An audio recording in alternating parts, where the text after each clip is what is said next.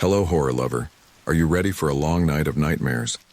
Before we begin, I want to ask you to subscribe to the channel, and especially leave a comment telling me which city you're watching from. I'd love to know. Click the like button, all of this because the late afternoon sun cast long shadows across my front yard as I watered my petunias, enjoying the peaceful Portland suburb I called home. The gentle hum of sprinklers and distant laughter of children playing filled the air. It was a perfectly ordinary Tuesday until I heard the muttering. At first I thought it was just the wind rustling through the maple trees that lined our street. But as I turned to coil up the garden hose, I saw him, Mr. Johnson, my 80-year-old neighbor, pacing back and forth in his yard next door. His weathered hands gesticulated wildly as he talked to himself, his usually neatly combed silver hair disheveled and sticking up in odd angles. "It's not right. Not right at all," he mumbled, his voice carrying on the breeze. "Who are these people? Where's Martha? My Martha?" My heart began to race. I'd known the Johnsons for over a decade, ever since I'd moved to the neighborhood. They were the quintessential sweet elderly couple, Mr. Johnson with his passion for gardening and Mrs. Johnson, Martha, with her famous apple pies. But lately, something had seemed off. I hesitated, unsure whether to approach him or not. Just as I was about to call out, Mr. Johnson's head snapped up, his pale blue eyes locking onto mine with an intensity that made me step back. "Karen," he called out, his voice trembling. "Karen, you've got to help me."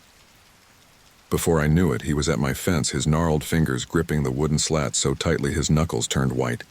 Up close, I could see the fear in his eyes, the beads of sweat on his forehead despite the mild spring weather. "Mr. Johnson," I said, trying to keep my voice calm. "What's wrong? Can I help you with something?" He leaned in close, his voice dropping to a conspiratorial whisper. "It's Martha and John. They're not themselves. Someone's replaced them, Karen. Imposters." A chill ran down my spine. This wasn't just confusion. The conviction in his voice was unsettling. "What do you mean, Mr. Johnson? Martha and John are imposters?" He nodded vigorously, glancing over his shoulder as if afraid of being overheard. "They look the same, sound the same, but they're not them. Little things, Karen. The way she holds her fork, the way he laughs. It's all wrong." I swallowed hard, trying to think of what to say. "Mr. Johnson, I'm sure there's an explanation. Maybe Martha and John are just having an off day." His grip on my arm tightened, surprisingly strong for a man his age. No, you don't understand. You have to help me save them. The real Martha and John are out there somewhere." Just then, the front door of the Johnson house opened. Martha stepped out, her round face creased with worry lines. "George?" she called out. "George, who are you talking to?" Mr. Johnson's whole body tensed. He leaned in even closer, his breath hot against my ear. "That's not my Martha. Please, Karen, you have to believe me."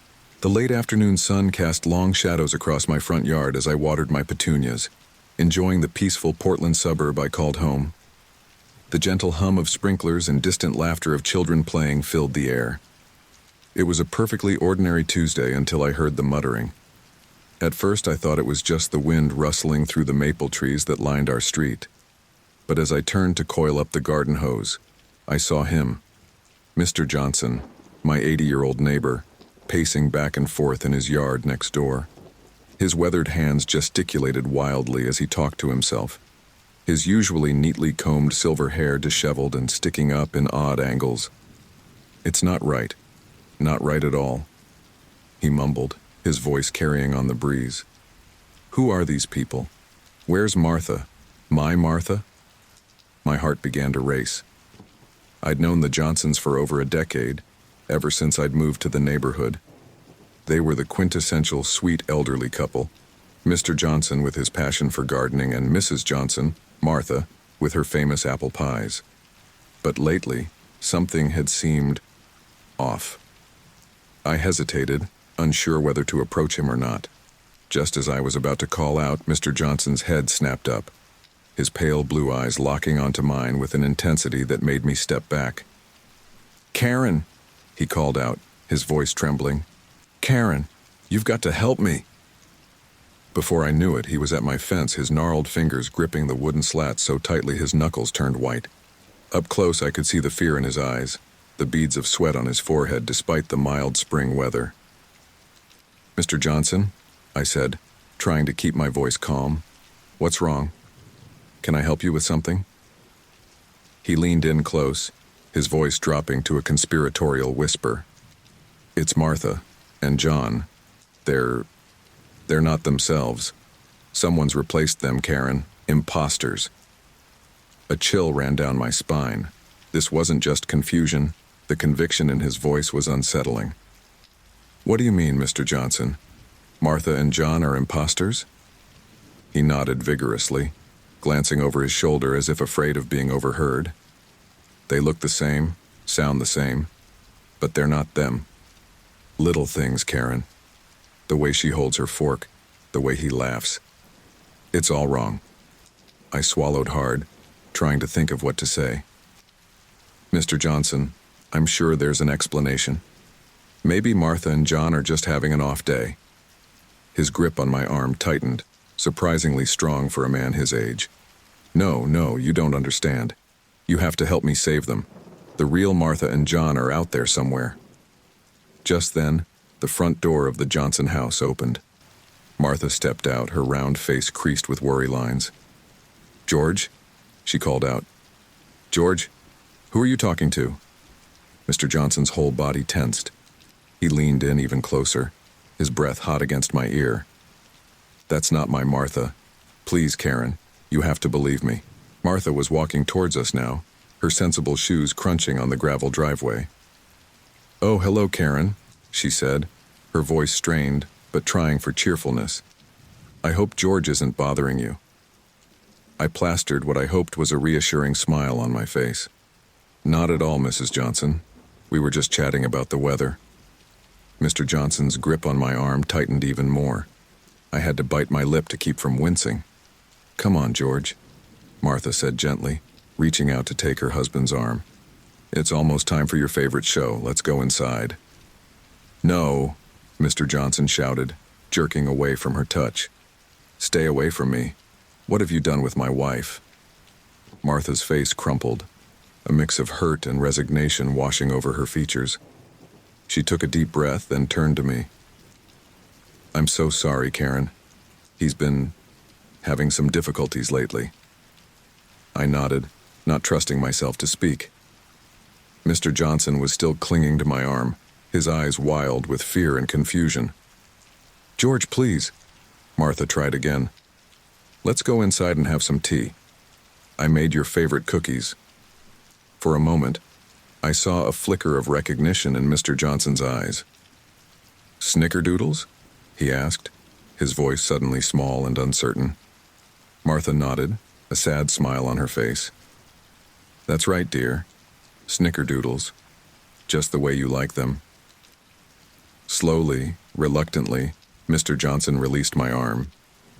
He looked at me one last time, a silent plea in his eyes before allowing Martha to guide him back towards their house. I stood there, rooted to the spot, as I watched them go. Just before they reached the door, Mr. Johnson turned back. "Karen!" he called out. "Promise me you'll help. Promise me you'll find them." I promise, Mr. Johnson," I heard myself say, the words tumbling out before I could stop them.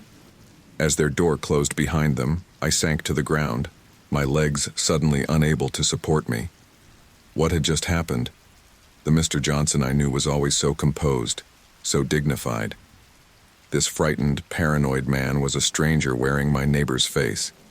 I don't know how long I sat there, the cool grass soaking through my jeans, my mind racing.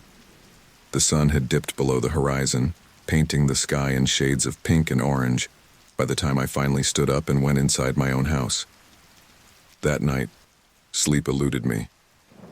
Every time I closed my eyes, I saw Mr. Johnson's frightened face, heard his desperate pleas. I tossed and turned, my sheets tangling around my legs as I replayed the scene over and over in my mind. Had I missed something?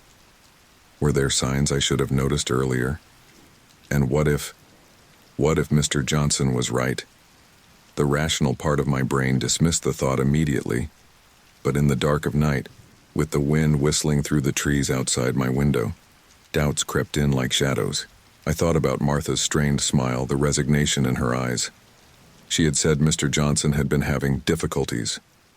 What did that mean exactly? And why hadn't they reached out for help? As the first light of dawn began to seep through my curtains, I made a decision. I couldn't ignore this. Whatever was happening with the Johnsons, they needed help. And I had made a promise. I reached for my phone on the nightstand, pulling up my contacts. My finger hovered over John Johnson's number, their son who lived on the other side of Portland. Should I call him? Would he even believe me? Before I could second-guess myself, I hit the call button. It rang once, twice, 3 times before going to voicemail. "Hi, John. It's Karen from next door," I said, trying to keep my voice steady. I think we need to talk about your parents. Please call me back when you can. It's important." As I ended the call, a wave of uncertainty washed over me. Had I done the right thing? Or had I just opened a Pandora's box that could never be closed again? I got out of bed and walked to the window, pulling back the curtains. The Johnson house stood silent in the early morning light, no sign of the turmoil I had witnessed yesterday. But I knew that behind those walls, a family was struggling with something I couldn't even begin to understand. As I stood there, watching the neighborhood slowly come to life, I made another promise. This time to myself. Whatever was happening with the Johnsons, I would get to the bottom of it. They had been there for me when I first moved in, alone and unsure in a new city. Now it was my turn to be there for them. Little did I know, this promise would change not just the Johnsons' lives, but mine as well. The journey ahead would challenge everything I thought I knew about family, memory, and the fragile threads that hold our lives together. But in that moment, as the sun rose over Portland, all I knew was that my neighbors needed help, and I was determined to provide it no matter where that path might lead. The aroma of freshly brewed coffee filled my kitchen as I poured myself a cup, hoping the caffeine would shake off the fog of my restless night. I hadn't heard back from John, and the worry gnawed at me like a persistent toothache. As I lifted the mug to my lips, a commotion outside caught my attention. Peering through the kitchen window, I saw Mr. Johnson in his driveway, face flushed with anger, jabbing an accusatory finger at a man I recognized as his son, John. My stomach dropped. I set my coffee down, the liquid sloshing over the rim, and hurried outside. "You're not my son," Mr. Johnson's voice carried across the quiet morning air. "My John would never suggest such a thing. Who are you?" John, a man in his late 50s with his father's build and his mother's kind eyes, looked utterly defeated. "Dad, please," he pleaded, his voice cracking. "It's me. We're just trying to help you." As I approached, I could see the tears glistening in John's eyes, the slump of his shoulders speaking volumes about the weight he carried. "Mr. Johnson," I called out softly, not wanting to startle him. "Good morning. Is everything okay?" Both men turned to look at me. Mr. Johnson's face lit up with recognition, while John's expression was a mix of relief and embarrassment. "Karen," Mr. Johnson exclaimed, "thank goodness you're here. This imposter is trying to take me away from my home." John ran a hand through his graying hair, a gesture of frustration and helplessness. "I'm just trying to take him to the doctor, Karen. We have an appointment." I nodded, trying to project calm. "That sounds like a good idea, Mr. Johnson. Regular checkups are important, right?" Mr. Johnson's eyes narrowed suspiciously. "You're in on it too, aren't you?" he accused, his voice trembling. "You're all trying to get rid of me." No, I said quickly, my heart racing. "I'm your friend, remember?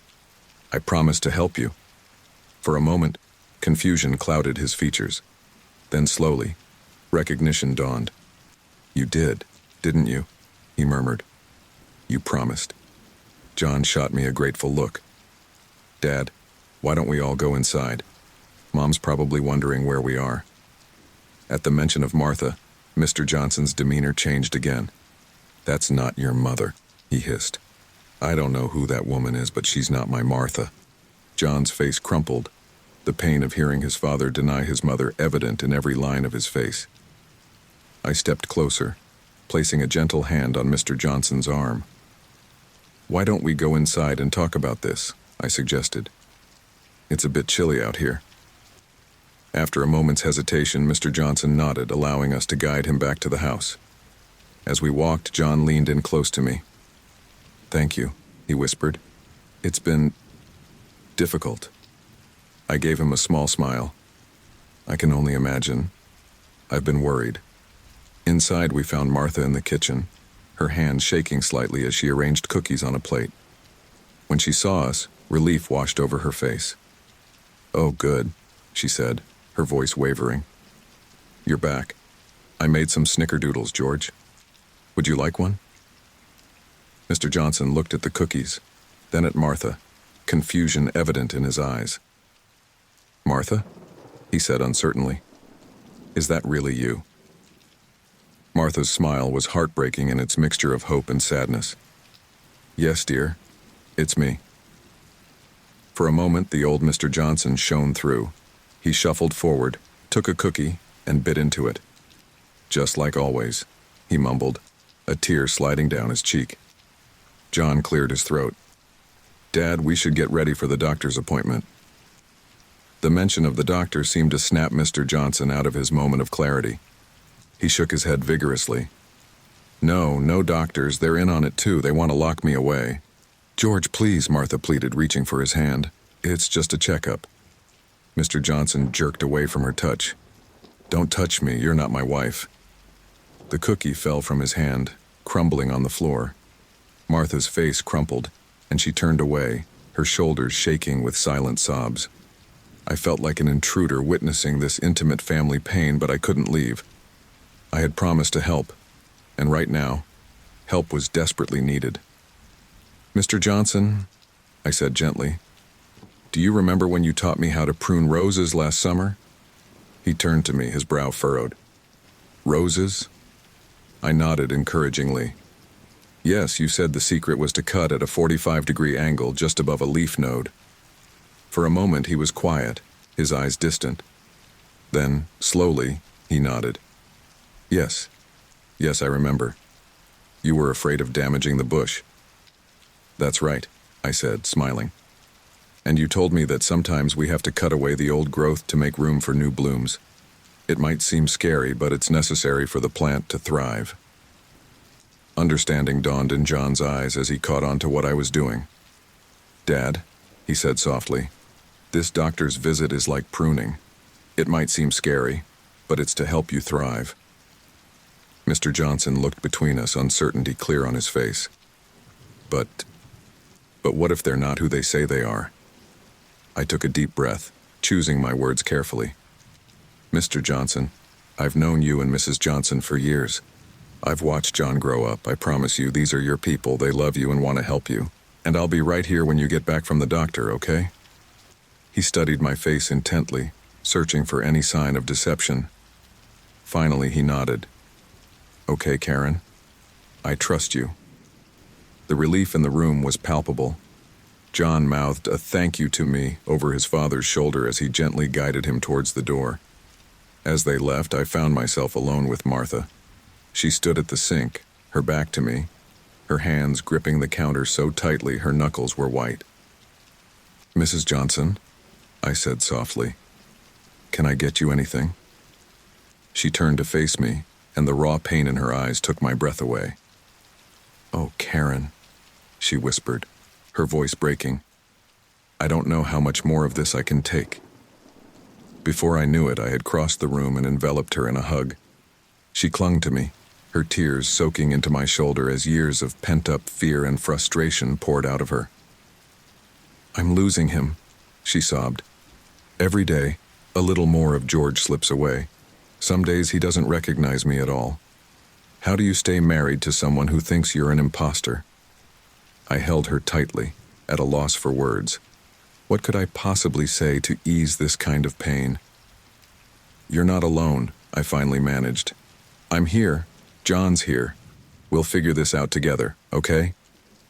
She pulled back, wiping her eyes with a trembling hand. "Thank you, Karen. I don't know what we'd do without you."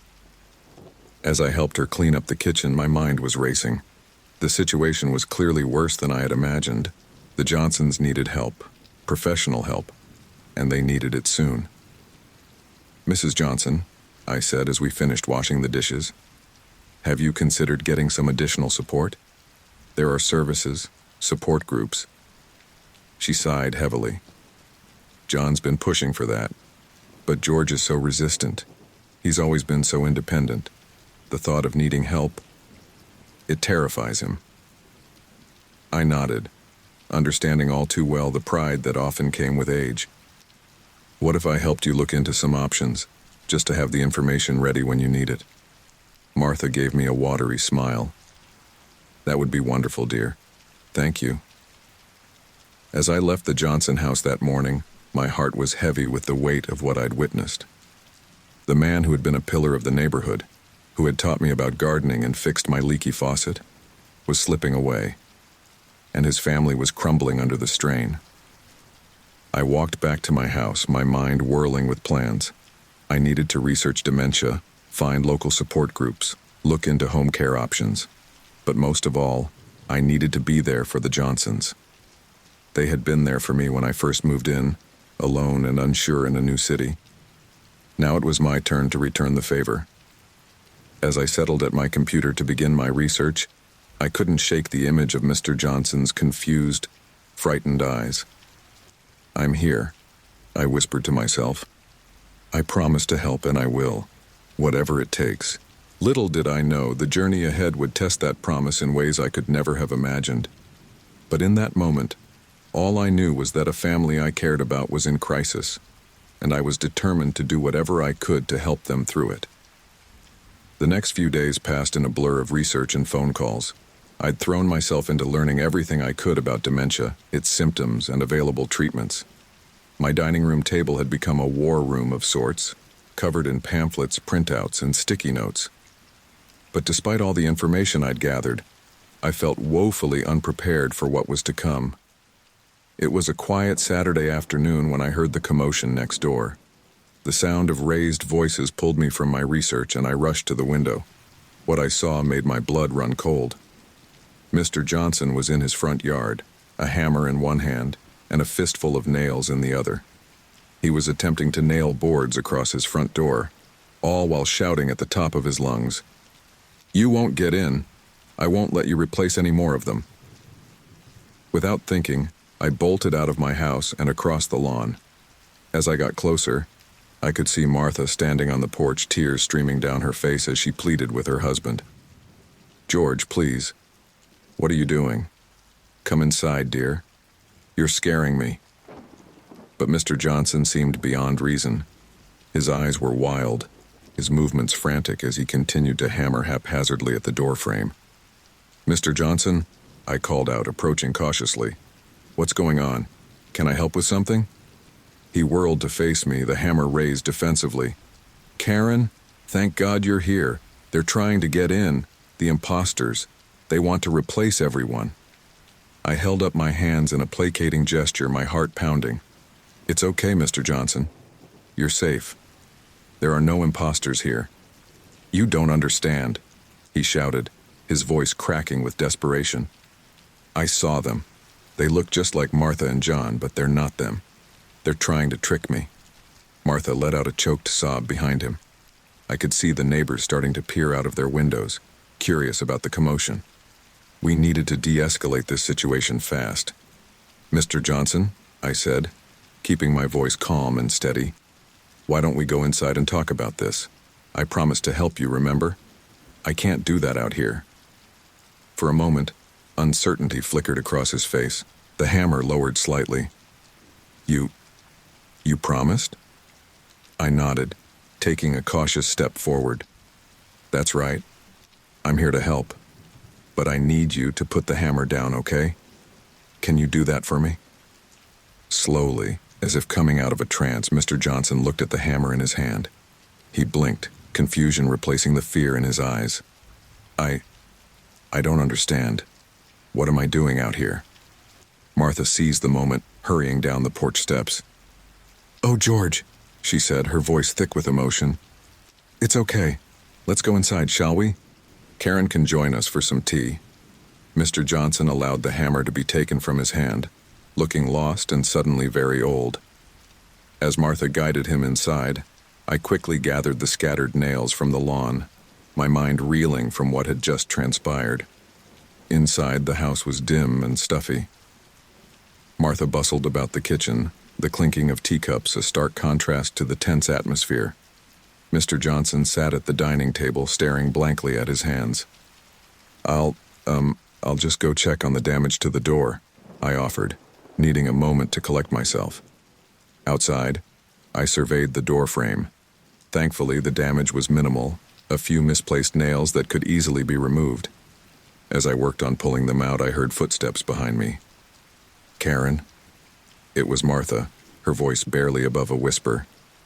"I'm so sorry you had to see that. I don't know what to do anymore." I turned to face her, my heart breaking at the despair in her eyes. "Mrs. Johnson, this isn't your fault. Have you spoken with the doctor about these episodes?" She nodded, wringing her hands. "They say it's part of the progression. His paranoia is getting worse. They want to adjust his medication, but..." She trailed off, choking back a sob. I reached out, squeezing her shoulder gently. "But what?" "But every new medication, every adjustment, it's like I lose a little more of him," she confessed. "Some days, the George that I married for 50 years shines through. I'm afraid if we change things, I'll lose those moments forever." The weight of her words hung heavy in the air. I struggled to find the right thing to say, knowing that no words could truly ease her pain. "Mrs. Johnson," I began carefully, "I can't imagine how difficult this is for you. But maybe the new medication could help reduce these episodes. Give you more good moments with him." She nodded slowly, wiping away a tear. "You're right, of course. It's so hard to let go." We stood there in silence for a moment, the gravity of the situation settling around us like a heavy blanket. Finally, Martha straightened her shoulders, putting on a brave face. "We should get back inside. I don't like leaving him alone for too long these days." As we re-entered the house, we found Mr. Johnson still at the table, but now he was leafing through an old photo album. His face lit up as we approached. "Martha, Karen, come look at this," he said, his voice filled with a childlike wonder that was both endearing and heartbreaking. "It's our wedding day. Wasn't Martha beautiful?" Martha's breath caught in her throat. She moved to his side, placing a gentle hand on his shoulder. "Oh, George," she murmured, her voice thick with emotion. I peered over their shoulders at the faded photograph. A much younger George and Martha beamed at the camera, their whole lives ahead of them. It was a stark reminder of the cruel nature of time and illness. "You both look wonderful," I said, smiling despite the lump in my throat. "Mr. Johnson, would you tell me about that day?" His face brightened, and for the next hour, we sat and listened as he recounted tales from their wedding. Some stories he told multiple times, and occasionally he'd confuse names or dates. But Martha gently corrected him, her eyes shining with love and unshed tears. As the afternoon wore on, I could see Mr. Johnson growing tired. His words began to slur, and his eyes drooped. Martha noticed too. "I think it's time for your nap, dear," she said softly. "Why don't you go lie down for a bit?" To my surprise, Mr. Johnson didn't argue.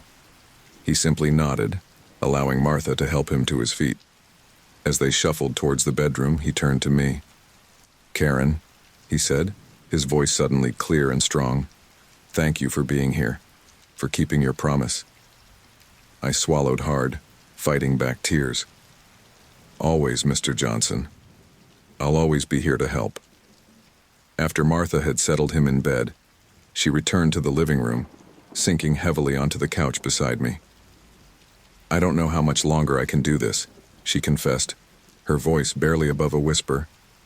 I'm exhausted, Karen. Physically, emotionally. I feel like I'm drowning. I reached out, taking her hand in mine. You're not alone, Mrs. Johnson. I'm here, and it's okay to ask for help. Have you considered getting some in-home care? Just for a few hours a day to give you a break? She shook her head, a flicker of fear crossing her face. George would never allow it. He barely tolerates John helping out. A stranger in the house? He'd see it as an invasion. I nodded, understanding the delicate balance they were trying to maintain. What about adult daycare? It could give you a few hours to yourself and provide Mr. Johnson with some structured activities. Martha considered this for a moment. That might work, if we introduce it slowly. Maybe tell him it's a club or something. Exactly, I encouraged. We could even go visit a few places together, see which one feels right. For the first time that day, I saw a glimmer of hope in Martha's eyes. Would you really do that with me, Karen? I don't want to impose. Of course, I assured her. That's what neighbors are for, right? As I left the Johnson house that evening, the weight of the day's events settled heavily on my shoulders. The image of Mr. Johnson, wild-eyed and confused, trying to barricade his own home, would haunt me for days to come. But amid the fear and heartache, there was also a renewed sense of purpose. The Johnsons needed help, and I was determined to provide it. Whether it was researching care options, accompanying Martha to visit daycare centers, or simply being there to listen, I would do whatever it took to support this family that had come to mean so much to me. As I closed my own front door behind me, I made a silent vow. No matter how difficult things got, no matter how dark the days ahead might be, I would stand by the Johnsons. Because sometimes, being a good neighbor means becoming family. And family never gives up, no matter how tough the journey becomes. The community center's fluorescent lights buzzed overhead, casting a harsh glow on the circle of folding chairs. I sat next to Martha, our knees almost touching, as we listened to the stories shared by others in the support group for families dealing with dementia. The air was heavy with emotion, a mixture of grief, frustration, and a desperate hope for miracles that deep down, we all knew wouldn't come. I never thought I'd have to remind my husband how to use a fork, a woman in her 60s said, her voice cracking. He was a neurosurgeon, for God's sake. Now he can barely feed himself. Murmurs of understanding rippled through the group. Martha's hand found mine, squeezing it tightly. I could feel her trembling. The group facilitator, a kind-faced woman named Sarah, nodded sympathetically. It's a common experience, Linda. The disease doesn't discriminate based on intelligence or profession. Would anyone else like to share? There was a moment of hesitation before Martha cleared her throat. I'd like to say something, if that's okay. All eyes turned to her. I gave her hand an encouraging squeeze. My name is Martha, she began, her voice barely above a whisper. My husband George was diagnosed 6 months ago, but looking back, the signs were there long before that. She took a shaky breath. Last week, he tried to board up our front door. He was convinced imposters were trying to replace us. A collective intake of breath filled the room. Martha continued, her voice growing stronger. I've been married to George for 50 years. We've weathered storms together, raised a son, built a life. But this is the hardest thing we've ever faced. Some days I look into his eyes and I don't recognize the man looking back at me. And I'm terrified that one day he won't recognize me at all. Tears were flowing freely now, not just from Martha, but from several others in the group. I blinked back my own, trying to stay strong for her. Sarah leaned forward, her voice gentle. Thank you for sharing, Martha. It takes incredible courage to face this disease, both for the person diagnosed and for their loved ones. Can you tell us how you're coping? Martha glanced at me, a small smile tugging at her lips despite the tears. I have an amazing support system. My son John and my neighbor Karen. They've been my rocks through all of this, and now, being here, hearing your stories, and it helps to know we're not alone. After the meeting, as we walked to my car, Martha's steps seemed lighter. "Thank you for coming with me, Karen," she said. "I didn't think I could do this alone." I smiled, unlocking the car doors. "You're never alone in this, Mrs. Johnson. How are you feeling?" She sighed, buckling her seatbelt. "Drained, but hopeful? Is that strange? To feel hope in the midst of all this?" "Not at all," I assured her as I started the engine. "Hope is what keeps us going.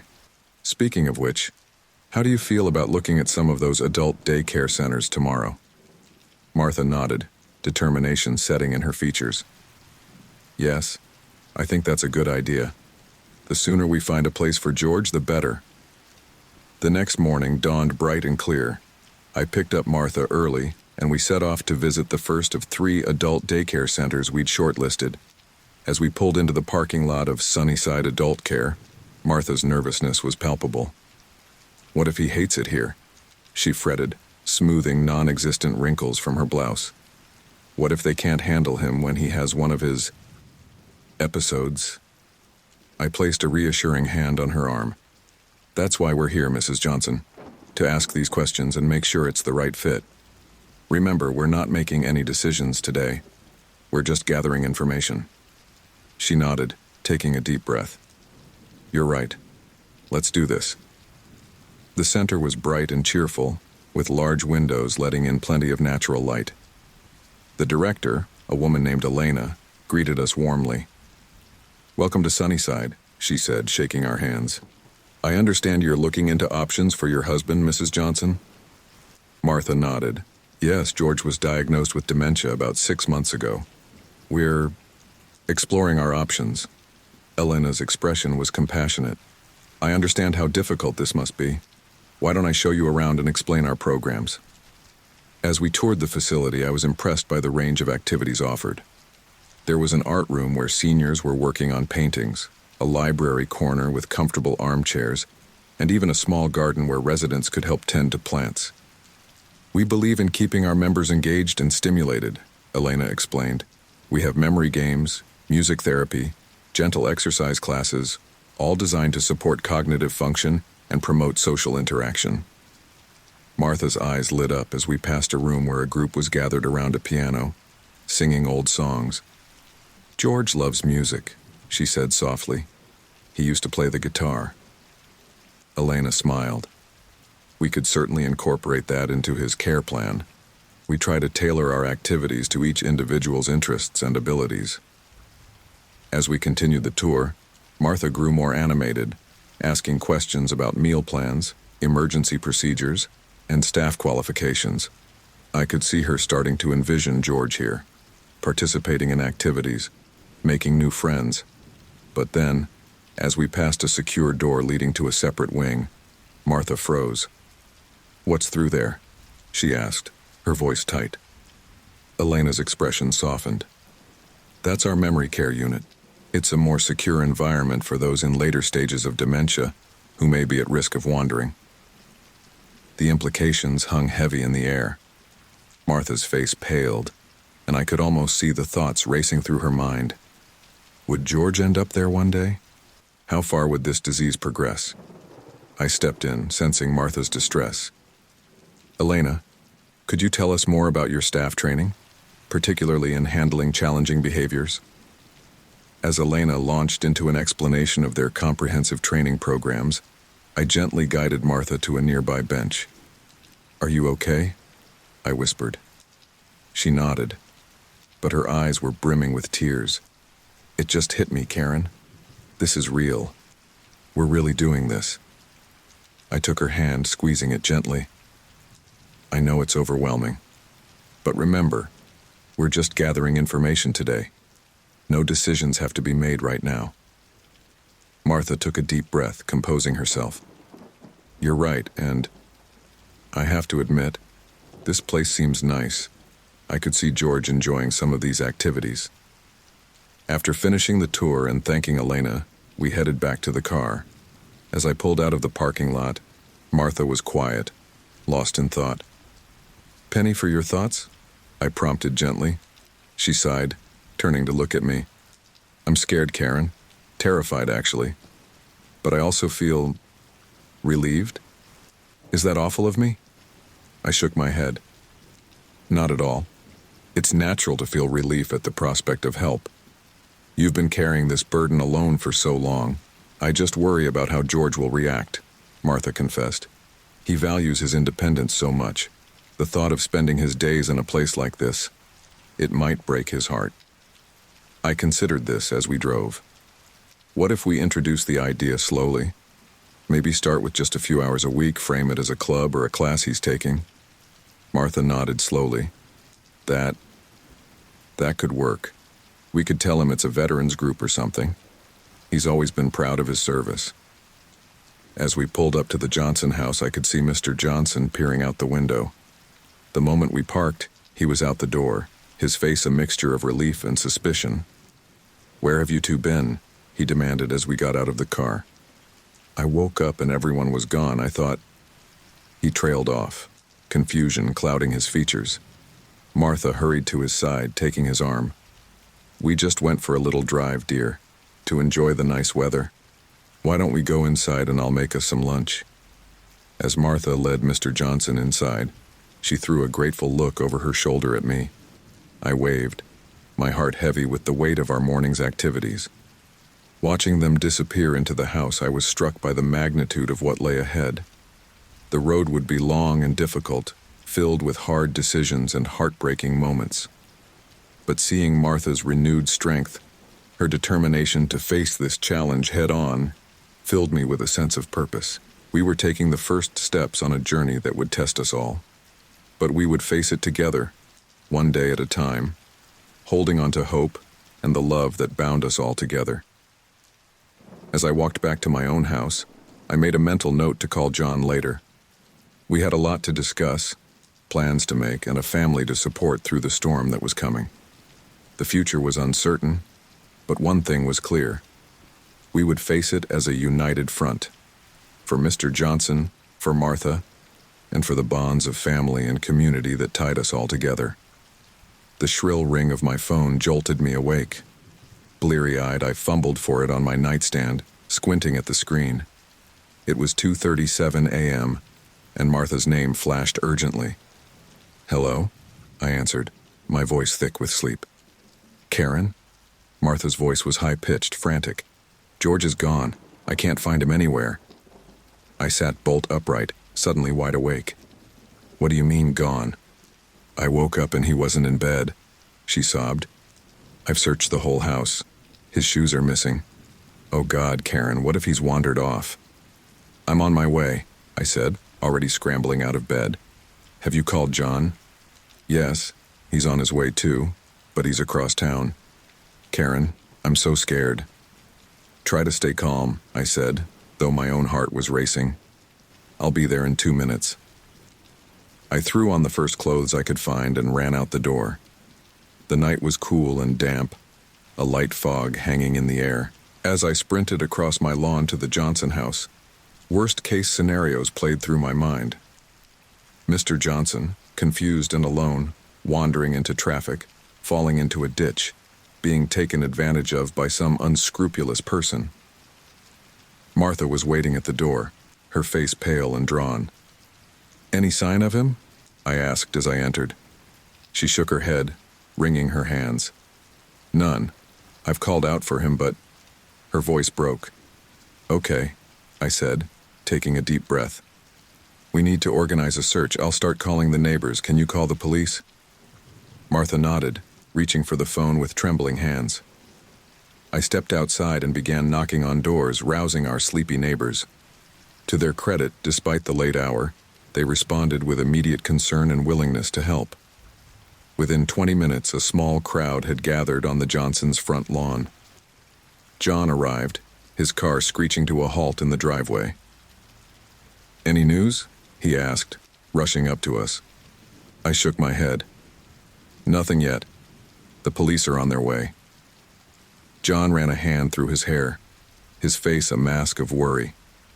"God, I should have pushed harder for that tracking bracelet. Dad was so against it, but—" "This isn't your fault," I said firmly. "Right now, we need to focus on finding him." As if on cue, a police car pulled up, its lights cutting through the fog. Two officers stepped out, their faces serious. "Mrs. Johnson?"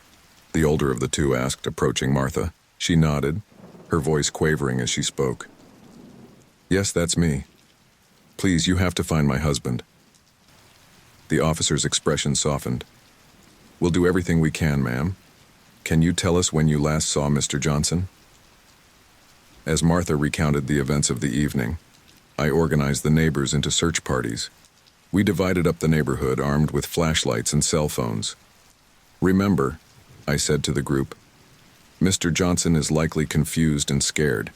If you find him, approach slowly and speak calmly. Call us immediately." As the search parties dispersed, I turned to Martha and John. "I'm going to join the search. Will you two be okay here in case he comes back?" John nodded, his arm around his mother's shoulders. "We'll be fine. Thank you, Karen, for everything." I squeezed Martha's hand and set off into the night. The fog had thickened, muffling sounds and limiting visibility. I called out Mr. Johnson's name as I walked, my flashlight beam cutting through the mist. Hours passed with no sign of him. As the sky began to lighten with the first hints of dawn, desperation set in. Where could he have gone? How far could an 80-year-old man have wandered in one night? I was about to turn back to regroup and plan our next move when I heard it. A faint sound, almost like humming. I strained my ears, trying to pinpoint the direction. There it was again, clearer this time. It was coming from the park about 2 blocks from the Johnson house. My heart pounding, I jogged towards the sound. As I entered the park, I swept my flashlight around, searching. And then, I saw him. Mr. Johnson was sitting on a bench by the duck pond, tossing bits of bread to a few early rising mallards. He was humming softly to himself, seemingly oblivious to the panic he'd caused. "Mr. Johnson?" I called out softly, not wanting to startle him. He looked up, a smile spreading across his face. "Karen, good morning. Have you come to feed the ducks too?" Relief washed over me, quickly followed by concern. He didn't seem to realize he'd been missing all night. I approached slowly, sitting down next to him on the bench. "Mr. Johnson, we've been looking for you. Martha's been very worried." His brow furrowed in confusion. "Martha? But she's right here." He gestured to the empty space beside him, then looked puzzled. "She was here a moment ago." My heart ached. "Mr. Johnson, Martha's at home. You wandered off in the night. Do you remember leaving the house?" He stared at me for a long moment, then his face crumpled. I don't know. I thought I was just feeding the ducks with Martha. We always used to do this on Sunday mornings." I placed a gentle hand on his arm. "It's okay. You're safe now. Why don't we head back home? I'm sure Martha would love to see you." He nodded, suddenly looking very old and frail. As we stood, I noticed he was shivering. I shrugged off my jacket and draped it over his shoulders. "Thank you, Karen," he said softly. "You're a good friend. I'm sorry if I caused any trouble." "Don't worry about that now," I assured him. "Let's just get you home." As we walked slowly back towards the house, I texted John to let him know I'd found Mr. Johnson. By the time we reached their street, I could see Martha and John waiting anxiously on the front porch. "George!" Martha cried out, rushing to meet us. She threw her arms around her husband, tears streaming down her face. "Oh, thank God you're all right." Mr. Johnson looked bewildered by her reaction. "Martha, what's wrong? Why are you crying?" John stepped forward, his voice gentle. "Dad, you gave us quite a scare. You've been gone all night." "All night?" Mr. Johnson echoed, his confusion evident. "But I thought—" He trailed off, looking lost. Martha composed herself, wiping away her tears. "It's all right, dear. You're home now. That's all that matters." As we all headed inside, I could see the weight of what had happened settling on Martha and John's shoulders. This incident had made the progression of Mr. Johnson's condition impossible to ignore. Things couldn't continue as they were. In the kitchen, as Martha fussed over Mr. Johnson, making him tea and checking him for any injuries, John pulled me aside. "Karen," he said, his voice low, "we can't let this happen again. It's not safe for him, or for Mom." I nodded, understanding the difficult conversation that lay ahead. "I know. I think it's time to seriously consider that daycare center we visited, and maybe some in-home care as well." John ran a hand over his face, looking exhausted. "You're right. I'll talk to Mom about it later today, after everyone's had some rest." As I prepared to leave, Martha caught me by the door. "Karen," she said, her eyes brimming with tears again, "I don't know how to thank you. If you hadn't found him..." I pulled her into a hug. "You don't need to thank me. That's what neighbors are for. But Martha, we need to talk about next steps. This can't happen again." She nodded against my shoulder. "I know. I've been avoiding it, but you're right. We need to do something." As I walked back to my house, the events of the night replayed in my mind. The fear, the desperate search, the relief of finding Mr. Johnson safe. But underlying it all was a deep sadness. The man I'd found in the park wasn't the same vibrant, independent neighbor I'd known for years. The disease was taking its toll, faster than any of us had anticipated. I knew the conversations ahead would be difficult. Convincing Mr. Johnson to accept help, to give up some of his independence, would be a monumental task. But as I looked back at the Johnson house, seeing Martha and John helping Mr. Johnson settle on the couch, I knew it was necessary. This night had been a wake-up call for all of us. The road ahead would be challenging, filled with hard decisions and heartache, but we would face it together as a family, not just by blood, but by choice and circumstance.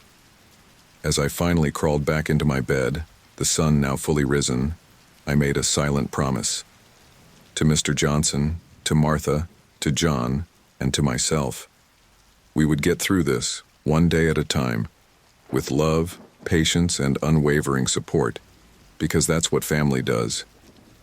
And in this journey through the fog of dementia, we were all family now.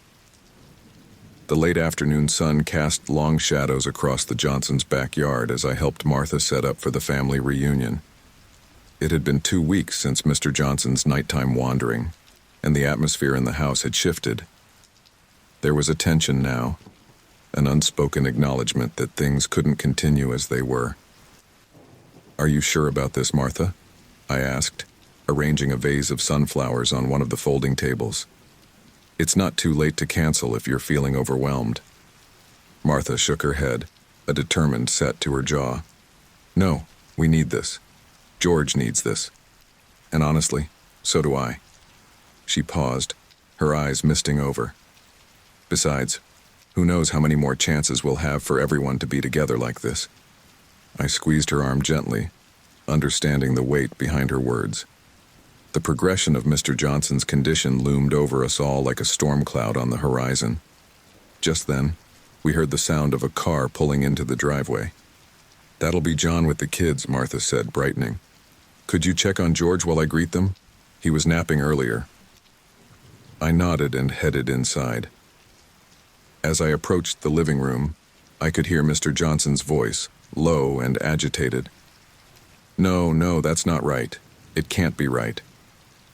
I rounded the corner to find him standing in front of the fireplace, staring intently at the family photos arranged on the mantel. His hands were shaking as he picked up one frame after another. "Mr. Johnson?" I called softly. "Is everything okay?" He turned to me, his eyes wide with distress.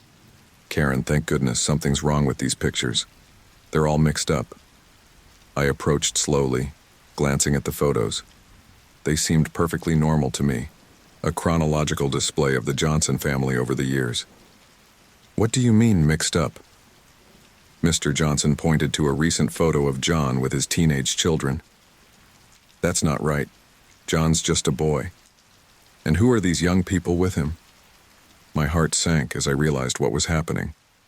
"Mr. Johnson, that's John with his children. Your grandchildren, Emma and Michael." He shook his head vigorously. No, John's only 10. He doesn't have children. He picked up another photo, this one of him and Martha on their 50th wedding anniversary. And this isn't Martha. Martha's young, with red hair. This is all wrong. I could see him becoming more agitated by the second. Gently, I placed my hand on his arm. Mr. Johnson, why don't we sit down for a moment? I think I hear John and the kids arriving. Wouldn't you like to see them? At the mention of John, his face lit up. John's here? My boy's home? I nodded, guiding him to his favorite armchair. Yes, he's just arrived. Let's wait here for them, okay? As if on cue, the front door opened, and the sound of excited voices filled the house. John entered the living room, followed by 2 teenagers. "Dad," John called out, his face breaking into a wide smile. "How are you feeling?" Mr. Johnson stared at him, confusion clouding his features. "John? But you've grown so tall. When did that happen?" A flicker of pain crossed John's face, but he quickly masked it. "Oh, you know how it is, Dad. Kids grow up fast." He turned to his children. "Emma, Michael, why don't you say hello to your grandfather?" The teenagers stepped forward, their smiles a bit forced. It was clear they were unsure how to act around their grandfather in this state. "Hi, Grandpa," Emma said softly. "It's good to see you." Mr. Johnson looked at them, then back at John, his brow furrowed. Suddenly, his face cleared, and he broke into a wide grin. "John, my boy! And who are these fine young people with you? Friends from school?" The room fell silent for a moment, the weight of his confusion palpable. John cleared his throat. "No, Dad. These are my children. Your grandchildren. Remember?" Mr. Johnson's smile faltered. "Grandchildren? But that's not possible. You're just a boy yourself." Before anyone could respond, Martha appeared in the doorway. "George, look who's here. The whole family's come to visit." Mr. Johnson's eyes lit up at the sight of his wife. "Martha, there you are. I was just telling Karen that something's wrong with our photos. They've all been changed." Martha shot me a questioning look, and I gave a small shake of my head. She took a deep breath, then plastered on a smile. "Oh, don't worry about that now, dear. Why don't we all go outside? The weather's lovely, and I've set up some games in the yard." As we all filed out to the backyard, I could see the strain on John's face. He held back, letting the others go ahead, and I paused with him. "You okay?" I asked softly. He ran a hand through his hair, a gesture so reminiscent of his father that it made my heart ache. "I don't know, Karen. It's just hard, seeing him like this. One minute he knows who we are, the next." I nodded, understanding. "I know. But remember, he's still in there. We just have to find ways to reach him." John gave me a grateful smile. "Thanks, Karen. I don't know what we'd do without you." Outside, the reunion was in full swing. More family members had arrived, cousins, nieces, nephews, and the yard was filled with the sounds of laughter and conversation.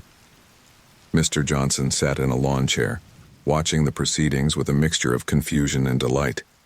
I watched as Emma approached her grandfather, a photo album in her hands. "Grandpa," she said, her voice gentle, "I found this old album. Would you like to look at it with me?" Mr. Johnson's face lit up. "Oh, yes, I love photographs. Come, sit here with me." As Emma settled beside him, opening the album, I saw a transformation come over Mr. Johnson. Page by page, the fog seemed to lift from his eyes. "Oh, look here," he exclaimed, pointing to a faded color photo. This was the day we brought John home from the hospital. Martha was so tired, but so happy. Emma nodded encouragingly. "Tell me more about that day, Grandpa." And so he did. For the next hour, Mr. Johnson regaled Emma with stories from the past, his voice strong and clear, his eyes bright with memory. He remembered names, dates, little details that had seemed lost forever. Martha, watching from across the yard, had tears in her eyes. "It's like magic," she whispered to me. "I haven't seen him this lucid in weeks." I squeezed her hand. It's the power of memory, Martha. The stories are still in there. We just have to find the right key to unlock them. As the sun began to set, casting a golden glow over the gathering, John stood up, tapping a spoon against his glass. Everyone, if I could have your attention for a moment. The chatter died down, all eyes turning to John. He cleared his throat, looking suddenly emotional. I just wanted to say thank you all for coming today. Family is everything. And seeing all of us here together, supporting each other, sharing memories, it means more than I can say. He turned to his parents. Mom, Dad, you've taught us all what love and commitment really mean. Through good times and bad, you've stood by each other, and by all of us. We're here today because of the foundation you built. Mr. Johnson, who had been listening intently, suddenly stood up. For a moment I feared he was having another episode of confusion. But then he spoke, his voice clear and strong. John, my boy, he said, his eyes glistening with tears. I may not always remember everything. There are days when the world seems strange and unfamiliar. But I want you to know, I will always remember the love. The love I have for your mother, for you, for this family. That's something no disease can ever take away.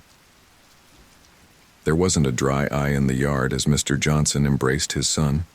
Martha joined them, and soon the entire family was gathered in a group hug, the love and support almost tangible in the air. As the party wound down and guests began to leave, I helped Martha clean up. Mr. Johnson had fallen asleep in his chair, a peaceful expression on his face. Thank you, Karen, Martha said softly, for everything, for being here, for supporting us. I don't think we could have done this without you. I smiled, feeling a lump in my throat. That's what neighbors are for, what friends are for. As I walked home that evening, the sounds of laughter and love still echoing in my ears, I felt a renewed sense of hope. Yes, the road ahead would be difficult. Mr. Johnson's condition would continue to progress, bringing new challenges and heartaches. But today had shown us all the power of family, of memories, of love. In the face of this relentless disease, we had found moments of joy, of connection. And in those moments, I saw the strength that would carry us all through the dark days ahead. Because in the end, it wasn't about fighting against the inevitable. It was about cherishing every moment, every memory, every flicker of recognition. It was about love, in all its messy, complicated, beautiful forms. And love, I realized, was the one thing dementia could never truly erase. The shrill ring of the telephone pierced the quiet of the early morning. I fumbled for my phone, my heart racing as I saw Martha's name on the screen. These early morning calls never brought good news. Martha? What's wrong? I asked, already throwing off my covers and reaching for my robe. Karen, I don't know what to do. Martha's voice was trembling, barely above a whisper. He's not himself. He's angry, confused. He threw a lamp at me, Karen. My George has never raised a hand to me in 50 years of marriage. I was already halfway out the door. I'm on my way. Have you called John? No, I didn't want to worry him. Oh, Karen, I'm scared. Lock yourself in the bedroom if you need to. I'll be there in 2 minutes. The morning air was crisp as I sprinted across our lawns. The sun was just beginning to peek over the horizon, casting long shadows across the quiet street. As I approached the Johnsons' house, I could hear shouting from inside. Get out! All of you, get out of my house! Mr. Johnson's voice, usually so gentle, was filled with a rage I'd never heard before. I knocked on the door, my heart pounding. Mr. Johnson? It's Karen. Can I come in? There was a moment of silence, then the sound of heavy footsteps. The door flew open, and I found myself face to face with Mr. Johnson. His silver hair was disheveled, his pajamas rumpled, and his eyes were wild, filled with a mixture of fear and anger that made me take a step back. Who are you? He demanded. What do you want? I swallowed hard, keeping my voice calm. I'm Karen, your neighbor. Remember? I'm here to help. He squinted at me suspiciously. Help? I don't need help. I need these imposters out of my house. I took a deep breath, stepping cautiously into the house. The living room was a mess. Books strewn across the floor, a shattered lamp in the corner, picture frames knocked off the walls. Mr. Johnson, I said gently, there are no imposters here. You're safe in your home. Where's Martha? At the mention of Martha's name, his face contorted with anguish. Martha? My Martha's gone. These people, they've taken her. Replaced her with some old woman who claims to be my wife. My heart broke at his words. I could only imagine how Martha must feel, hearing her husband of 50 years deny her very existence. George? Martha's trembling voice came from down the hall. Is it safe to come out? Mr. Johnson's head whipped around at the sound. There, you hear that? They're trying to trick me. I placed a hand on his arm, trying to ground him. Mr. Johnson, that's Martha, your wife. She's not an imposter. She's the woman you've loved for half a century. He shook his head violently. No, my Martha is young, with red hair. She... His voice trailed off, confusion clouding his features. I saw an opportunity and took it. Why don't we sit down, I suggested, gently guiding him to his armchair. Let's talk about Martha. Tell me about when you first met her. As Mr. Johnson sank into the chair, I called out softly, Martha, it's okay. You can come out now. Martha emerged from the bedroom, her face pale and tear-stained. She approached cautiously, her eyes never leaving her husband's face. Mr. Johnson began to speak, his voice softer now, almost dreamy. I met Martha at a dance. She was wearing a blue dress, and her red hair was like fire in the sunlight. Martha's breath caught in her throat. She knelt beside the chair, taking Mr. Johnson's hand in hers. Tell me more, George. Tell me about our first date. For a moment, Mr. Johnson stared at her, confusion evident in his eyes. Then slowly, recognition dawned. Martha? Is that really you? She nodded, tears streaming down her face. Yes, George. It's me. The change in Mr. Johnson was immediate and heartbreaking. The anger drained from his face, replaced by a deep, profound sadness. Oh, Martha, what's happening to me? I didn't mean to... Did I hurt you? Martha shook her head, bringing his hand to her lips. No, darling. I'm fine. We're both fine. I stepped back, giving them a moment of privacy. As I did, I noticed John standing in the doorway, his face a mask of shock and grief. I moved to his side. When did you get here? I whispered. Just now, he replied, his voice hoarse. Mom called me after she called you. I've never seen Dad like this. We watched as Martha helped Mr. Johnson to his feet, murmuring soothing words as she guided him towards the bathroom. Let's get you cleaned up, dear. A nice warm shower will make you feel better. Once they were out of earshot, John turned to me, his eyes filled with unshed tears. We can't go on like this, Karen. It's not safe for either of them. I nodded, the weight of the situation settling heavily on my shoulders. I know. I think it's time we seriously consider that memory care facility we looked at. John ran a hand through his hair, a gesture so reminiscent of his father that it made my heart ache. Mom's going to resist. She's been adamant about keeping Dad at home. After this morning, she might be more open to the idea, I said gently. Why don't you start some coffee? I have a feeling we're in for a long conversation. An hour later, we were all seated around the kitchen table. Mr. Johnson, now calm and freshly showered, sat quietly, his eyes darting between us as if trying to follow a conversation he couldn't quite hear. Martha's hands were wrapped around a mug of coffee, her knuckles white with tension. I don't know, she was saying, her voice barely above a whisper. The idea of George in a facility, it feels like giving up. John leaned forward, his voice gentle but firm. "Mom, it's not giving up. It's getting Dad the care he needs, the care we can't provide at home." "But he has his good days," Martha protested weakly. "Days when he's almost his old self." I reached out, placing my hand over hers.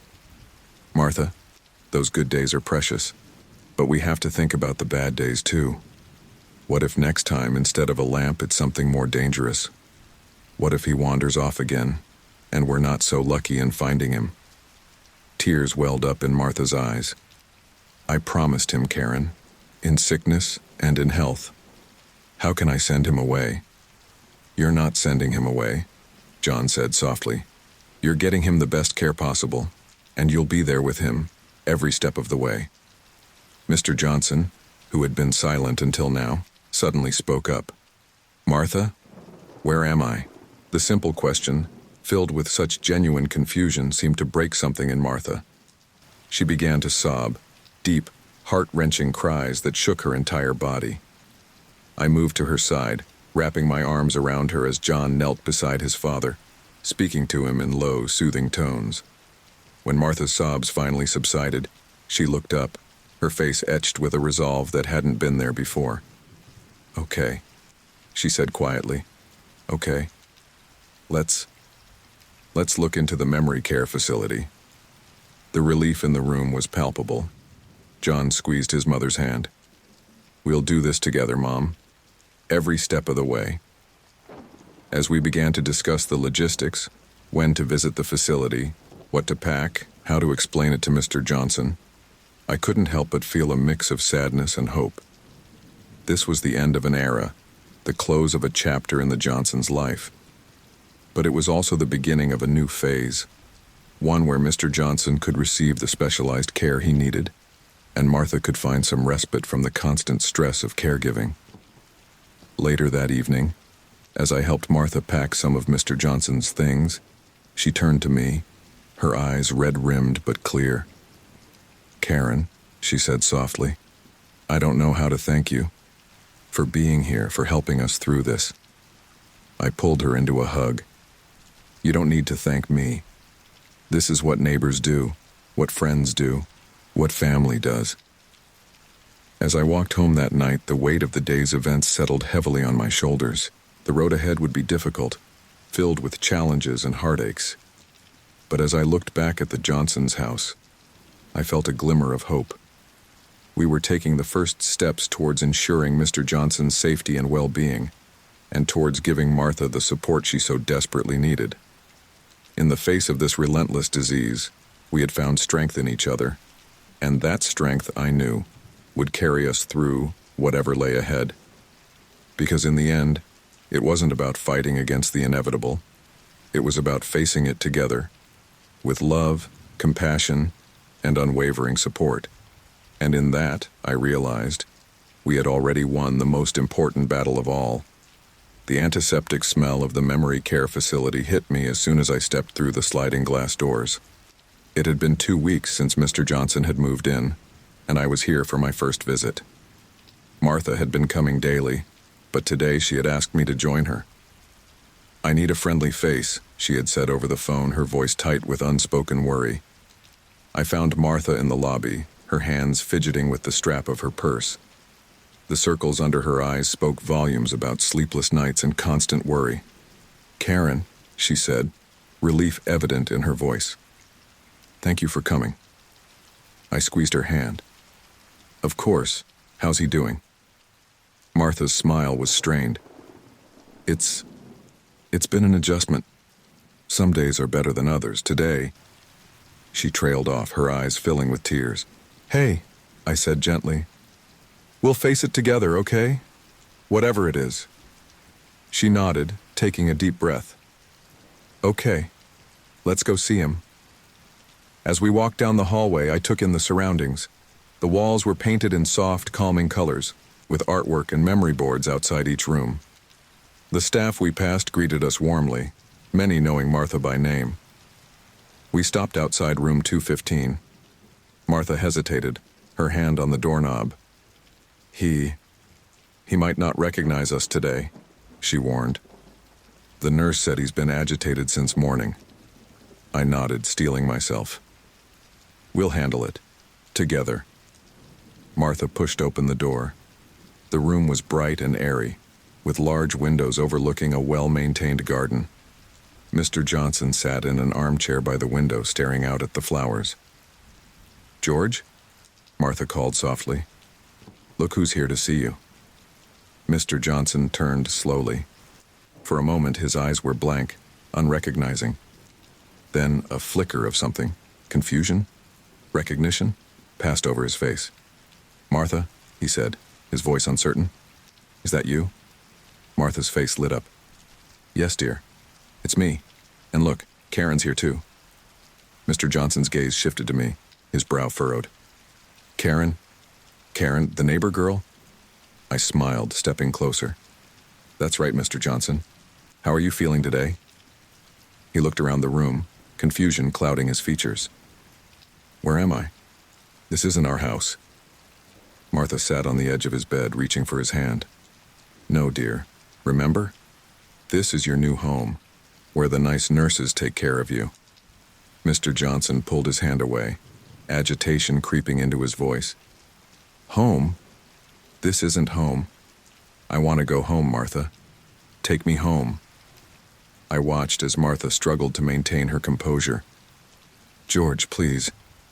This is where you need to be right now, to get better." "Better?" Mr. Johnson's voice rose. "There's nothing wrong with me. Why are you keeping me here? I want to go home." He tried to stand, but his legs were unsteady. Martha reached out to steady him, but he pushed her away. "Don't touch me, you're not Martha. My Martha wouldn't keep me prisoner." The pain on Martha's face was unbearable. I stepped in, my voice calm but firm. "Mr. Johnson, why don't we sit down? I brought some photos I thought you might like to see." His anger seemed to deflate slightly, curiosity taking its place. "Photos?" I nodded, guiding him gently back to his chair. I pulled out an old photo album from my bag, one Martha had lent me for this purpose.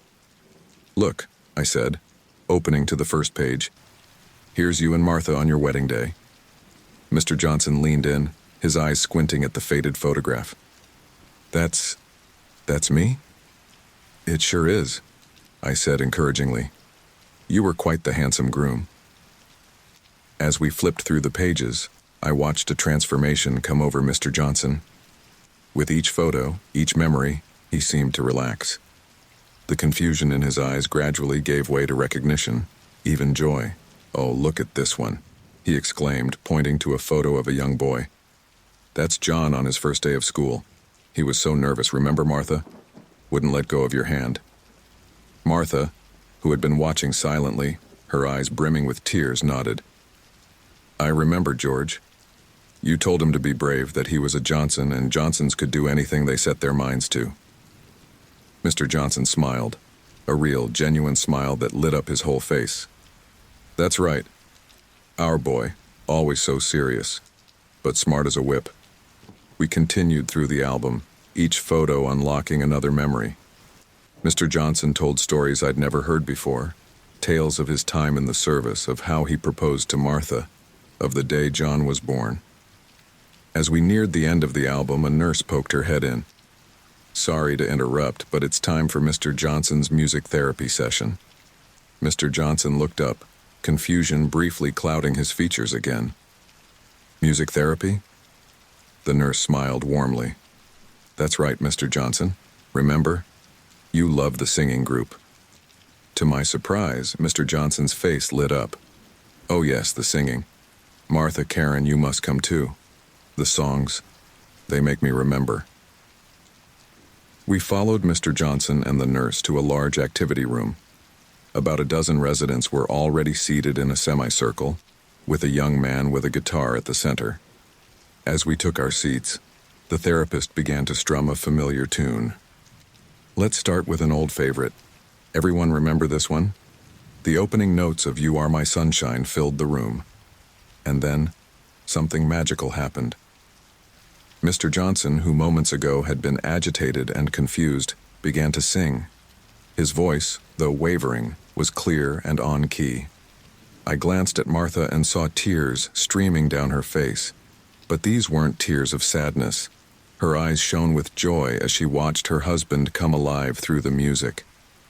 As the session continued, I was amazed at how Mr. Johnson seemed to know every word to every song. Even when he struggled to remember where he was or who we were, the music seemed to anchor him, connecting him to memories that were otherwise out of reach. After the session, as we walked Mr. Johnson back to his room, he turned to Martha. "That was wonderful, wasn't it? The singing always reminds me of our dancing days. Remember how we used to cut a rug, Martha?" Martha nodded, her voice thick with emotion. "I remember, George. You were the best dancer in town." Mr. Johnson's eyes twinkled. "Still am, I bet. Want to see?" Before we could respond, he took Martha in his arms and began to sway, humming softly. Martha, caught off guard, stumbled for a moment before falling into step with him. I watched, my heart full, as they danced in the hallway of the memory care facility. For a moment, the years fell away. They weren't an elderly couple struggling with dementia. They were young lovers lost in the music and each other. When the impromptu dance ended, Mr. Johnson kissed Martha's cheek. "Thank you for the dance, my love, and thank you for visiting. Will you come again tomorrow?" Martha nodded, cupping his face in her hands. "Of course, George. I'll be here every day." As we said our goodbyes and left Mr. Johnson in the capable hands of his nurses, Martha and I walked silently to the parking lot. Once we reached her car, Martha turned to me, her eyes brimming with a mixture of sadness and hope. "Thank you for coming today, Karen," she said softly. I needed to see that, to be reminded that George is still in there, somewhere." I pulled her into a hug. "He is, Martha, and we'll keep finding ways to reach him, one memory, one song at a time." As I drove home that evening, my mind was a whirlwind of emotions. The day had been challenging, heartbreaking at times, but also filled with moments of unexpected joy. I thought about the power of music, of memories, of love that endures even when memories fade. Mr. Johnson's journey was far from over, and there would undoubtedly be more difficult days ahead. But today had shown me that even in the midst of this cruel disease, there was still room for moments of connection, of happiness, of love. And in those moments I realized lay the true essence of Mr. Johnson, not in his ability to remember, but in his capacity to feel, to love, to connect. As long as we could reach those parts of him, through photos or music or dance, he was still with us. Still the man Martha had fallen in love with all those years ago. Still the neighbor who had welcomed me with open arms when I first moved in. As I pulled into my driveway, I made a silent promise. To Mr. Johnson, to Martha, to myself. We would continue to fight, not against the disease, but for these moments of joy. Because in the end, that's what life is. Not a collection of facts and figures, but a tapestry of emotions, connections, and love. And no disease, no matter how cruel, could ever truly erase that. The call came on a crisp autumn morning. I was in the middle of making breakfast when my phone rang, Martha's name flashing on the screen. My heart sank. Early morning calls from Martha rarely brought good news these days. "Martha," I answered, trying to keep the worry out of my voice. "Karen." Martha's voice was barely a whisper, choked with emotion. "It's George. The nurse called. They don't think he has much time left. Can you come?" The world seemed to tilt on its axis. We'd known this day was coming, had tried to prepare ourselves, but nothing could truly ready us for this moment. "I'm on my way," I said, already reaching for my keys. "Have you called John?" "Yes, he's driving in from Portland now." "Karen, I don't know if I can do this alone." "You're not alone," I assured her, my own voice thick with unshed tears. "I'll be there in 20 minutes. We'll face this together." The drive to the care facility was a blur. My mind raced with memories of Mr. Johnson, his kind smile when I first moved to the neighborhood, the patience with which he taught me to garden, the love in his eyes when he looked at Martha. Even in his worst moments of confusion and fear, that love had always shone through. I found Martha in the lobby, her small frame seeming to shrink under the weight of her grief. When she saw me, she crumpled into my arms, her body shaking with silent sobs. "Oh, Karen," she whispered, "I'm not ready. I can't lose him." I held her tightly, fighting back my own tears. "I know, Martha. I know, but we're here for him, okay? We'll make sure he's not alone." She nodded against my shoulder, taking a deep, shuddering breath. "You're right. George needs us to be strong now." Hand in hand, we made our way to Mr. Johnson's room. The nurse at the station gave us a sympathetic smile as we passed. "He's been asking for you, Mrs. Johnson," she said softly. As we entered the room, the first thing that struck me was how small Mr. Johnson looked in the hospital bed. His once robust frame had withered, his skin pale and papery. But when he opened his eyes and saw Martha, his face lit up with a smile that took years off his appearance. "Martha, my love," he said, his voice weak but clear. "You're here." Martha rushed to his side, taking his hand in hers. "Of course I'm here, darling. Where else would I be?" Mr. Johnson's eyes found mine, and recognition flickered in their depths. "Karen, is that you?" I stepped closer, smiling through my tears. "It's me, Mr. Johnson. It's good to see you." He nodded, his gaze drifting back to Martha. "I had the most wonderful dream, my dear. We were young again, dancing at our wedding. Do you remember how beautiful you looked that day?" Martha's laugh was watery, tinged with both joy and sorrow. "How could I forget? You stepped on my toes during our first dance." Mr. Johnson chuckled weakly. "I was so nervous. But you were grace itself. You've always been my guiding star, Martha." As they reminisced, I quietly pulled up a chair, content to bear witness to this moment of connection. Despite the setting, despite the inevitable heartbreak looming, there was a beauty to this scene that took my breath away. A soft knock at the door interrupted the moment. John entered, his face etched with worry and fatigue from the long drive. "Dad?" he called softly. Mr. Johnson turned his head, his eyes lighting up.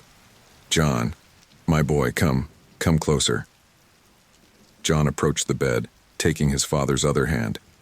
"Hey, Dad, how are you feeling?" "Oh, I'm just fine," Mr. Johnson said, a shadow of his old bravado in his voice. "Just resting a bit. Your old man's tougher than he looks, you know." John smiled, though his eyes were bright with unshed tears. "I know, Dad. You've always been the strongest person I know." For the next few hours, we sat with Mr. Johnson, sharing stories, laughing at old jokes, and simply being present. There were moments when confusion clouded his eyes, when he'd ask where he was or why we were all there. But each time, Martha or John would gently remind him, grounding him in the present with their love. As the afternoon wore on, I could see Mr. Johnson's energy fading. His responses became slower, his eyes staying closed for longer periods. The nurse came in periodically, checking his vitals and adjusting his medication to ensure he was comfortable. During one of his more lucid moments, Mr. Johnson turned to Martha, his eyes suddenly clear and focused. "Martha, my love, I need you to know something." Martha leaned in close, stroking his cheek. "What is it, George?" "I'm sorry," he said, his voice barely above a whisper. "Sorry for all the trouble I've caused. For forgetting, for the times I didn't recognize you. You deserved better than that." Martha's tears fell freely now. "Oh, George, you have nothing to apologize for. You've given me a lifetime of love and happiness. A few difficult years can't erase that." Mr. Johnson smiled weakly. "You always were too good for me. Promise me something, Martha." "Anything, my love. Be happy. When I'm gone, don't spend your days mourning. Live, laugh, dance. For both of us." Martha nodded, unable to speak through her tears. Mr. Johnson turned his gaze to John. "John, my boy, I'm so proud of you. You've grown into a fine man, a wonderful father. Promise me you'll take care of your mother." John squeezed his father's hand. "I promise, Dad. We'll look after each other." Finally, Mr. Johnson's eyes found mine.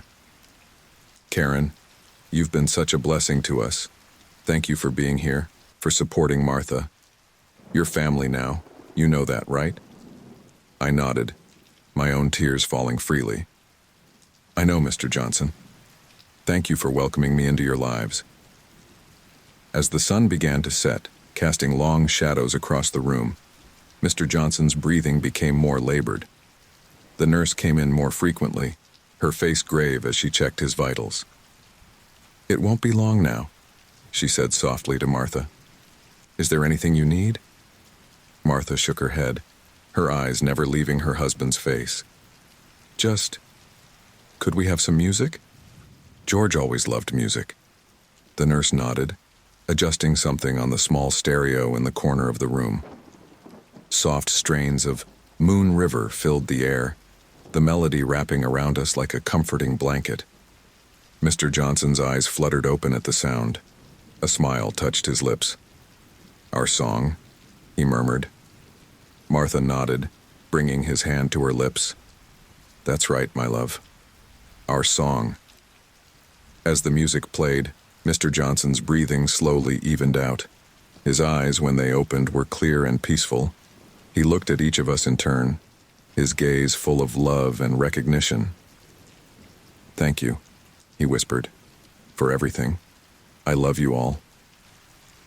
And then, as the last notes of the song faded away, George Johnson took his final breath. It was peaceful, quiet, a gentle exhale as his spirit slipped away. For a moment the room was silent save for Martha's soft sobs. John had his arm around his mother, his own tears falling silently. I stood back, my heart breaking for their loss, for my own loss. As the nurse came in to confirm what we already knew, I found myself remembering all the moments that had led us here. The laughter, the tears, the frustrations and joys. Mr. Johnson's journey had been difficult, marked by confusion and fear.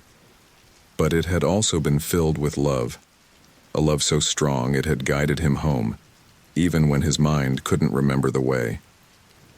In the days that followed, as we prepared for the funeral and supported Martha through her grief, I realized that Mr. Johnson's legacy wasn't in the memories he'd lost, but in the love he'd given so freely. It lived on in Martha's strength, in John's kindness, in the community that rallied around them in their time of need. And as I helped Martha sort through old photographs for the memorial service, I made a silent promise to Mr. Johnson. We would honor his last request. We would live, laugh, and dance. We would cherish the memories and create new ones. Because in the end, that's what he had taught us. That love, true love, endures. It outlasts memory, outlasts life itself. In that moment, surrounded by images of a life well lived, I understood that while Mr. Johnson's journey had ended, the ripples of his love would continue on, touching lives and hearts for years to come. And in that, there was comfort and hope and a bittersweet kind of joy. The gentle autumn breeze rustled through the leaves as I stood in my backyard, a pair of pruning shears in my hand. It had been 6 months since Mr. Johnson's passing, and I found myself staring at the rose bushes he had helped me plant years ago. They needed tending, but I hesitated, remembering his patient instructions, his calloused hands guiding mine as we worked the soil together. "You have to be firm, but gentle," his voice echoed in my memory. "Cut at a 45-degree angle, just above a leaf node. That's the secret to healthy roses." I took a deep breath, steeling myself for the task. As I reached for the first stem, a familiar voice called out from over the fence. "Karen, are you there?" I turned to see Martha, her silver hair catching the sunlight. She looked better than she had in months, some of the old spark back in her eyes. "Martha, come on over," I called, setting down the shears. She made her way through the gate, her eyes taking in the overgrown rose bushes. A sad smile played on her lips. George would have a fit if he saw these, she said, her voice tinged with both amusement and melancholy. I chuckled softly. I know. I've been putting off dealing with them. It felt wrong, somehow, like I was erasing another piece of him. Martha reached out, squeezing my hand. Oh, Karen, George wouldn't want his memory to keep you from living. In fact, she paused, a mischievous glint in her eye, I think he'd insist on us tackling these roses together. What do you say? I felt a lump form in my throat, touched by her offer. I'd like that, Martha. I'd like that very much. For the next hour, we worked side by side, pruning and shaping the rose bushes.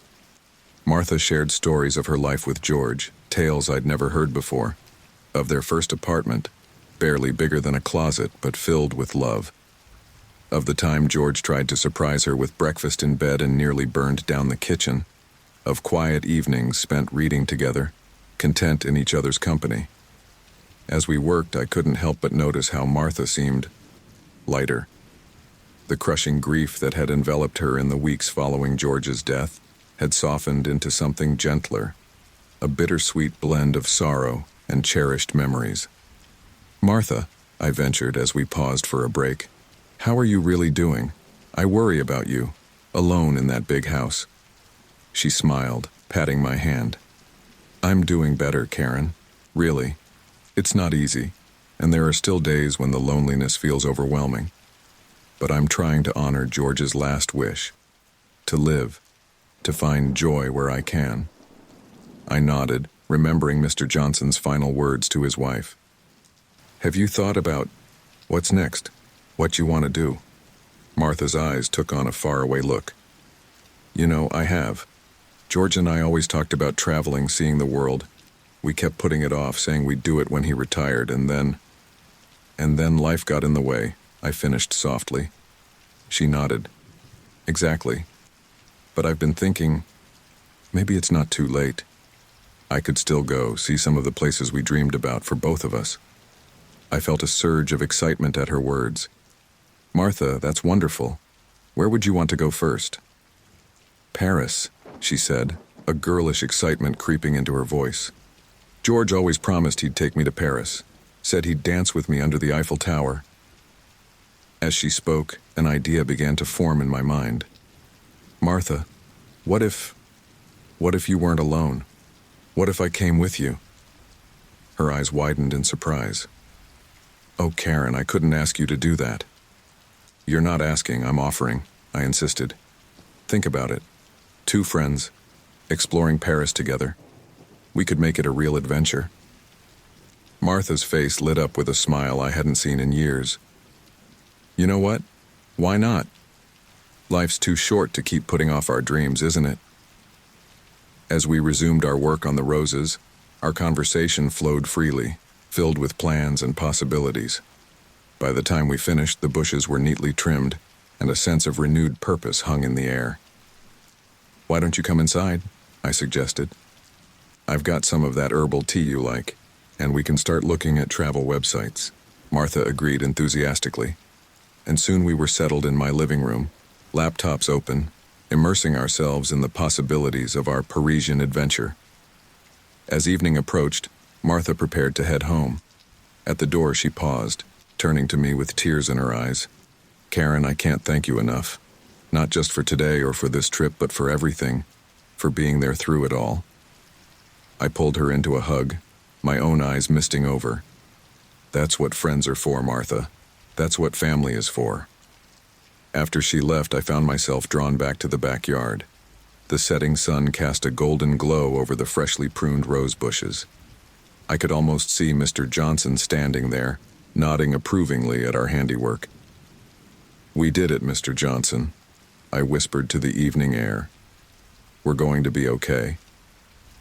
The next few weeks were a whirlwind of planning and preparation. Martha and I threw ourselves into organizing our trip, a sense of excitement building with each passing day. We invited John and his family over for dinner to share our plans. Mom, this is fantastic, John said, his face beaming with pride. Dad would be so happy to see you doing this. Martha smiled, a hint of tears in her eyes. I think he would. I can almost hear him saying, "It's about time, old girl." As our departure date approached, I found myself reflecting on the journey that had brought us to this point. The fear and confusion of Mr. Johnson's initial diagnosis, the heart-wrenching progression of his illness, the moments of unexpected joy amidst the sorrow, and finally, the profound loss of his passing. Through it all, a community had come together, bonds had been forged and strengthened, and love had endured. The morning of our flight, I stood on my porch, suitcase in hand, taking a last look at the neighborhood. The rose bushes, now flourishing under our care, seemed to wave goodbye in the breeze. As I locked my door, I saw Martha emerging from her house, a spring in her step I hadn't seen in years. "Ready for our adventure?" she called out, her eyes sparkling with excitement. "Ready as I'll ever be," I replied, wheeling my suitcase towards her. As we drove to the airport, Martha suddenly reached over and squeezed my hand. "Karen," she said softly, "I want you to know something. These past few years, as hard as they were, I wouldn't trade them for anything, because they brought you into our lives. George may be gone, but the family he built, the love he shared, it lives on. In you, in John, in all the lives he touched." I felt tears prick my eyes, overwhelmed by her words. "Oh, Martha, I feel the same way. You and George, you gave me so much more than just good neighbors. You gave me a family." As our plane took off, soaring into the clouds, I thought about the journey we were embarking on. Not just the physical journey to Paris, but the emotional journey of healing, of finding joy again after loss. Mr. Johnson's final request echoed in my mind. Live, laugh, dance. And that's exactly what we intended to do. We would walk the streets of Paris, marveling at its beauty.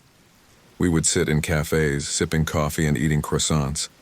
And yes, we would dance under the Eiffel Tower, carrying George's memory and love with us. As the coastline disappeared beneath us, I turned to Martha. "To new adventures," I said, raising my plastic airplane cup in a toast. She clinked her cup against mine, her smile radiant. "To new adventures, and to old friends, to life, in all its beautiful, messy glory." As we settled in for the long flight, I couldn't help but feel a sense of peace wash over me. The story of George Johnson, his life, his struggle with dementia, his enduring love, had changed us all. It had taught us about the power of community, the strength of the human spirit, and the enduring nature of love.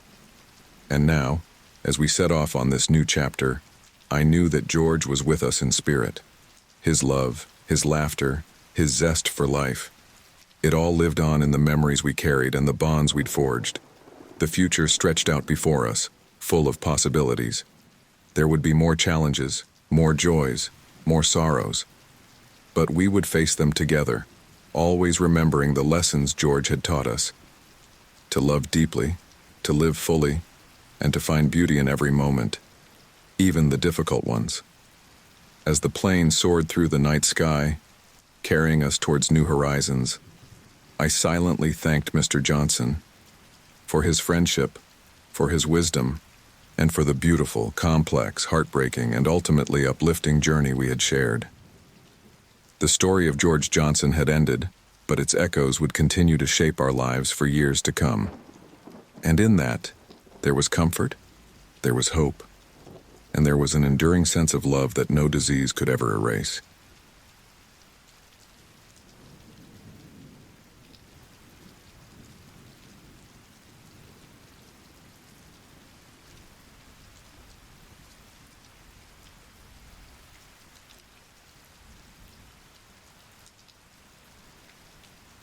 The GPS chirped, announcing our arrival at the Airbnb in Panama City Beach, Florida. I eased our overloaded SUV into the driveway, relief washing over me as I put it in park. The quaint, pale yellow beach house stood before us, palm trees swaying gently in the warm breeze. "We're here, guys," I called out, turning to face the back seat where our kids, Mia, 14, and Ethan, 10, were buried in their devices. My wife, Sarah, stirred from her nap in the passenger seat. "Finally," she mumbled, stretching. That was a long drive. I couldn't contain my excitement. After months of planning and saving, we'd finally made it to our week-long beach getaway. As a high school teacher, these summer breaks were precious, a chance to reconnect with my family away from the daily grind. Come on, team, I said, clapping my hands. Let's check this place out.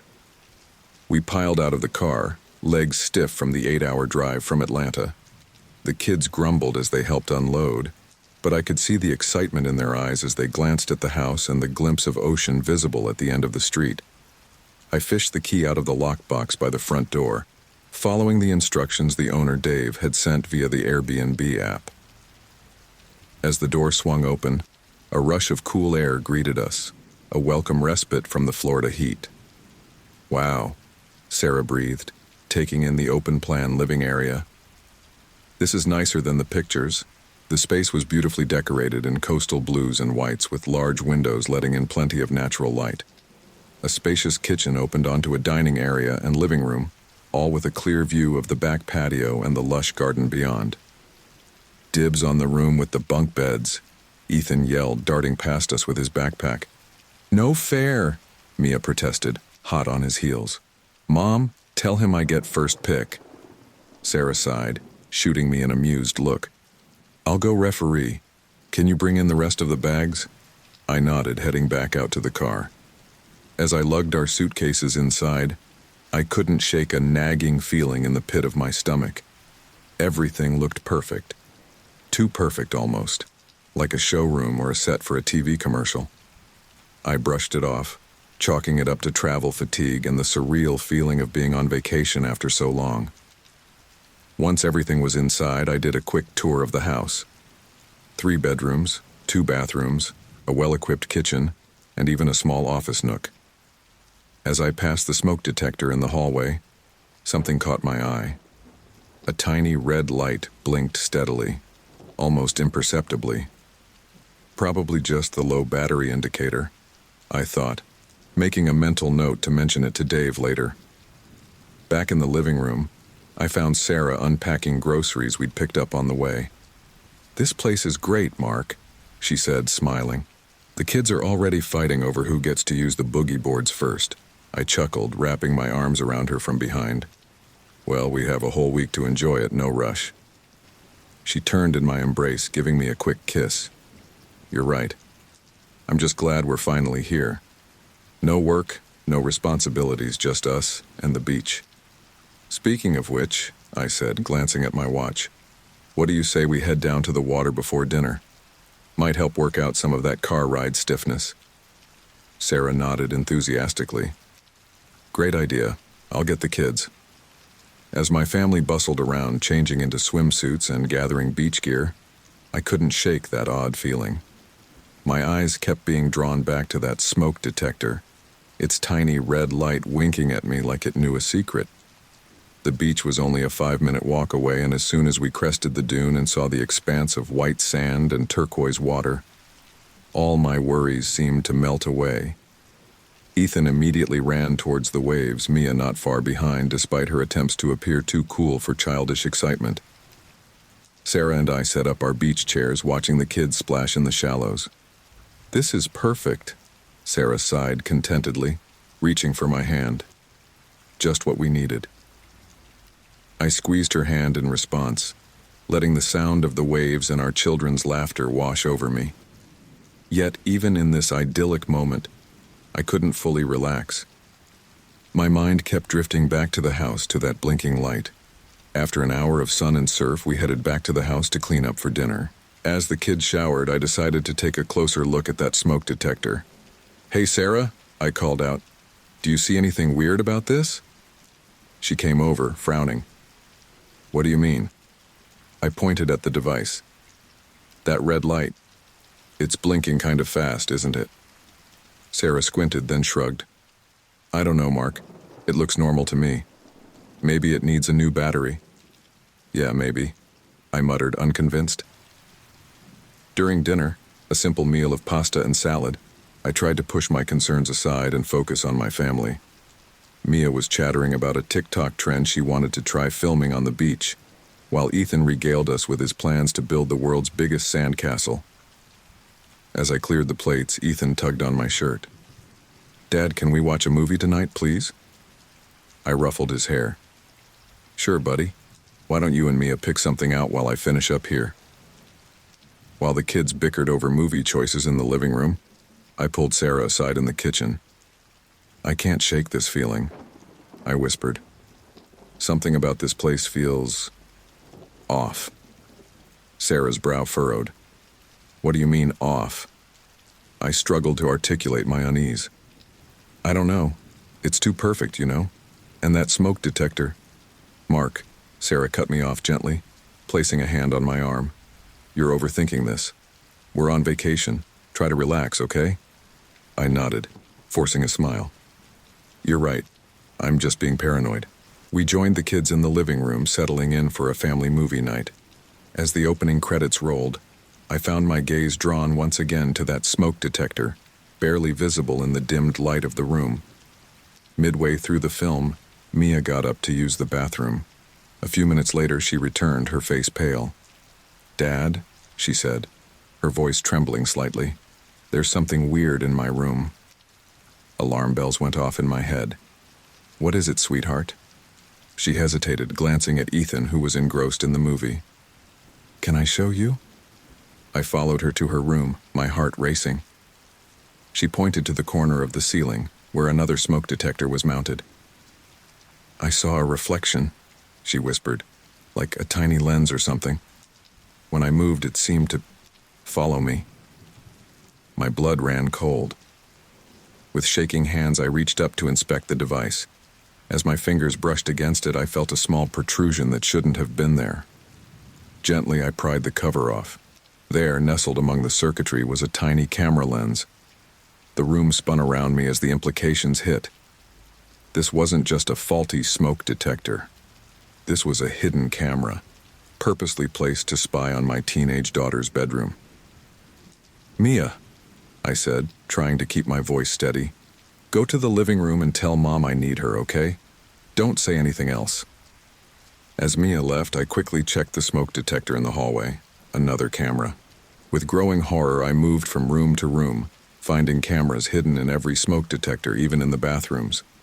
When Sarah entered the hallway, confusion etched on her face, I pulled her close. "We need to leave," I whispered urgently. "Now." "What? Why?" she asked, alarm creeping into her voice. I pointed to the nearest smoke detector. "Cameras. They're everywhere. Someone's been watching us." Sarah's hand flew to her mouth, her eyes widening in shock and disgust. "Oh my God, the kids—" "I know," I cut her off. "We need to get them out of here without scaring them too much. Then we'll call the police." As we stood there, the reality of our situation sinking in, I couldn't help but feel a mix of rage and violation. Our perfect family vacation had turned into a nightmare, and it was only day one. With forced calm, we gathered the kids and our essential belongings, making up a story about a family emergency requiring us to leave immediately. As we drove away from the seemingly idyllic beach house, my mind raced with questions. Who was watching us? What had they seen? And how many other families had fallen victim to this twisted violation of privacy? One thing was certain.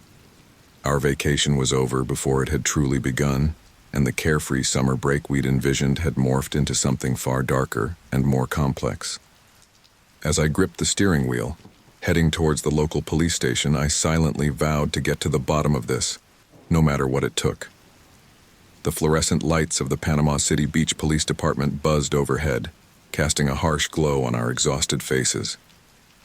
It was past midnight, and the kids were slumped in uncomfortable plastic chairs, Ethan's head resting on Mia's shoulder. Sarah sat beside them, her eyes red-rimmed from crying. I paced the length of the waiting room, my mind racing. Every few seconds, my hand would drift to my pocket, feeling the weight of the tiny camera I'd pried from one of the smoke detectors. It felt like a ticking time bomb. "Mr. Thompson?" A deep voice startled me from my thoughts. I turned to see a tall, broad-shouldered man in a detective's badge approaching. "I'm Detective Ramirez. If you'll follow me, we can talk in private." Sarah stood up, gently shaking the kids awake. Should we all come? Detective Ramirez's eyes softened as he looked at our children. For now, let's just talk with the adults. Officer Chen can stay with your kids if that's all right. We nodded, following him to a small interview room. As soon as the door closed behind us, I pulled the camera from my pocket, placing it on the table with shaking hands.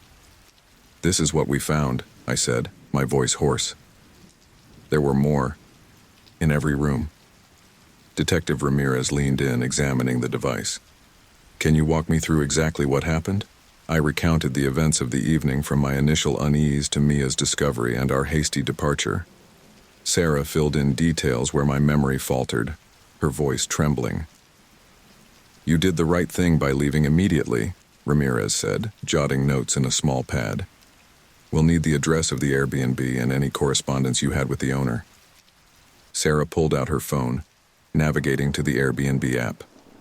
His name is Dave Larson. He had great reviews. I don't understand how this could happen. As she showed the detective the listing, I couldn't help but feel a surge of guilt. I should have trusted my instincts earlier. Something felt off from the moment we arrived. Ramirez looked up from the phone. Mr. Thompson, this isn't your fault. Perpetrators like this are unfortunately very good at hiding their true nature. His words did little to assuage my guilt. I thought of Mia, how close she'd come to. I couldn't even finish the thought. What happens now? Sarah asked, her hand finding mine under the table. We'll get a warrant to search the property immediately, Ramirez explained. We'll need to take your statements, and we'll want to speak with your children as well, if you're comfortable with that. The idea of Mia and Ethan being questioned by police made my stomach churn, but I knew it was necessary. Of course, whatever you need. As if reading my mind, Ramirez added, we have specially trained officers who work with children in these situations. They'll be as gentle as possible. The next few hours passed in a blur of statements, questions, and paperwork. By the time we were finished, the first light of dawn was creeping through the windows. We've arranged for you to stay at a local hotel for now, Ramirez informed us as we prepared to leave. We'll keep you updated on the investigation. As we drove to the hotel in our rental car, an oppressive silence hung over us. Ethan had fallen asleep again, but Mia stared out the window, her face a mask of confusion and fear. Once in our hotel room, Sarah turned to the kids. Why don't you two try to get some sleep? We'll talk more later. Ethan nodded sleepily, but Mia hesitated. Mom, Dad, what's really going on? Why did we have to leave the beach house? Sarah and I exchanged a look. We'd agreed to be honest with them, but how do you explain something like this to your children? I took a deep breath. Mia, Ethan, the man who owned that house did something very wrong. He put cameras in places he shouldn't have, to watch people without their permission. Ethan's eyes widened. Like, everywhere? I nodded grimly. Yes, buddy. Everywhere. Mia's face crumpled, tears spilling down her cheeks. In my room? In the bathroom? But why? Why would someone do that? Sarah moved to embrace her, but Mia flinched away. My heart broke seeing my daughter's trust so thoroughly shattered. Some people do bad things because they're sick or because they want to hurt others, Sarah explained gently. But what's important is that we're safe now, and the police are going to make sure he can't do this to anyone else. Ethan crawled into my lap, suddenly seeming much younger than his 10 years. Are the bad people going to find us here? I hugged him tightly, wishing I could shield him from the harsh realities of the world. No, buddy. We're safe here. I promise.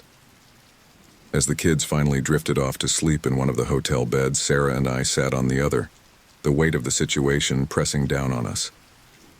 What are we going to do? Sarah whispered, her voice cracking.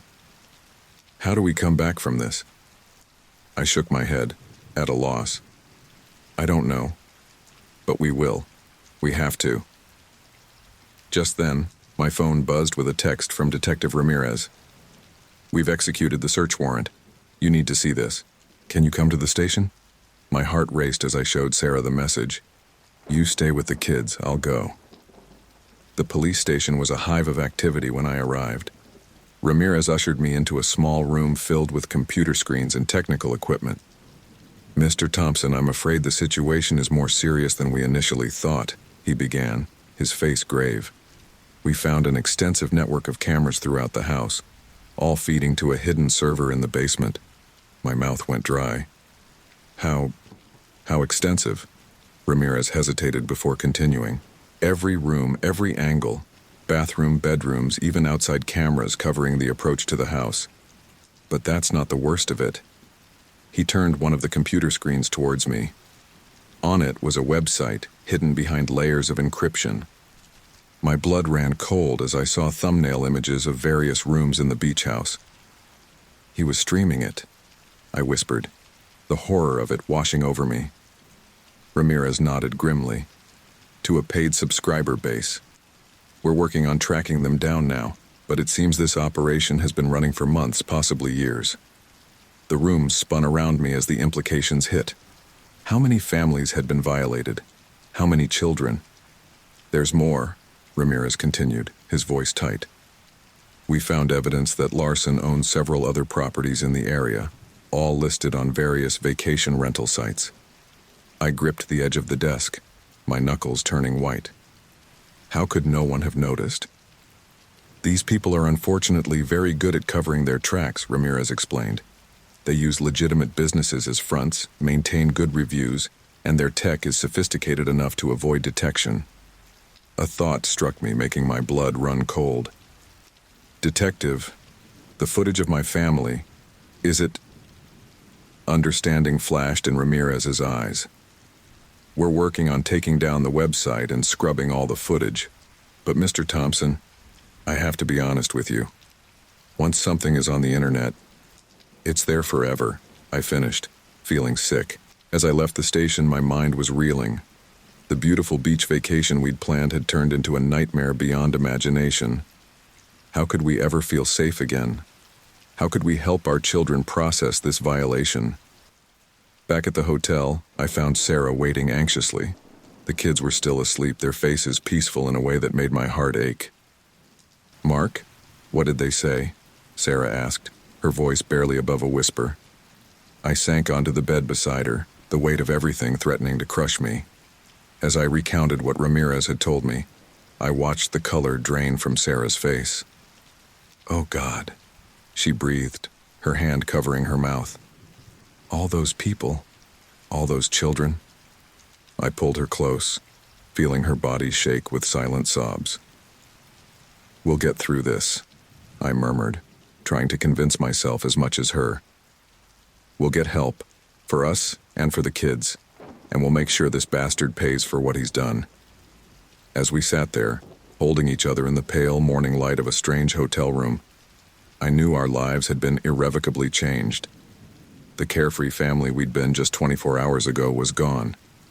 In its place was something harder, warier, but also more determined. This was just the beginning of a long journey, through legal battles, therapy sessions, and the arduous process of rebuilding our sense of safety and trust. But looking at Sarah, at our sleeping children, I knew we'd face it together. We had to, for ourselves and for all the other families out there who might fall victim to this hidden danger. As the sun rose over Panama City Beach, casting a deceptively cheerful glow through the hotel windows, I made a silent vow. We would not be broken by this.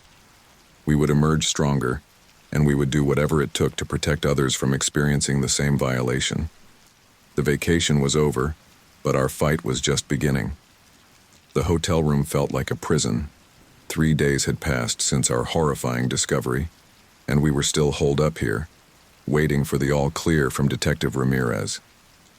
The kids were restless, confined to this small space with nothing but bad hotel TV and their own troubled thoughts. I sat at the small desk staring at my phone. The Airbnb app was open, Dave Larson's profile picture smiling back at me. It was a friendly face, middle-aged with laugh lines and a salt and pepper beard, the face of a monster. My finger hovered over the contact host button. We'd been instructed not to reach out to him, to let the police handle everything. But the rage that had been building inside me for days was reaching a boiling point. "Mark?" Sarah's voice pulled me from my thoughts. She was sitting on one of the beds, absently braiding Mia's hair. Our daughter had barely spoken since that night, retreating into herself in a way that broke my heart. "What are you doing?" I shook my head, locking my phone screen. "Nothing. Just thinking." Sarah's eyes narrowed, seeing right through me as she always did. "You're not thinking of contacting him, are you?" The detective said. "I know what the detective said," I snapped, immediately regretting my tone when I saw Mia flinch. I lowered my voice. "I'm sorry. I feel so helpless." Sarah got up, coming to stand behind me. Her hands on my shoulders were a comforting weight. "We all do, but we have to trust the process." Just then, my phone buzzed with a text from Detective Ramirez. "We've made an arrest. Can you come to the station?" I showed Sarah the message, a mix of relief and apprehension washing over me. "I should go." She nodded, squeezing my shoulders. "Do you want me to come with you?" I glanced at the kids. Ethan was curled up in an armchair, headphones on, while Mia sat motionless on the bed, her eyes distant. "No, stay with them. I'll call as soon as I know anything." The drive to the police station was a blur. My mind raced with questions. Had they really caught him? What would happen now? As I pulled into the parking lot, I spotted a news van. My stomach churned at the thought of our ordeal becoming public knowledge. Inside, Detective Ramirez met me in the lobby. His face was grim, but there was a glint of satisfaction in his eyes. "Mr. Thompson, thank you for coming. We've got him." Relief flooded through me, quickly followed by a surge of anger. "Where is he? I want to see him." Ramirez shook his head. "I'm afraid that's not possible, but there's something you need to know." He led me to a small conference room, gesturing for me to sit. "The man we arrested, Dave Larson, that's not his real name." My mind reeled. "What?" "His real name is Gerald Hoffman. He's been operating under various aliases for years, running this operation in multiple states." The room seemed to tilt around me. "You mean, this isn't just in Florida?" Ramirez's face was grim. "We've uncovered properties in Georgia, Alabama, and as far north as Michigan, all operating under different names, all with the same hidden camera setups." I felt sick. The scale of this was beyond anything I'd imagined. How many victims?" "We're still counting," Ramirez said softly. "But it's in the hundreds at least. Hundreds. Hundreds of families, of children, violated just like us." The rage that had been simmering inside me erupted. I stood up so quickly my chair toppled backward. "I want to talk to him. Mr. Thompson, I understand how you feel, but—" "No, you don't understand," I shouted, my voice echoing in the small room. "That bastard watched my children. He streamed video of my family to God knows who on the internet. I deserve to look him in the eye." Ramirez stood, his voice firm but compassionate. "Mark, listen to me. I know you're angry. You have every right to be. But confronting him now could jeopardize the case. We need to do this by the book to make sure he never hurts anyone again." His words cut through my anger, leaving me deflated. I sank back into my chair, head in my hands. "You're right, I'm sorry. It's just, how do we come back from this?" Ramirez sat down across from me. "It won't be easy. But you and your family aren't alone in this. We have victim support services, counselors specialized in dealing with this kind of trauma. And your testimony will be crucial in making sure Hoffman pays for what he's done." I nodded, trying to gather myself. "What happens now?" "We're building the case. It's going to take time. There's a lot of digital evidence to process. In the meantime, we'd like to move you and your family to a safe house, just as a precaution." The idea of uprooting again was exhausting, but I knew it was necessary. "Okay, when?" "We can move you tonight if you're ready." As I left the station, my phone rang. It was Sarah. "Mark? What's happening? Are you okay? I took a deep breath, leaning against my car. They arrested him, Sarah. But it's bigger than we thought. I'll explain everything when I get back. That night, as we settled into the safe house, a modest 3-bedroom home in a quiet neighborhood, I filled Sarah in on everything Ramirez had told me. Her face paled as I explained the extent of Hoffman's operation.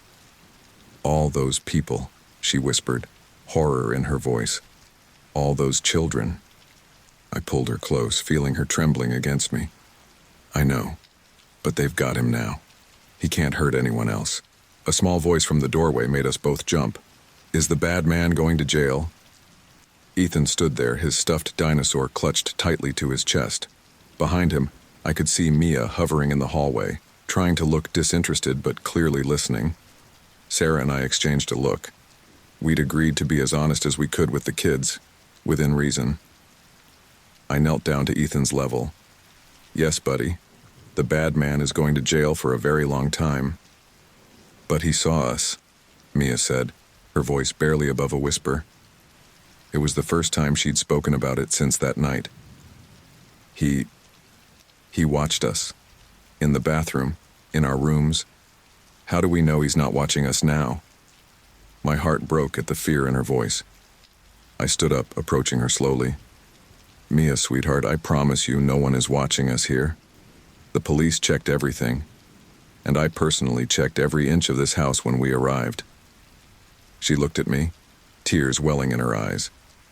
How can we ever feel safe again, Dad? I pulled her into a hug, feeling her resist for a moment before collapsing against me.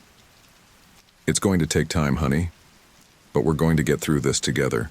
We're going to talk to people who can help us process what happened, and we're going to make sure that man never hurts anyone else again. As I held my daughter, I could feel Sarah embracing Ethan behind me. We stood there, a family united in our pain and our determination to heal. That night, as Sarah and I lay in bed, unable to sleep, I couldn't shake the image of Gerald Hoffman, or whatever his real name was, sitting in a jail cell.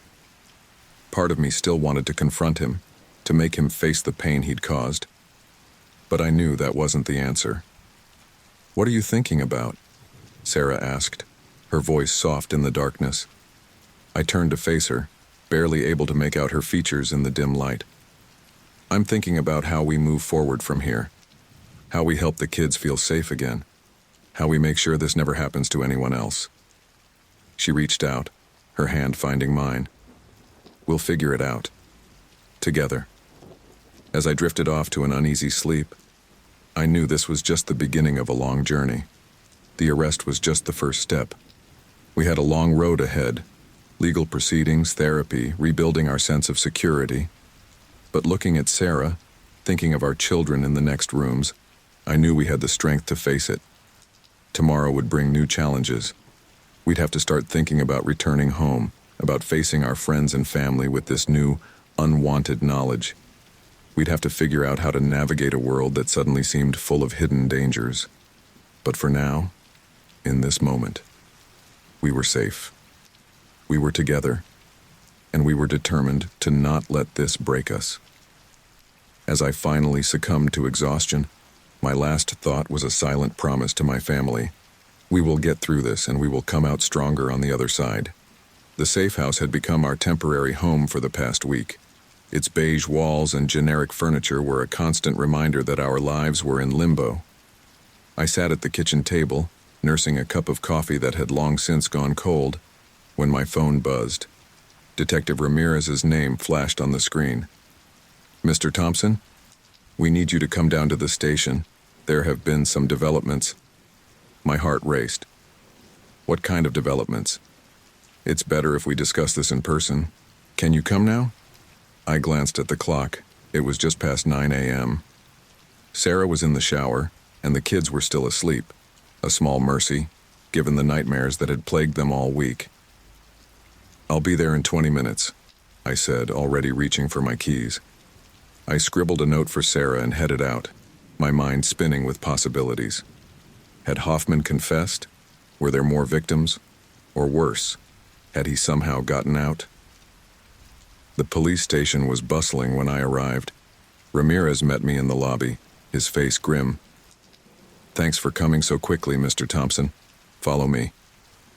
He led me to a room I hadn't seen before, filled with computers and large screens displaying what looked like surveillance footage. A team of people in FBI jackets were huddled around one of the monitors.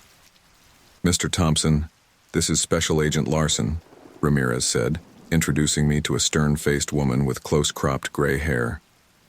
"The FBI has taken over the primary investigation due to the interstate nature of Hoffman's crimes." Agent Larson nodded curtly. "Mr. Thompson, I'm sorry we have to meet under these circumstances. We've uncovered some information that you need to be aware of." She gestured to one of the screens, which showed a map of the United States with red dots scattered across it. "Each of these points represents a property we've linked to Hoffman's operation. As you can see, this goes far beyond Florida." I stared at the map, my mouth dry. There were dozens of dots, spanning from coast to coast. How many?" "We've identified 47 properties so far," Agent Larson said, her voice clinical. "But we believe there may be more." Hoffman was meticulous in his record keeping. The room swam around me. I gripped the edge of a desk to steady myself. "And the victims?" Larson's face softened slightly. "We're still in the process of identifying and contacting all potential victims. But based on Hoffman's records, we estimate the number to be in the thousands over the past 5 years." Thousands. The word echoed in my head. Thousands of families just like mine, violated in the most intimate way possible. "There's more," Ramirez said, his voice gentle. "We've traced the website where Hoffman was streaming the footage. It wasn't just passive viewing. Some of the subscribers were making requests, specific acts they wanted to see." The implication hit me like a physical blow. I stumbled to a nearby chair, collapsing into it. "Oh God, did they—" "We don't believe your family was targeted for any specific requests," Larson said quickly, "but we're still analyzing all the data." I buried my face in my hands, trying to process this new horror. When I looked up, both Ramirez and Larson were watching me with concern. "What do you need from me?" I asked, my voice hoarse. Larson stepped forward. "We need your help identifying other potential victims. You mentioned feeling uneasy when you first arrived at the property. We're hoping you might be able to spot similar signs in photos of other rentals." I nodded, a sense of purpose cutting through my shock. "Whatever you need. I want to help stop this." For the next several hours, I pored over photos and virtual tours of vacation rentals across the country. My eyes strained for any sign of hidden cameras, any detail that seemed out of place. It was grueling, emotionally exhausting work, but every potential lead we identified felt like a small victory. As we worked, Agent Larson filled me in on more details of the investigation. "Hoffman didn't work alone," she explained. "We've identified at least 3 accomplices who helped manage the technical side of the operation. We're closing in on them now." "Will they all go to jail?" I asked, thinking of Mia's fearful question days earlier. Larson's jaw tightened. "We're building an airtight case. These people will never see the outside of a prison again if I have anything to say about it." As the day wore on, my phone buzzed repeatedly with texts from Sarah. I had been so focused on the task at hand that I'd lost track of time. "I should go," I said, rubbing my tired eyes. "My family—" Ramirez nodded understandingly. "Of course. Thank you for your help today, Mr. Thompson. It's made a real difference." As I stood to leave, Agent Larson approached me. "There's one more thing," she said, her voice low. "We're considering having some of the victims, including your family, speak at a press conference. Putting a human face to this crime could help identify more victims and put pressure on vacation rental companies to improve their security measures." The idea of exposing our trauma to the world made my stomach churn. I don't know. I'd have to discuss it with my wife. And the kids." Larson held up a hand. "I understand. It's just something to consider. Take some time to think about it." The drive back to the safe house felt longer than usual, my mind racing with everything I'd learned. As I pulled into the driveway, I saw Sarah waiting on the porch, her face a mix of worry and relief. "Mark, where have you been? I've been trying to reach you all day." I embraced her, holding on perhaps a little too tightly. "I'm sorry. I was at the station. There have been developments." Over the next hour, I recounted everything I'd learned, watching Sarah's face cycle through shock, horror, and anger. When I finished, she sat in stunned silence for a long moment.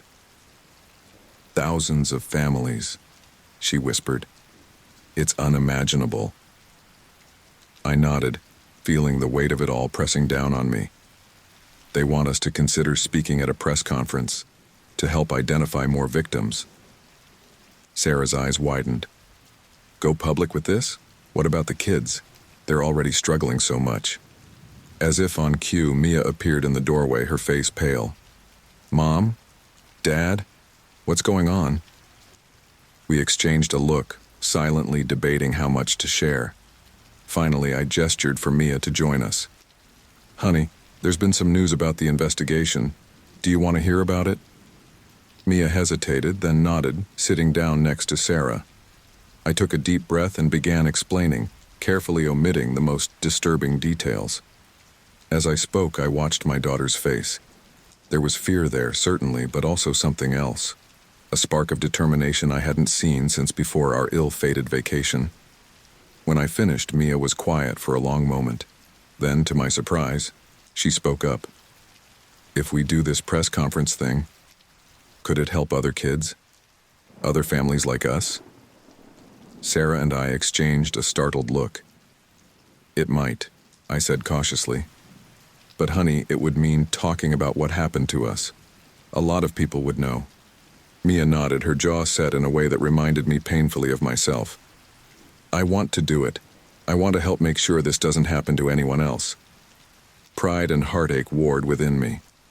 My little girl, showing such bravery in the face of this trauma. I pulled her into a hug, feeling her tense briefly before relaxing into my embrace. "We'll think about it," Sarah said, her voice thick with emotion. "We need to talk to Ethan too, and really consider what this would mean for all of us." As the day faded into evening, our little family gathered in the safe house's living room. Ethan, sensing the serious mood, cuddled up next to Sarah on the couch.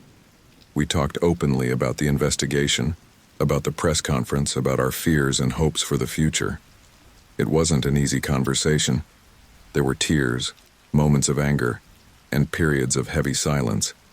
But as we talked, I felt something shifting. The paralyzing fear that had gripped us since that night in the beach house was slowly giving way to something else, a determination to not let this experience define us. As Ethan and Mia finally drifted off to sleep, emotionally exhausted from our family meeting, Sarah turned to me. "What do you think we should do?" I sighed, running a hand through my hair. "I don't know. Part of me wants to hide away to protect them from any more pain, but another part wants to fight back," Sarah finished, nodding. "I feel it too, eh?" We sat in silence for a moment, the weight of the decision hanging between us. Finally, Sarah spoke again, her voice soft but resolute. "I think we should do it. The press conference. If it can help other families, if it can prevent this from happening to someone else, isn't that worth it?" I looked at her, this strong, incredible woman who had been my rock through this nightmare. Then I glanced at our sleeping children, so vulnerable yet so brave. "You're right," I said, feeling a sense of purpose solidify within me. "We'll do it. Together." As we headed to bed that night, I felt a mix of apprehension and determination. The road ahead would not be easy. There would be more revelations, more challenges to face. But we would face them as a family, and we would use our voice to help others. The investigation was far from over, but for the first time since this ordeal began, I felt a glimmer of hope. We were no longer just victims. We were survivors, and we were going to make sure our story made a difference. The morning of the press conference dawned gray and drizzly, matching the knot of anxiety in my stomach. I stood in front of the bathroom mirror, fumbling with my tie, when Sarah appeared behind me. "Here, let me," she said softly, her fingers deftly fixing the knot. Her eyes met mine in the reflection. "Are you ready for this?" I took a deep breath. As ready as I'll ever be. "How are the kids?" Sarah's hand stilled on my shoulders. Mia's putting on a brave face, but I heard her crying in the shower earlier. "Ethan, he's confused, scared. I'm not sure he fully understands what's about to happen." The weight of what we were about to do pressed down on me. We were about to expose our most private trauma to the world. But if it could help prevent this from happening to other families. "We're doing the right thing," I said, as much to convince myself as Sarah. She nodded, squeezing my shoulders. "I know. It doesn't make it any easier, though."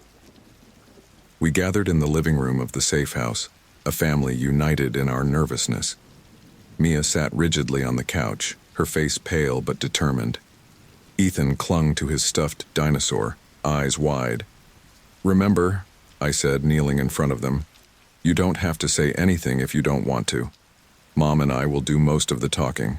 You just have to stand with us, okay?" They both nodded solemnly. My heart ached at how adult they looked in that moment, forced to confront realities no child should face. The drive to the police station was silent, each of us lost in our own thoughts. As we pulled into the parking lot, I was startled by the number of news vans present. "There's so many," Mia whispered, her voice trembling slightly. Sarah reached back to squeeze her hand. "It's okay, sweetie. We're in this together." Inside, we were ushered into a small room where Agent Larson was waiting. Her usual stern expression softened slightly when she saw the kids. "Mr. and Mrs. Thompson, Mia, Ethan," she greeted us. "Thank you for doing this. I know it's not easy, but your testimony could make a real difference." She briefed us on what to expect, emphasizing that we could stop at any time if it became too much. As she spoke, I noticed Ethan's grip on his dinosaur tightening, his knuckles turning white. "Ethan," I said softly, kneeling beside him. "You okay, buddy?" He looked at me, his lower lip trembling. "Dad, I'm scared. What if the bad man sees us on TV and comes after us?" My heart clenched. I pulled him into a hug, feeling his small body shake against mine. "Oh, buddy, the bad man is in jail. He can't hurt us anymore. And there are a lot of brave police officers making sure we're safe." Ethan nodded against my chest, but I could feel his fear. I looked up at Agent Larson, a silent question in my eyes. She understood immediately. "Ethan," she said, her voice gentler than I'd ever heard it, "would it help if one of our officers stood with you during the conference? They could even wear their uniform if you'd like." Ethan pulled back slightly, considering this. "Like a bodyguard?" Larson smiled. "Exactly like a bodyguard." Some of the tension left Ethan's shoulders. "Okay," he said quietly. With that settled, we were led to the press room.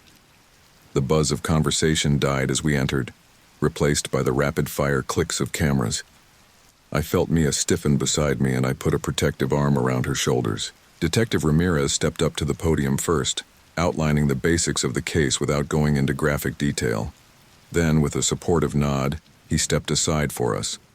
I approached the podium, my family beside me, feeling the weight of countless eyes upon us. Taking a deep breath, I began to speak. "My name is Mark Thompson. This is my wife, Sarah, and our children, Mia and Ethan. 2 weeks ago, we arrived in Panama City Beach for what was supposed to be a relaxing family vacation. As I recounted our experience, I could feel Sarah's hand squeezing mine, anchoring me. I spoke of our initial excitement, the growing unease, and the horrifying discovery. I didn't go into explicit detail, mindful of the children present, but I didn't shy away from the emotional impact. We felt violated, betrayed, and afraid, I said, my voice thick with emotion. The place that was meant to be our sanctuary had become a nightmare. I went on to explain the broader scope of the investigation, the dozens of properties involved, the thousands of potential victims. As I spoke, I could see shock and horror dawning on the faces of the reporters. We're here today, I continued, not just to share our story, but to urge others who may have been victims to come forward, and to call on vacation rental companies to take concrete steps to prevent this from happening to other families. I stepped back, and Sarah took my place at the podium. Her voice was steady as she described the impact on our children, the sleepless nights, the loss of trust. No child should have to question their safety in this way, she said, her voice breaking slightly. No family should have to endure this violation of their privacy and peace of mind. As Sarah finished, a forest of hands shot up among the reporters. Agent Larson stepped in, fielding questions and providing additional details about the investigation. One question, however, was directed at us. Mr. and Mrs. Thompson, what would you say to other families who are planning vacations and using rental properties?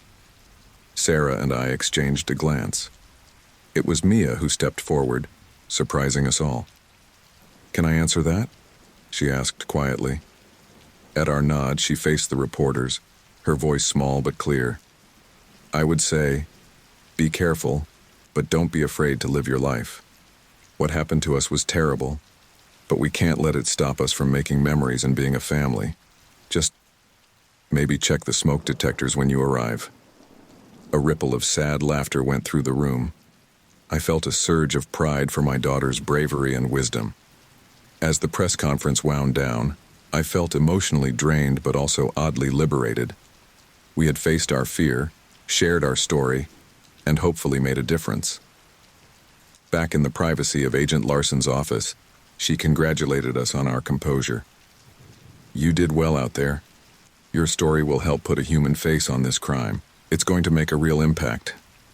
As we prepared to leave, Larson's phone buzzed. She glanced at it, her expression changing. Excuse me, I need to take this. We waited, sensing the sudden tension in the room. When Larson returned, her face was grim.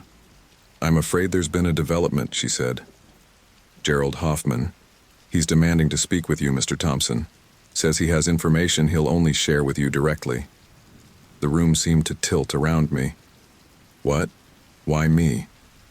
Larson shook her head. We don't know. He's been uncooperative until now. This is the first time he's offered any information. Sarah gripped my arm. Mark, you can't seriously be considering this. I looked at my family, seeing the fear in their eyes. Then I turned back to Larson. What kind of information are we talking about? He claims to have details about other operations, similar to his but run by different people. If he's telling the truth, it could help us prevent countless other crimes. The weight of the decision pressed down on me. On one hand, the thought of facing the man who had violated my family made me feel physically ill. On the other, if there was a chance to stop this from happening to others, I'll do it, I heard myself say, my voice sounding distant to my own ears. Mark, no, Sarah protested. I turned to her, taking her hands in mine. Sarah, I have to. If there's even a chance it could help. She searched my face, tears welling in her eyes. Finally, she nodded. Okay, but I'm coming with you. We face this together, remember? I looked at our children, seeing a mix of fear and resolve in their eyes. Kids, you'll stay here with Agent Larson. We won't be long. As we followed Larson out of the office, I felt like I was walking into the lion's den. But I also felt a steely determination. This man had turned our lives upside down, had violated our trust and our privacy. Now it was time to look him in the eye and show him that he hadn't broken us. The hallway to the interrogation rooms seemed endless. With each step, I reminded myself why we were doing this. For our family. For all the other families out there. For justice. As we approached the final door, Sarah squeezed my hand. I took a deep breath, steeling myself for what was to come. Whatever Hoffman had to say, whatever game he was playing, we would face it together. And we would come out stronger on the other side. The door opened, and there he was. Gerald Hoffman, the man behind our nightmares, sitting at a metal table, his hands cuffed. He looked up as we entered, a small, unsettling smile playing at his lips. "Ah, Mr. and Mrs. Thompson," he said, his voice eerily calm. "I've been expecting you. Shall we begin?" The interrogation room felt suffocating, the fluorescent lights casting harsh shadows across Gerald Hoffman's face. His eyes, cold and calculating, never left mine as Sarah and I took our seats across from him. Agent Larson stood in the corner, her presence a small comfort in this oppressive space. "Mr. and Mrs. Thompson," Hoffman said, his voice unnervingly calm. "I must say, you gave quite the performance at that press conference. Very moving." I felt Sarah tense beside me, her hand gripping mine under the table. I forced myself to meet Hoffman's gaze, fighting the urge to lunge across the table at him. "We're not here for small talk," I said, my voice tight. "You said you had information. Let's hear it." Hoffman leaned back, the chains of his handcuffs clinking against the metal table. "Straight to business, I see. Very well. But first I have a question for you, Mr. Thompson. How did it feel, knowing I was watching your every move, your most intimate moments?" My stomach churned, rage boiling up inside me. Sarah's grip on my hand tightened, grounding me. "You sick bastard," I spat. "You have no idea what you've done to us, to our children." "Oh, but I do," Hoffman interrupted, a twisted smile playing at his lips. "I've watched countless families just like yours. I know exactly what I've done." Before I could respond, Sarah leaned forward, her voice steady despite the tremor I could feel in her hand. "You said you had information about other operations. Start talking, or we walk out that door right now." Hoffman's eyes flickered to Sarah, a look of grudging respect crossing his face. "Very well, Mrs. Thompson, you're right, of course. There are others out there doing what I did. Bigger operations, more sophisticated. They make my little enterprise look like child's play." For the next hour, Hoffman laid out a chilling network of voyeuristic criminals spanning multiple states and even countries. He named names, described methods, and revealed hiding spots for servers full of illegally obtained footage. Agent Larson furiously took notes, occasionally stepping out to relay information to her team. As Hoffman spoke, I felt a mix of disgust and a perverse sense of validation. The scale of what he was describing was horrifying, but it also meant that our decision to go public might help far more people than we'd initially thought. Finally, Hoffman leaned back, looking satisfied. "That's all I have for now. I hope it was worth your time, Mr. and Mrs. Thompson." I stood up abruptly, unable to bear another moment in his presence. "Let's go, Sarah." As we turned to leave, Hoffman called out, "Oh, and Mr. Thompson, tell Mia I particularly enjoyed her little dance routines in front of the mirror. Such a talented girl." I froze, a red haze descending over my vision. Before I knew what was happening, I had spun around and lunged across the table, my hands reaching for Hoffman's throat. I felt hands grabbing me, pulling me back. Sarah's voice cut through the roaring in my ears. "Mark, stop. He's not worth it." I found myself restrained by two officers who had rushed in, my chest heaving as I glared at Hoffman. He merely smiled, seemingly pleased with the reaction he'd provoked. Agent Larson stepped between us, her voice cold. "That's enough, Hoffman. Officers, get him out of here." As Hoffman was led away, he called over his shoulder, "It was a pleasure meeting you both in person. Give my regards to the children." The door slammed shut behind him, leaving us in stunned silence. Sarah wrapped her arms around me, and I buried my face in her hair, my body shaking with suppressed rage and disgust. Agent Larson approached us cautiously. "Mr. and Mrs. Thompson, I'm so sorry. We shouldn't have allowed that last comment. Are you all right?" I pulled back from Sarah, running a hand over my face. "No, we're not all right. But we will be. Did you get what you needed?" Larson nodded grimly. "More than we expected. This information could help us take down several major operations. You've done a great service today." As we left the interrogation area, I felt drained, as if all the energy had been sucked out of me. But there was no time to rest. As soon as we stepped into the main lobby of the police station, we were assaulted by a wall of noise and flashing lights. Somehow, word of our meeting with Hoffman had leaked to the press. Dozens of reporters were crowded into the space, all shouting questions at once. "Mr. Thompson, how did it feel to face your family's tormentor?" "Mrs. Thompson, did Hoffman express any remorse for his actions?" "What information did Hoffman reveal? Are there more victims out there?" Agent Larson quickly stepped in front of us, addressing the crowd. "We will be issuing a formal statement later today. For now, the Thompsons have no comment. Please respect their privacy during this difficult time." She began to usher us towards a side exit, but one persistent reporter broke through the line of officers. "Mr. Thompson, is it true that Hoffman made explicit comments about your daughter? How do you respond to that?"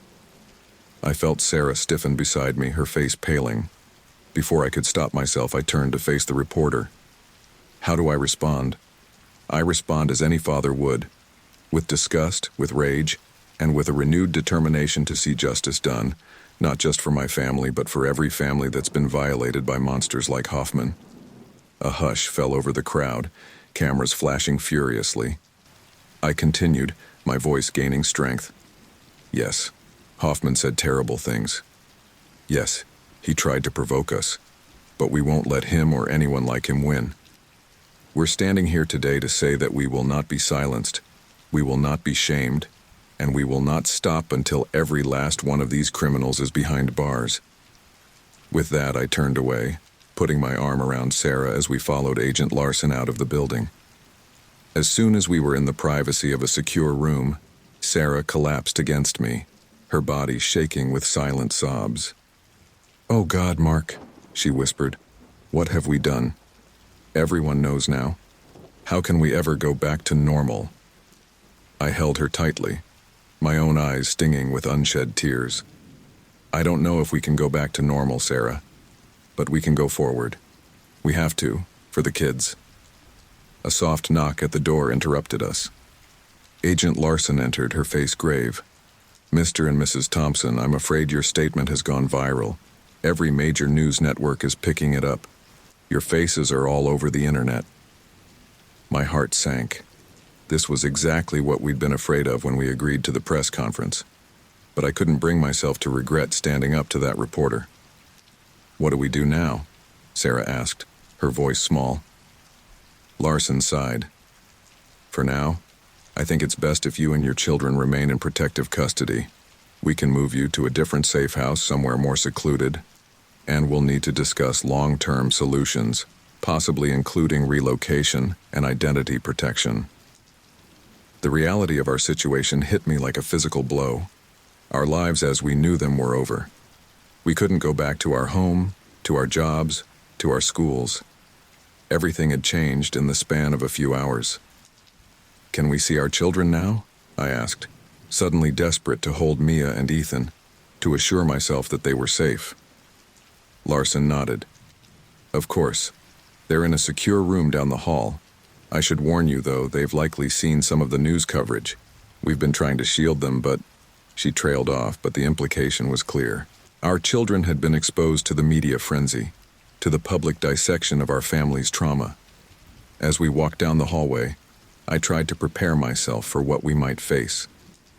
How do you explain to your children that their lives have been irrevocably changed? That the world now knew the most intimate details of their violation? We paused outside the door, and I turned to Sarah. Her face was tear-stained but resolute. "Together?" I asked, holding out my hand. She nodded, intertwining her fingers with mine. "Together." As we opened the door, we were immediately engulfed in a fierce hug from both kids. Mia was crying silently, while Ethan clung to us with a desperation that broke my heart. "Dad," Mia choked out, "we saw you on TV. Is it true what that man said about me?" I knelt down, looking my daughter in the eye. "Mia, listen to me. That man said a lot of things, and yes, some of them were about you. But none of it, absolutely none of it, is your fault. You did nothing wrong." Ethan piped up, his voice small and scared. "Are the bad people going to come after us now? Everyone knows who we are. Sarah joined us on the floor, pulling Ethan into her lap. No, sweetheart. The police are going to make sure we're safe. We might have to move away for a while, go somewhere new where people don't know us. But we'll be together, and that's what matters. As we sat there on the floor holding each other close, I realized that this was our new reality. Our family, once private and secure, was now at the center of a national conversation about privacy, technology, and the dark underbelly of the vacation rental industry. But looking at the faces of my wife and children, I also saw strength. We had faced our tormentor, we had spoken our truth, and we had refused to be silenced. Whatever came next, whatever challenges we faced, we would face them together.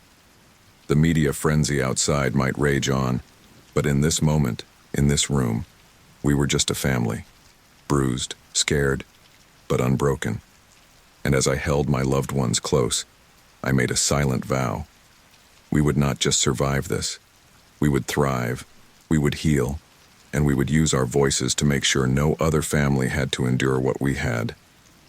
The road ahead would be long and difficult, but we would walk it together, one step at a time.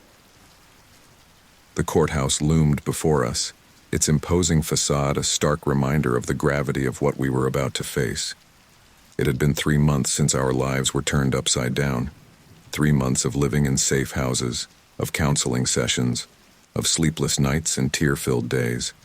And now, here we were, about to confront Gerald Hoffman in court. I adjusted my tie, a nervous habit I'd developed over the weeks of preparation for this day.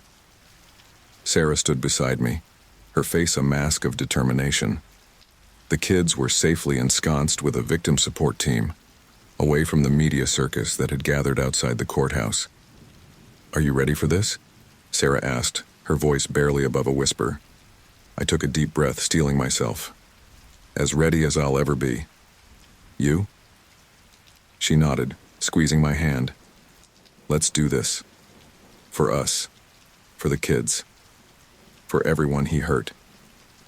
As we climbed the steps, a cacophony of shouted questions and camera flashes assaulted us. Our lawyer, a steely-eyed woman named Victoria Reeves, deftly guided us through the throng. "Mr. and Mrs. Thompson, how are you feeling about today's proceedings? Do you think justice will be served? What do you hope the outcome of this trial will be?" Victoria raised a hand, her voice cutting through the clamor. "The Thompsons will not be making any statements at this time. They are here to see justice done not only for themselves but for all the victims of this heinous crime. Thank you."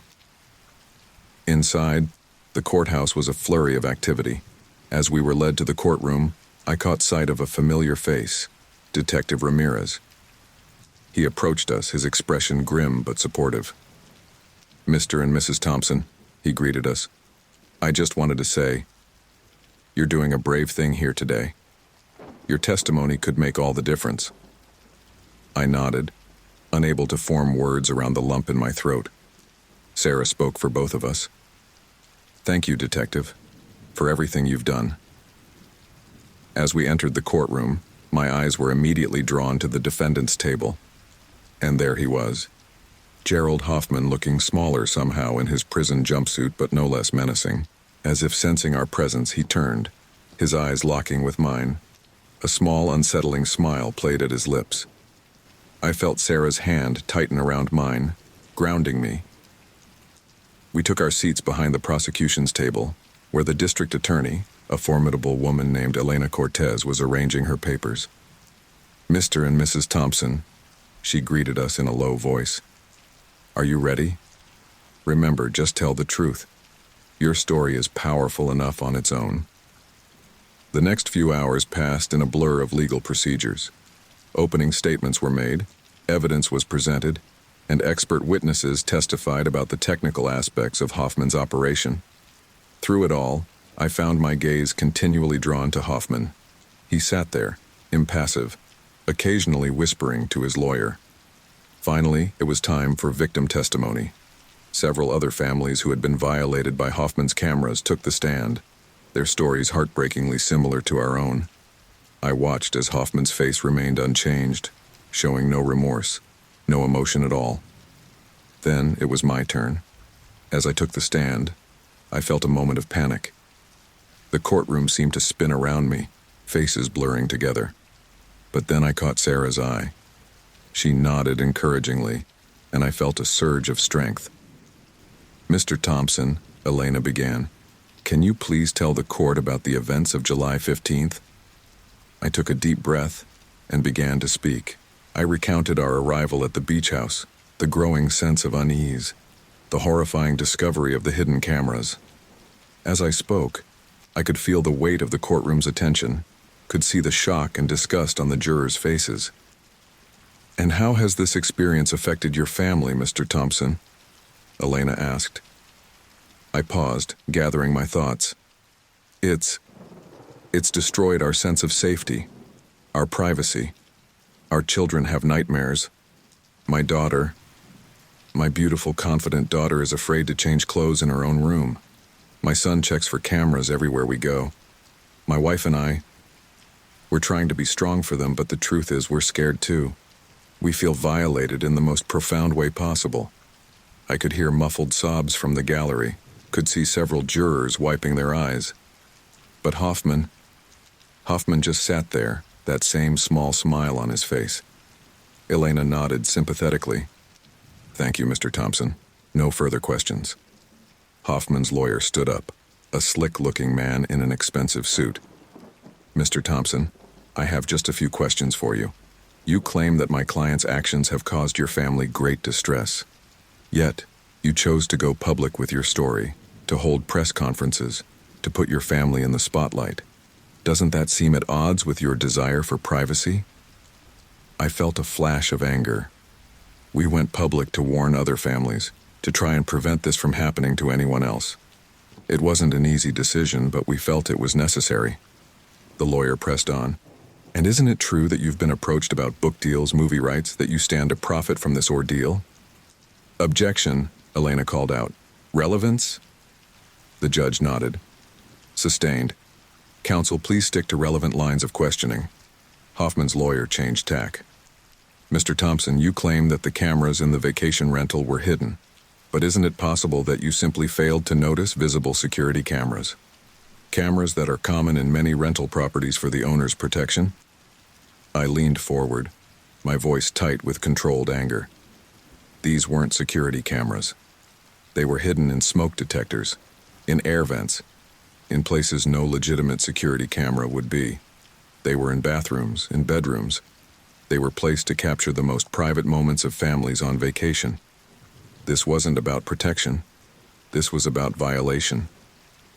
The cross-examination continued, with Hoffman's lawyer trying to poke holes in my testimony, to paint us as opportunists or hysterics. But with each question, I felt my resolve strengthen. I wasn't just speaking for my family anymore. I was speaking for every family that had been violated, for every child whose innocence had been stolen. Finally, I was allowed to step down. As I passed Hoffman's table, he leaned slightly towards me, his voice barely audible. "You should thank me, I've made you famous." I stopped cold, my fists clenching at my sides. For a moment I was tempted to lunge at him, to wipe that smug smile off his face. But then I thought of my family, of all the families watching this trial. Instead, I leaned down, meeting his eyes. "No, Hoffman, you haven't made us famous. You've made us fighters. And we're going to make sure you never hurt anyone ever again." With that, I walked back to my seat, feeling lighter somehow. Sarah was next to testify, and as she passed me, I gave her hand a reassuring squeeze. Sarah's testimony was powerful in its quiet dignity. She spoke of the impact on our children, of the sleepless nights and the constant fear. Her voice broke as she described finding Mia huddled in her closet, too afraid to change clothes in her own room. "We came to you for a vacation," she said, her eyes locked on Hoffman. "We trusted you with our family's safety and privacy, and you betrayed that trust in the most horrific way possible. You didn't just invade our privacy. You stole our peace of mind, our sense of security. You took something from us that we can never fully get back." As Sarah stepped down, I could see that her words had hit home with the jury. Several were openly crying, and even the judge seemed moved. The trial continued for several more days. Expert witnesses testified about the extent of Hoffman's operation, the sophisticated technology he used, the vast network of properties involved. Other victims shared their stories, each one adding to the overwhelming evidence of Hoffman's guilt. Finally, it was time for closing arguments. Elena Cortez stood, her voice ringing out clear and strong. Ladies and gentlemen of the jury, over the past week you have heard overwhelming evidence of Gerald Hoffman's guilt. You've heard from experts who have detailed the extent and sophistication of his criminal enterprise. But more importantly, you've heard from the victims. You've seen their pain, their fear, their anger. Gerald Hoffman didn't just invade these families' privacy. He stole their sense of safety, their peace of mind. He turned what should have been happy vacation memories into nightmares. The evidence is clear. The testimony is compelling. Gerald Hoffman is guilty, and he must be held accountable for his crimes. For the sake of the Thompson family, for the sake of all the families he victimized, and for the sake of justice, I urge you to return a guilty verdict. As the jury filed out to begin deliberations, I felt a mix of exhaustion and nervous anticipation. Sarah and I clung to each other, both of us too drained to speak. Hours passed. The waiting was excruciating. Finally, after what felt like an eternity, the jury returned. Has the jury reached a verdict? We have, Your Honor. I held my breath, my heart pounding in my chest. On the charge of illegal surveillance, how do you find? We find the defendant, Gerald Hoffman, guilty.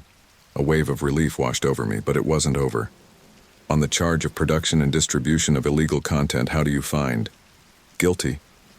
On the charge of fraud and deceptive practices, how do you find? Guilty. With each guilty verdict, I felt a weight lifting from my shoulders. When the final charge was read, and Hoffman was found guilty on all counts, I couldn't hold back my tears. Sarah and I embraced, both of us crying and laughing at the same time. As Hoffman was led away in handcuffs, he turned to look at us one last time. But this time, there was no smug smile. For the first time, I saw fear in his eyes. Outside the courthouse, we faced the media once again. But this time, we were ready. Sarah and I stepped up to the microphones, our hands clasped tightly together. Today, justice was served, I began. Not just for our family, but for every family that Gerald Hoffman violated. This verdict sends a clear message. We will not tolerate this kind of invasion of privacy. We will not allow predators to hide behind technology or legitimate businesses. Sarah continued, her voice strong and clear. To any other families out there who might have been victims of similar crimes, don't be afraid to come forward. Your voice matters. Your story matters. Together, we can make a difference. As we walked away from the courthouse, I felt a sense of closure but also a renewed determination. This battle was over, but the war against invasion of privacy was far from finished.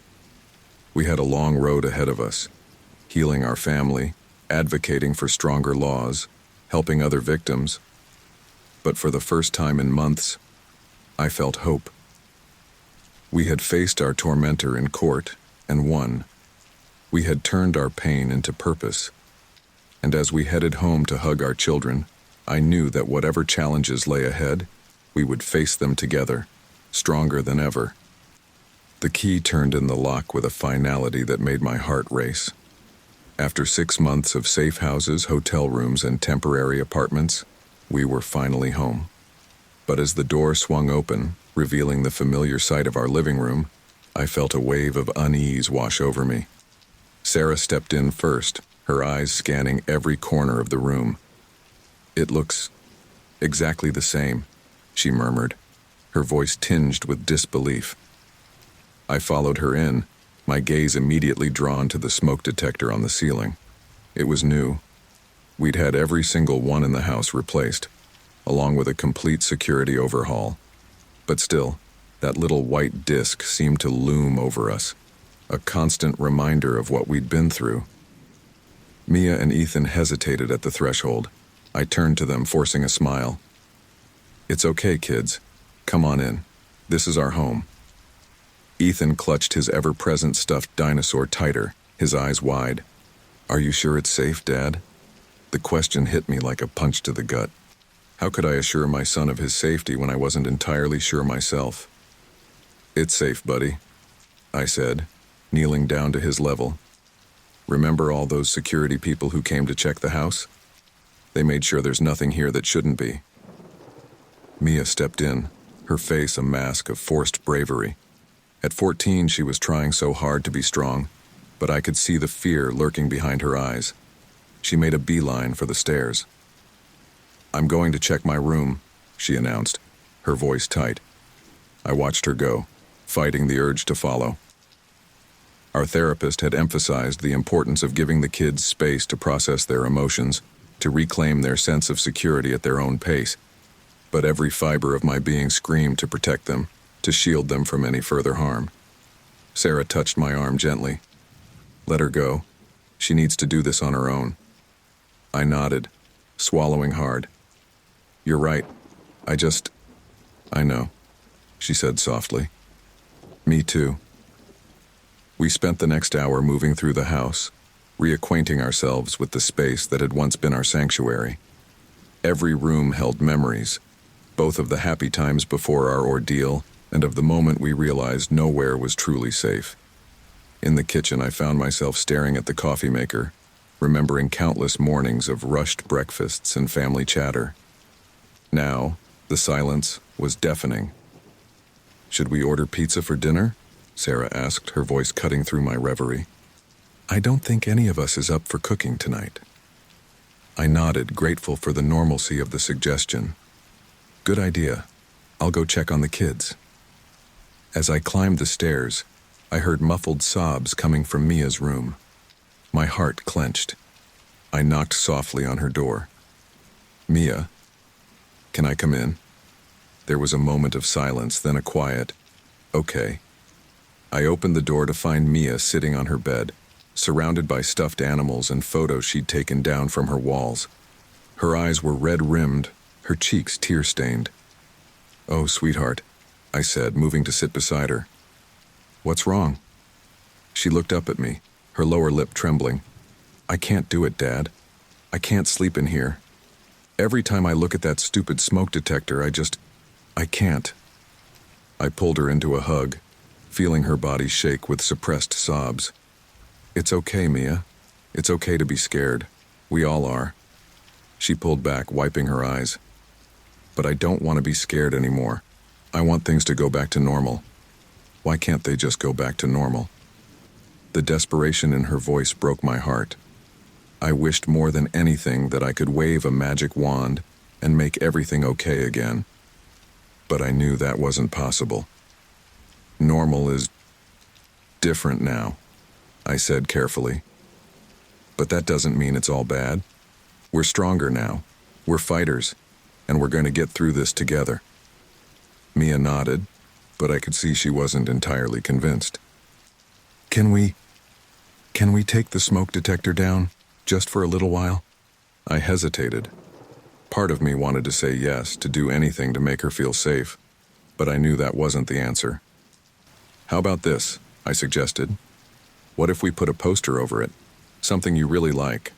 That way, when you look up, you'll see something that makes you happy instead. She considered this for a moment, then nodded slowly. Okay. Maybe that Taylor Swift poster Aunt Jenny got me for my birthday. Perfect. I smiled, relieved to see a glimmer of my old Mia peeking through. We'll hang it up right after dinner. Speaking of which, Mom's ordering pizza. Why don't you come downstairs and help us pick toppings? As we headed downstairs, I heard Sarah's voice, tense and angry, coming from the living room. No, absolutely not. We are not interested in any interviews or book deals. Please do not contact us again. She hung up the phone with more force than necessary, her face flushed with anger. Everything okay? I asked, though I already knew the answer. Sarah shook her head, frustration evident in every line of her body. That was another reporter. They got our new number somehow. God. Will they ever leave us alone? I pulled her into a hug, feeling the tension in her shoulders. We'll change the number again, and we'll talk to Victoria about getting a cease and desist order if we have to. She nodded against my chest, then pulled back, noticing Mia. Her face softened immediately. Hey, sweetie, ready for some pizza? As we gathered around the kitchen island, deciding on toppings and trying to engage in normal family banter, I couldn't shake the feeling that we were actors in a play, going through the motions of normalcy without truly feeling it. The pizza arrived, and we settled in the living room to eat. It was a scene we'd enacted countless times before. Pizza boxes open on the coffee table, some mindless TV show playing in the background. But now, every noise made us jump. Every shadow seemed to hold a potential threat. Ethan, who had been uncharacteristically quiet, suddenly spoke up. Dad, can I sleep in your room tonight? I exchanged a glance with Sarah. We'd been working with Ethan's therapist on helping him sleep independently again, but progress had been slow. How about we start with your own room? Sarah suggested gently. And if you get scared, you can come to us. Remember what Dr. Patel said about being brave? Ethan's lower lip trembled, but he nodded. Okay, but can you leave the hall light on? Of course, buddy, I assured him. Whatever you need to feel safe.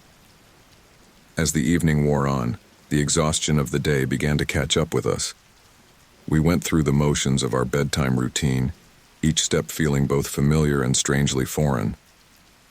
Later, as Sarah and I lay in bed, both of us wide awake despite our fatigue, I voiced the fear that had been gnawing at me all day. What if we can't do this? What if we can't ever feel safe here again?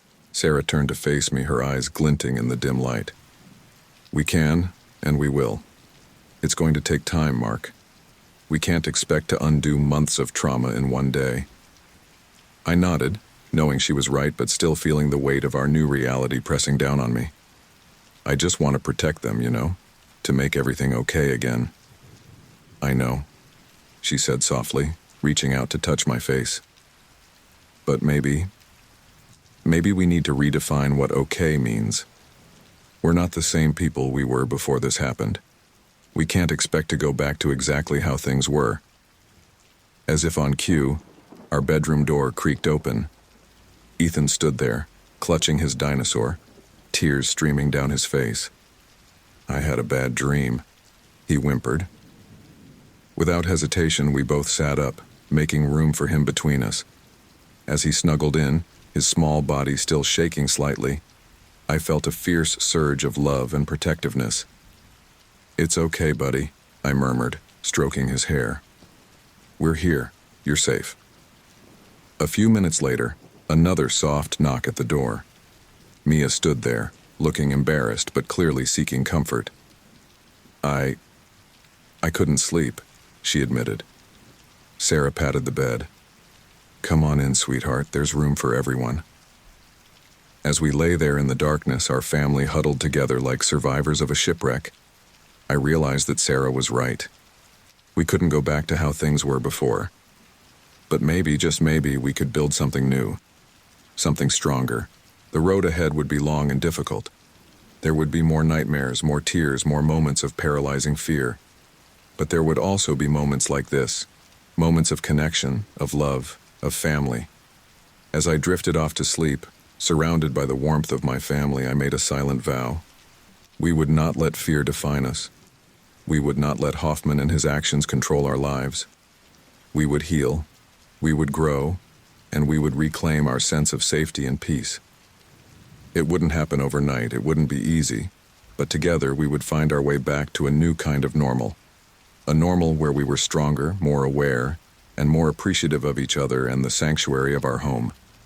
The aftermath of our ordeal would be a long journey, but it was a journey we would take together, one day at a time, one small victory at a time.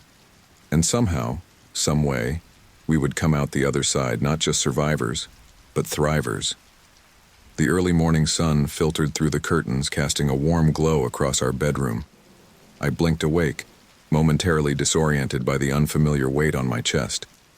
Looking down, I saw Ethan curled up against me, his small hand clutching my t-shirt. On my other side, Mia was nestled against Sarah, both still deep in sleep. It had been 3 months since we'd moved back home, and this scene, all of us crowded into the master bedroom, was still more common than not. But as I carefully extricated myself from the tangle of limbs, I realized that the crushing anxiety that had been my constant companion for so long felt lighter somehow. I made my way downstairs, the house quiet except for the soft hum of the new security system. As I started the coffee maker, my eyes were drawn to the calendar on the fridge. Today's date was circled in red. Family therapy, 10 a.m. Dr. Lydia Chen had been working with us since the trial, helping us navigate the treacherous waters of our collective trauma. At first, the sessions had been grueling, filled with tears and raw pain. But lately, there had been glimmers of hope, moments of breakthrough that gave me faith in our ability to heal. As the smell of coffee filled the kitchen, Sarah padded in, her hair mussed from sleep. "Morning," she mumbled, making a beeline for the coffee pot. I smiled, handing her a mug. "Sleep okay?" She nodded, taking a grateful sip. "Better than I have in a while, actually. You?" "Same," I replied, surprised to realize it was true. "No nightmares?" Sarah shook her head. "Not last night. It's nice." We shared a moment of quiet understanding. These small victories, a night without terrors, a moment of peace, were precious to us now. The sound of footsteps on the stairs broke our reverie. Mia appeared, looking groggy but determined. "Is there hot water for tea?" she asked, reaching for her favorite mug. As I helped her prepare her tea, I noticed she was wearing a t-shirt I hadn't seen in months, one with a low neckline she'd stopped wearing after everything. The sight of it made my heart swell with a mixture of pride and sadness. "New shirt?" I asked casually, trying to keep my voice neutral. Mia glanced down, a faint blush coloring her cheeks. "Oh, yeah. I found it in the back of my closet. Thought I'd try wearing it again." Sarah and I exchanged a look over Mia's head. Another small victory. Ethan joined us soon after, rubbing sleep from his eyes. "Can we have pancakes?" he asked hopefully. For a moment, our kitchen was filled with the comfortable chaos of a family breakfast. As I flipped pancakes and Sarah corralled Ethan into setting the table, I could almost believe we were back to normal. Almost. The illusion shattered when the doorbell rang. We all froze, the easy atmosphere evaporating instantly. Old fears rushed back. Was it another reporter? Someone who'd seen us on the news? I moved to the security panel, checking the camera feed. "It's okay," I called out, relief evident in my voice. "It's just Mrs. Gonzalez from next door." As I opened the door, our elderly neighbor greeted me with a warm smile and a casserole dish. "Good morning, Mark. I made too much lasagna last night and thought your family might enjoy some." Her kindness, so simple and genuine, brought a lump to my throat. That's very kind of you, Mrs. Gonzalez." "Thank you." She patted my arm gently. "You're welcome, dear. And remember, if you ever need anything, a cup of sugar, someone to watch the kids, or just a friendly ear, I'm right next door." As I closed the door, lasagna in hand, I was struck by how such a small gesture could mean so much. In the months since our story had gone public, we'd experienced the best and worst of humanity. There had been invasive reporters, cruel internet comments, and even a few stalkers. But there had also been countless acts of kindness from friends, neighbors, and complete strangers. Back in the kitchen, the mood had shifted. Sarah was holding Ethan, who looked on the verge of tears. Mia was gripping her mug so tightly her knuckles were white. "It's okay," I said softly, setting down the lasagna. "It was just Mrs. Gonzalez bringing us food. Everything's fine." Slowly, the tension began to dissipate. We finished our breakfast in relative calm, though the easy banter of earlier was gone. As we piled into the car for our therapy appointment, I couldn't help but reflect on how far we'd come, and how far we still had to go. The drive to Dr. Chen's office was quiet, each of us lost in our own thoughts. Dr. Chen's office was a soothing space, all soft colors and comfortable furniture. As we settled into our usual spots, Sarah and I on the couch, Mia in the armchair, and Ethan on the floor with his coloring books, I felt some of the morning's tension start to ease. "Good morning, everyone." Dr. Chen greeted us warmly. "How has the week been?" There was a moment of silence before Sarah spoke up. "It's been better, I think. We had our first night without anyone having nightmares." Dr. Chen nodded encouragingly. "That's excellent progress. How did that make you all feel?" "Weird," Mia said suddenly. We all turned to look at her. She shrugged, picking at a loose thread on her jeans. "I mean, it was nice, but I kept waiting for something bad to happen. Like, is it okay to feel okay?" Dr. Chen leaned forward slightly. "That's a very insightful observation, Mia. It's common for survivors of trauma to feel guilty about healing or moving forward. But it's important to remember that healing doesn't mean forgetting or diminishing what happened to you. It means learning to live with it in a way that doesn't control your life." I felt a tightness in my chest at her words. "I think I know what Mia means," I admitted. Sometimes when things start to feel normal, I catch myself thinking about him, about what he did, and then I feel like I'm right back where we started. Sarah reached for my hand, squeezing it gently. "Me too," she said softly. Dr. Chen nodded. "That's a normal part of the healing process. The goal isn't to never think about what happened, but to change how those thoughts affect you. Mark, when you have those moments, what do you do?" I thought for a moment. I try to remind myself that we're safe now, that he's in prison and can't hurt us anymore. "That's good," Dr. Chen encouraged. "What else?" "I look at my family," I continued, my voice growing stronger. "I think about how strong we've been, how we've stuck together through all of this." Dr. Chen smiled. "Excellent. You're using positive affirmations and grounding techniques. That's fantastic progress." The session continued, each of us sharing our struggles and small victories. Ethan talked about how he'd managed to sleep in his own room for 3 nights in a row. Mia hesitantly mentioned wearing her old shirt again.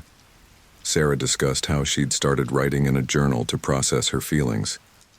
As we neared the end of our session, Dr. Chen posed a question that caught us all off guard. "I'd like each of you to share one thing you're proud of, about yourself or about your family, in how you've handled this situation." There was a long pause. We'd spent so long focusing on our pain, our fear, our trauma, that the idea of pride seemed almost foreign. Surprisingly, it was Ethan who spoke first. "I'm proud that I can sleep in my own room sometimes now," he said, his voice small but steady, even though it's still scary. "That's wonderful, Ethan," Dr. Chen praised. "It takes a lot of courage to face your fears like that." Mia went next, her words hesitant. "I'm proud that I can talk about what happened now. Before, I couldn't even think about it without having a panic attack. But now I can talk about it, not all the time, but sometimes." I felt a surge of love and pride for my daughter's bravery. Sarah squeezed my hand before speaking. "I'm proud of how we've stuck together as a family. Even on the worst days, we've been there for each other." All eyes turned to me. I took a deep breath, feeling the weight of everything we'd been through. "I'm proud of us for not letting this break us," I said finally. "We could have fallen apart, turned on each other, given up, but we didn't. We're still here, still fighting, still healing, and that's something to be proud of." As we left Dr. Chen's office, I felt a shift in the air around us. It wasn't dramatic. We weren't suddenly cured or free from the impact of our trauma. But there was a lightness, a sense of possibility that hadn't been there before. On the drive home, Mia asked if we could stop for ice cream. A year ago, it would have been a normal request. In the months since our ordeal, the idea of such a casual outing would have been unthinkable. But today, it felt Right. As we sat in the small ice cream parlor, watching Ethan gleefully create a monster sundae and listening to Mia debate the merits of various flavors with Sarah, I was struck by a realization. This moment of ordinary family joy was healing. It wasn't about forgetting what had happened to us or pretending everything was fine. It was about reclaiming our lives, one small moment at a time. The road ahead was still long. We would still have bad days, moments of fear and doubt, but we would also have this. Moments of laughter, of connection, of simple pleasures. And slowly, surely, we would find our way back to a life where joy outweighed fear, where hope was stronger than trauma. As we drove home, the late afternoon sun painting the sky in brilliant hues, I felt a sense of peace settle over me. We were healing. Not perfectly, not completely, but healing nonetheless. And for now, that was enough. The suitcases stood by the door, a tangible reminder of the journey we were about to embark upon. 1 year had passed since our nightmare began, and now we stood on the precipice of what felt like our biggest challenge yet, taking another family vacation. I stood in the living room, my hand resting on the handle of my suitcase, unable to shake the feeling that we were making a terrible mistake. Sarah appeared beside me, her face a mixture of determination and apprehension. "Are we crazy for doing this?" I asked, voicing the doubt that had been gnawing at me for weeks. Sarah took a deep breath. "Maybe, but Dr. Chen thinks it's an important step in our healing process. And the kids, they need this, Mark. We all do." I nodded, knowing she was right. We couldn't let fear control our lives forever. Still, the idea of voluntarily putting ourselves in a situation so similar to the one that had shattered our world felt almost insurmountable. Mia came down the stairs, her own bag in tow. At 15, she carried herself with a new kind of strength, hard-won through therapy and sheer determination. But I could see the tension in her shoulders, the wariness in her eyes. "I double-checked my room," she said, her voice carefully neutral. "Made sure I didn't forget anything." I knew she meant more than just packing. The compulsive checking of rooms for hidden cameras had become a habit for all of us, one we were slowly trying to break. "Good job, sweetheart," Sarah said, giving her a reassuring smile. "Is your brother ready?" As if on cue, Ethan bounded down the stairs, his backpack bouncing against his back. "I'm ready. Can we go now? I want to see the beach." His enthusiasm was infectious, and I felt some of my anxiety begin to ebb. If Ethan, who had been so deeply traumatized by our ordeal, could face this trip with excitement, surely we could too.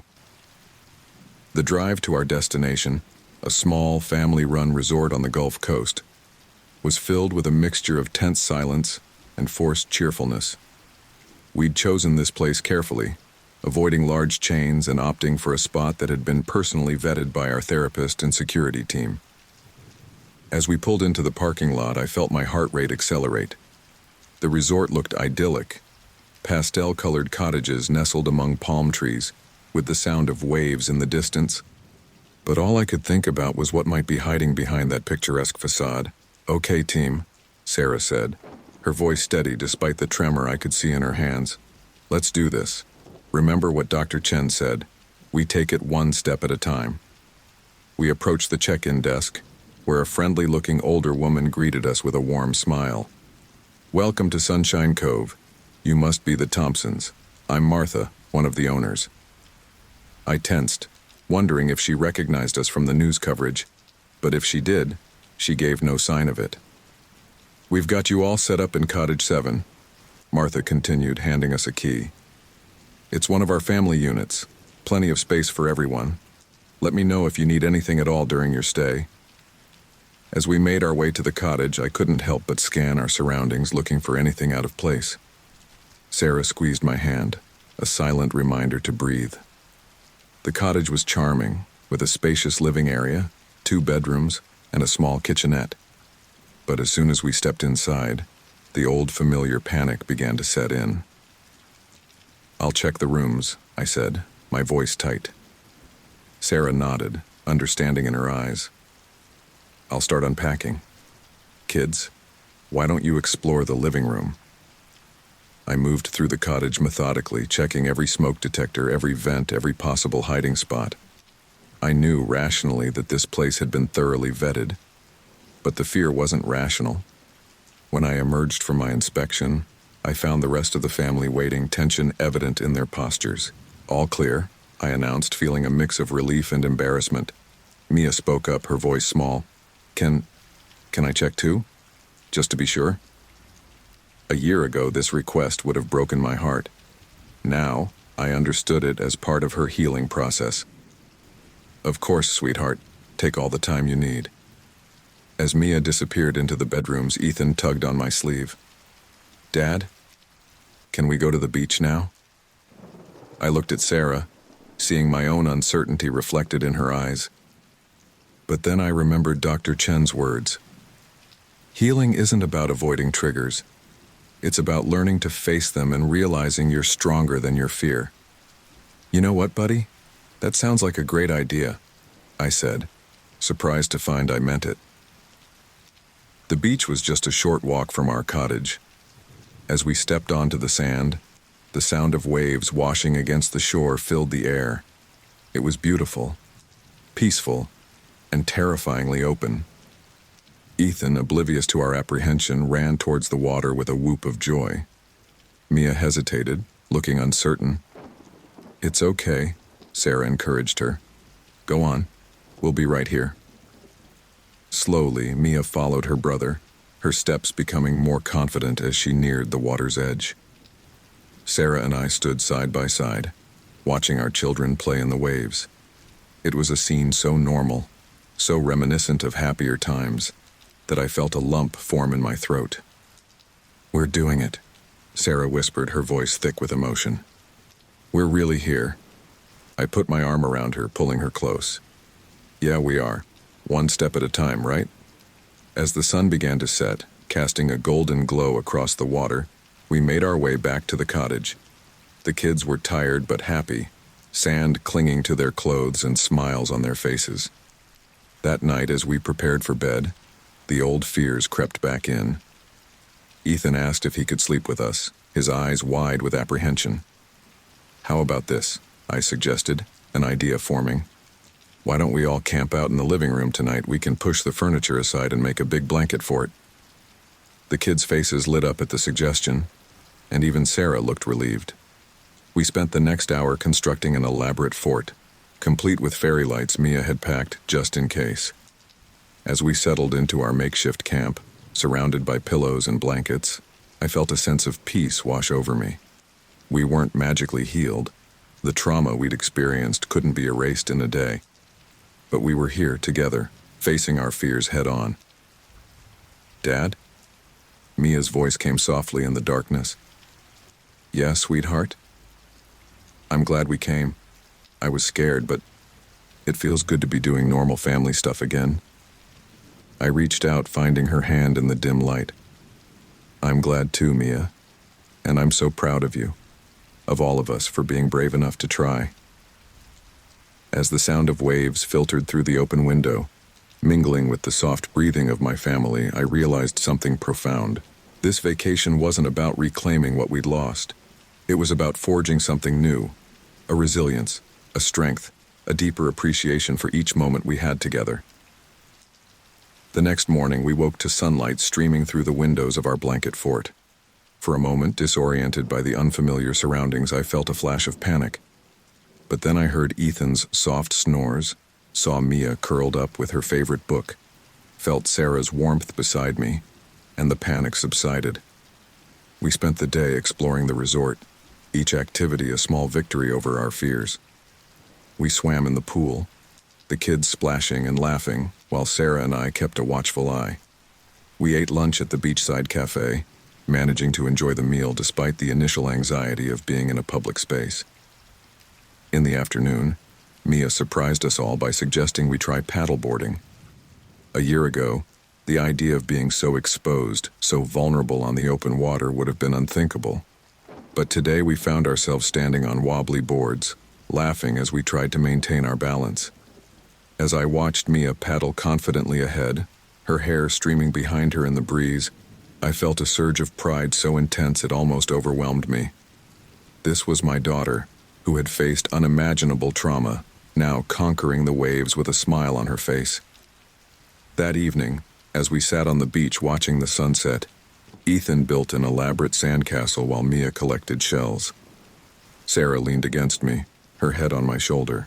"You know," she said softly, "I think we're going to be okay." I kissed the top of her head, feeling a sense of peace I hadn't experienced in a long time.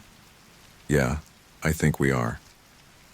As the sky turned from gold to pink to deep purple, I reflected on our journey. We had been broken, shattered by an experience no family should ever have to endure. But here we were, piecing ourselves back together, stronger in the broken places. This vacation wasn't an end to our healing journey. There would still be hard days ahead, moments of fear and doubt. But it was a new beginning, a step towards reclaiming the joy and freedom that had been stolen from us.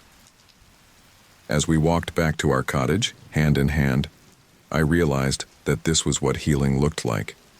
Not a return to who we were before, but an evolution into something new. A family, tempered by adversity, bound together by love and resilience.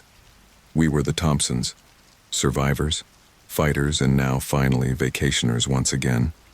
And as I looked at the faces of my wife and children, illuminated by the soft glow of the resort lights, I knew that whatever challenges lay ahead, we would face them together.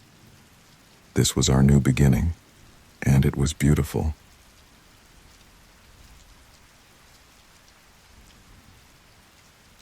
The harsh buzz of my alarm clock jolted me awake, its incessant noise piercing through the fog of sleep. I groaned, fumbling blindly to silence the infernal device. As consciousness slowly seeped into my mind, I became aware of a dull ache permeating my body. It wasn't an unfamiliar sensation, but today it felt more intense, more wrong. I dragged myself out of bed, wincing as my feet hit the cold, hardwood floor. The chill sent a shiver up my spine, and I wrapped my arms around myself, seeking warmth. That's when I felt it, a sharp sting on my forearm that made me hiss in pain. Frowning, I made my way to the bathroom, flicking on the light switch. The sudden brightness made me squint, my eyes struggling to adjust. As my vision cleared, I found myself face to face with my reflection in the mirror above the sink. What I saw made my heart skip a beat. "What the hell?" I whispered, leaning closer to the mirror. My reflection stared back at me, but it wasn't the face I was used to seeing. Dark circles shadowed my eyes, making them appear sunken and haunted. But that wasn't what caught my attention. No, it was the angry red scratch running down my left cheek, ending just above my jawline. With trembling fingers, I traced the length of the scratch. It stung at my touch, fresh and raw. I hadn't gone to bed with this mark. How could this have happened while I slept? My gaze dropped to my arms and my breath caught in my throat. Bruises, varying in size and color, dotted my skin like a macabre constellation. Some were a deep purple, others a sickly yellow-green, hinting at different stages of healing. But the most alarming were the ones that were clearly new, angry and red, tender to the touch. "This can't be happening," I muttered, my voice shaky and uncertain. I quickly stripped off my t-shirt, dreading what I might find. My fears were confirmed as I took in the state of my torso. More bruises, more unexplained marks. It looked like I'd been in a fight, but I had no memory of any such thing. Panic began to set in, my breath coming in short, sharp gasps. I gripped the edges of the sink, trying to ground myself as my mind raced with possibilities. Had someone broken in? But surely I would have woken up. Was I sleepwalking? But how could I inflict this much damage on myself without waking? The shrill ring of my phone cut through my spiraling thoughts. I jumped, my heart pounding even harder. Taking a deep breath, I made my way back to the bedroom and picked up the phone. The caller ID showed it was my best friend, Sarah. "Hello?" I answered, trying to keep my voice steady. "David?" Are you okay? You sound weird. Sarah's concerned voice came through the speaker. I hesitated, unsure of how to explain what was happening. I don't know, Sarah. Something's wrong. What do you mean? David, you're scaring me. I took a shaky breath. I woke up covered in bruises and scratches. I don't know how they got there. There was a pause on the other end of the line. What? Are you sure you didn't just have a rough night? Maybe you fell out of bed or something? No, Sarah, this is different, I insisted, frustration creeping into my voice. It's not just a bruise or two, I'm covered in them, and there's a scratch on my face that wasn't there when I went to bed. Okay, Sarah said, her tone soothing. Have you been drinking more than usual lately? Maybe you did something and don't remember? I shook my head even though she couldn't see me. No, I haven't had a drink in weeks. I've been too busy with work. All right, let's think about this logically, Sarah suggested. Is your apartment secure? Is there any way someone could have gotten in? The thought sent a chill down my spine. I don't think so. The door was locked, and I'm on the 3rd floor. The windows were closed too. Maybe you should call the police just in case, Sarah said, worry evident in her voice. I ran a hand through my hair, wincing as I accidentally brushed against a tender spot on my scalp. And tell them what? That I woke up with mysterious bruises? They'll think I'm crazy. David, this is serious. If someone's hurting you... No one's hurting me, I snapped, then immediately regretted my outburst. I'm sorry, Sarah. I'm scared. This isn't the first time this has happened. There was a sharp intake of breath on the other end of the line. What do you mean, not the first time? David, why didn't you say anything? I sank down onto the edge of my bed, suddenly feeling exhausted. It started a couple of weeks ago, just a bruise here and there. I thought maybe I was tossing and turning in my sleep, hitting the wall or something, but it's getting worse. Oh, David, Sarah's voice was soft, filled with concern. You need to see a doctor. This isn't normal. I nodded, even though she couldn't see me. Yeah, you're right. I'll try to get an appointment today. Good. And I'm coming over after work. No arguments, she added firmly. Despite everything, I felt a small smile tug at my lips. Thanks, Sarah. I don't know what I'd do without you. After hanging up, I sat there for a moment trying to gather my thoughts. The initial panic had subsided, replaced by a gnawing anxiety that settled in the pit of my stomach. I needed answers, but I was afraid of what those answers might be. With a heavy sigh, I stood up and started getting ready for work. As I buttoned up my shirt, carefully hiding the worst of the bruises, I couldn't shake the feeling that something was terribly wrong. It wasn't just the physical marks. There was a fog in my mind, a sense that I was missing something important. I paused at my bedroom door, my hand on the doorknob. My gaze was drawn to the rumpled bed sheets, and for a moment, I could have sworn I saw a shadow move across the wall. I blinked and it was gone. Get it together, David, I muttered to myself, shaking my head. As I made my way to the kitchen to grab a quick breakfast, my phone buzzed with a text from my boss. Don't forget the presentation today. The clients will be here at 2 p.m. sharp. I groaned, remembering the important meeting I had completely forgotten about in the chaos of the morning. How was I supposed to focus on work when my body looked like it had gone 10 rounds with a heavyweight boxer? I poured myself a cup of coffee, wincing as the hot liquid stung the small cut on my lip I hadn't noticed before. As I sipped the bitter brew, my mind wandered back to the strange events of the past few weeks. The unexplained bruises, the constant fatigue, the nagging feeling that something was off. Maybe I'm losing my mind, I whispered to the empty kitchen. The silence that answered me was far from comforting. I finished my coffee quickly, grabbed my briefcase, and headed for the door. As I reached for the handle, I caught sight of my reflection in the small mirror hanging in the entryway. For a split second, I could have sworn I saw something dark and shadowy standing behind me. I whirled around, my heart pounding, but there was nothing there. Just my empty apartment, bathed in the soft morning light. I practically ran out the door, slamming it behind me. As I waited for the elevator, I couldn't shake the feeling that I was being watched. The day had barely begun, and already I was a mess of nerves and paranoia. Little did I know, this was just the beginning. The bruises, the scratches, the shadows, they were all pieces of a puzzle I wasn't ready to solve. As the elevator doors closed behind me, I couldn't help but wonder, what would I wake up to tomorrow? And more importantly, what was happening to me while I slept? The workday ahead seemed impossibly long, but it was nothing compared to the night that awaited me. As I stepped out onto the busy Denver street, the morning sun warming my face, I made a silent promise to myself. I would get to the bottom of this, no matter what it took, because one thing was certain, I couldn't go on like this. Something had to change, and it had to change soon. With one last glance at my apartment building, I squared my shoulders and set off towards the office. Whatever was happening to me, I would face it head on. I had to. The alternative was too terrifying to contemplate. The shrill beeping of my alarm clock pierced through the fog of my restless sleep.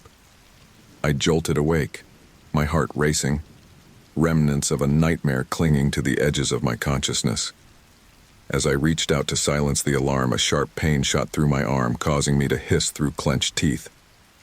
"Not again," I groaned, dread settling in the pit of my stomach. With trepidation, I forced myself to look down at my arms. My breath caught in my throat as I took in the sight. Fresh bruises bloomed across my skin, angry purple marks stark against my pale complexion. But what made my blood run cold was the series of thin red scratches running down my forearm, as if I'd been clawed by some unseen beast. I stumbled out of bed, my legs shaky beneath me, and made my way to the bathroom.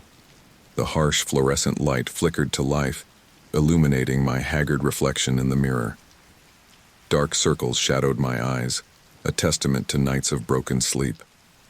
But it was the new injuries that held my attention. "This can't go on," I whispered to my reflection, tracing the outline of a particularly nasty bruise on my cheek. The events of the past week flashed through my mind. The mounting injuries, the growing fear, the sleepless nights. I had tried everything, changing my mattress, removing potentially hazardous objects from my bedroom, even sleeping on the couch. Nothing helped. If anything, the mysterious injuries were getting worse. With trembling hands, I reached for my phone and dialed the number for my doctor's office. After a brief conversation with the receptionist, I managed to secure an emergency appointment for later that morning. As I got dressed, carefully selecting a long-sleeved shirt to hide the worst of the marks, my phone buzzed with a text from Sarah. "How are you holding up? Any improvement?" I sighed, typing out a quick response. "Worse. Got a doctor's appointment this morning. I'll keep you posted." Her reply was almost instantaneous. "Want me to come with you?" For a moment, I was tempted to accept her offer. The thought of facing this alone was daunting, but I shook my head, replying, "Thanks, but I need to do this myself. I'll call you after." The drive to the doctor's office was a blur of anxiety and speculation. My mind raced with possibilities, each more terrifying than the last. Was I sleepwalking? Did I have some sort of seizure disorder? Or was it something more sinister, something my rational mind didn't want to contemplate? The waiting room was mercifully empty when I arrived. I fidgeted in my seat, the tick of the wall clock seeming unnaturally loud in the quiet space. After what felt like an eternity, a nurse called my name. "David Thompson?" I stood up, following her to the examination room. Dr. Patel, a kind-faced woman in her 50s whom I'd known for years, was waiting for me. "David," she greeted me with a warm smile that quickly faded as she took in my appearance. "My goodness, what happened to you?" I took a deep breath, steeling myself. "That's why I'm here, Dr. Patel. I don't know what's happening to me." Over the next half hour, I recounted the events of the past few weeks. Dr. Patel listened intently, her brow furrowing deeper with each new detail. When I finished, she was silent for a long moment. David, she began carefully, have you considered the possibility that you might be harming yourself in your sleep? I nodded, my throat tight. I've thought about it, but I don't understand how I could do this much damage without waking up. Dr. Patel leaned forward, her eyes filled with concern. There are sleep disorders that can cause this kind of behavior. Parasomnia, for instance, can lead to complex behaviors during sleep, including self-injury. So you think I'm, what, beating myself up in my sleep? The words sounded ridiculous even as I said them. It's a possibility we need to consider, she replied gently. I'd like to run some tests and refer you to a sleep specialist. In the meantime, I think it would be wise to set up some kind of monitoring system in your bedroom. I left the doctor's office an hour later, my head spinning with information and a handful of referrals. As I sat in my car, staring blankly at the steering wheel, my phone buzzed. It was Sarah. Hey, I answered, my voice sounding hollow even to my own ears. David? How did it go? Sarah's concern was palpable even through the phone. I recounted my conversation with Dr. Patel, my voice breaking as I reached the end. She thinks I might be hurting myself in my sleep, Sarah. How is that even possible? Oh, David. Sarah's voice was soft, comforting. Listen, I've been doing some research. There's this thing called a night vision camera. We could set one up in your room, see what's really happening while you sleep. I felt a glimmer of hope at her words. You think that would work? It's worth a try, right? I can pick one up on my way over after work. I agreed, feeling a mix of anticipation and dread at the thought of finally seeing what was happening to me at night. The rest of the day passed in a haze of anxiety and speculation. I found myself jumping at every unexpected sound, flinching at sudden movements. By the time Sarah arrived that evening, carrying a small box containing the night vision camera, I was a bundle of nerves. You look like hell, she said bluntly as I let her in. I managed a weak smile. Thanks. You really know how to make a guy feel special? Sarah's expression softened. I'm sorry. I'm just worried about you. Come on. Let's get this set up. We spent the next hour positioning the camera for the best view of my bed and surrounding area. As Sarah fiddled with the settings, I found myself staring at my bed, a sense of foreboding washing over me. What if... I started, then stopped, unsure how to voice my fears. Sarah looked up from the camera. What if what? I swallowed hard. What if it's not me? What if there's something else in here with me? Sarah stood up, placing a comforting hand on my arm. David, I know you're scared. But whatever this is, we're going to figure it out together, okay? I nodded, grateful for her presence. As she finished setting up the camera, I couldn't shake the feeling that we were on the precipice of something life-changing. All right, it's all set, Sarah announced, stepping back. It'll start recording as soon as it detects movement in the room. I stared at the small, unobtrusive device, my stomach churning with a mix of fear and anticipation. I don't know if I can sleep with that thing watching me. Sarah squeezed my hand. You can do this, David. It's the only way we're going to get answers. After Sarah left, I went through my nightly routine in a daze. As I crawled into bed, my eyes kept darting to the camera, its small red light blinking steadily in the darkness. Sleep seemed impossible, yet exhaustion eventually won out.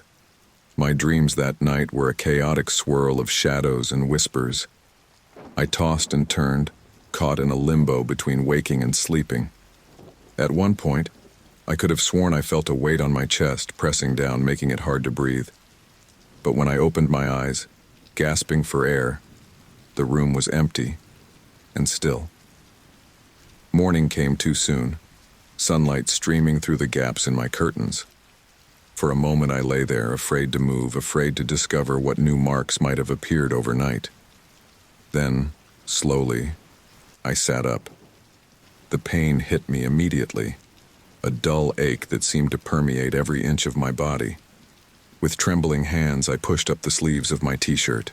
Fresh bruises marred my skin, some in the distinct shape of fingertips. My heart pounding, I stumbled out of bed and over to the camera. With shaking fingers, I disconnected it from its power source and carried it to my laptop. As I waited for the footage to load, a sense of dread settled over me like a heavy blanket. The video began to play, showing me tossing and turning in my sleep. For a while, nothing seemed out of the ordinary. Then, around 2 a.m., I saw myself sit up abruptly, my eyes wide open but unseeing. What I witnessed next made my blood run cold. I watched in horror as my sleeping self began to thrash violently, arms flailing, hands clawing at my own skin. It was as if I was fighting an invisible attacker, my body twisting and contorting in ways that seemed almost inhuman. The footage confirmed Dr. Patel's suspicion. I was indeed hurting myself in my sleep. But as I rewound and replayed certain sections, a chill ran down my spine. In some frames, just for a split second, I could swear I saw a dark, shadowy figure at the edge of the bed. I slammed the laptop shut, my breath coming in short, panicked gasps. What I had seen defied explanation. It was me, and yet not me. Something was happening, something beyond the realm of normal sleep disorders. With shaking hands, I reached for my phone to call Sarah. As the line rang, I couldn't shake the feeling that I had opened a door to something dark and inexplicable. The bruises and scratches were just the beginning. Whatever was happening to me at night, it was far more terrifying than I could have ever imagined. And I had a sinking feeling that it was only going to get worse. My fingers hovered over the laptop's keyboard, trembling with a mixture of anticipation and dread. The video file from last night's recording sat there, innocuous, yet terrifying in its potential. I had spent the entire day at work in a fog, my mind constantly drifting back to what I might find when I finally gathered the courage to watch the footage. "Come on, David," I muttered to myself. "You need to know." With a deep breath, I double-clicked the file. The video player sprang to life, showing my darkened bedroom. I fast-forwarded through the first few hours of uneventful sleep, my heart rate increasing with each passing minute. Suddenly, at 2:17 a.m., I saw myself sit up abruptly in bed. My eyes were open, but there was something off about them. They were vacant, unseeing. I leaned closer to the screen, my breath catching in my throat. What happened next made my blood run cold. My sleeping self swung its legs over the side of the bed and stood up, but the movements were all wrong, jerky and uncoordinated, like a puppet being manipulated by unseen strings. I watched in horror as my body began to move around the room, bumping into furniture and walls with alarming force. "Oh God," I whispered, my hand covering my mouth in shock. On the screen, my sleepwalking self stumbled and fell, crashing into the corner of the dresser. I winced, remembering the large bruise I had discovered on my hip this morning.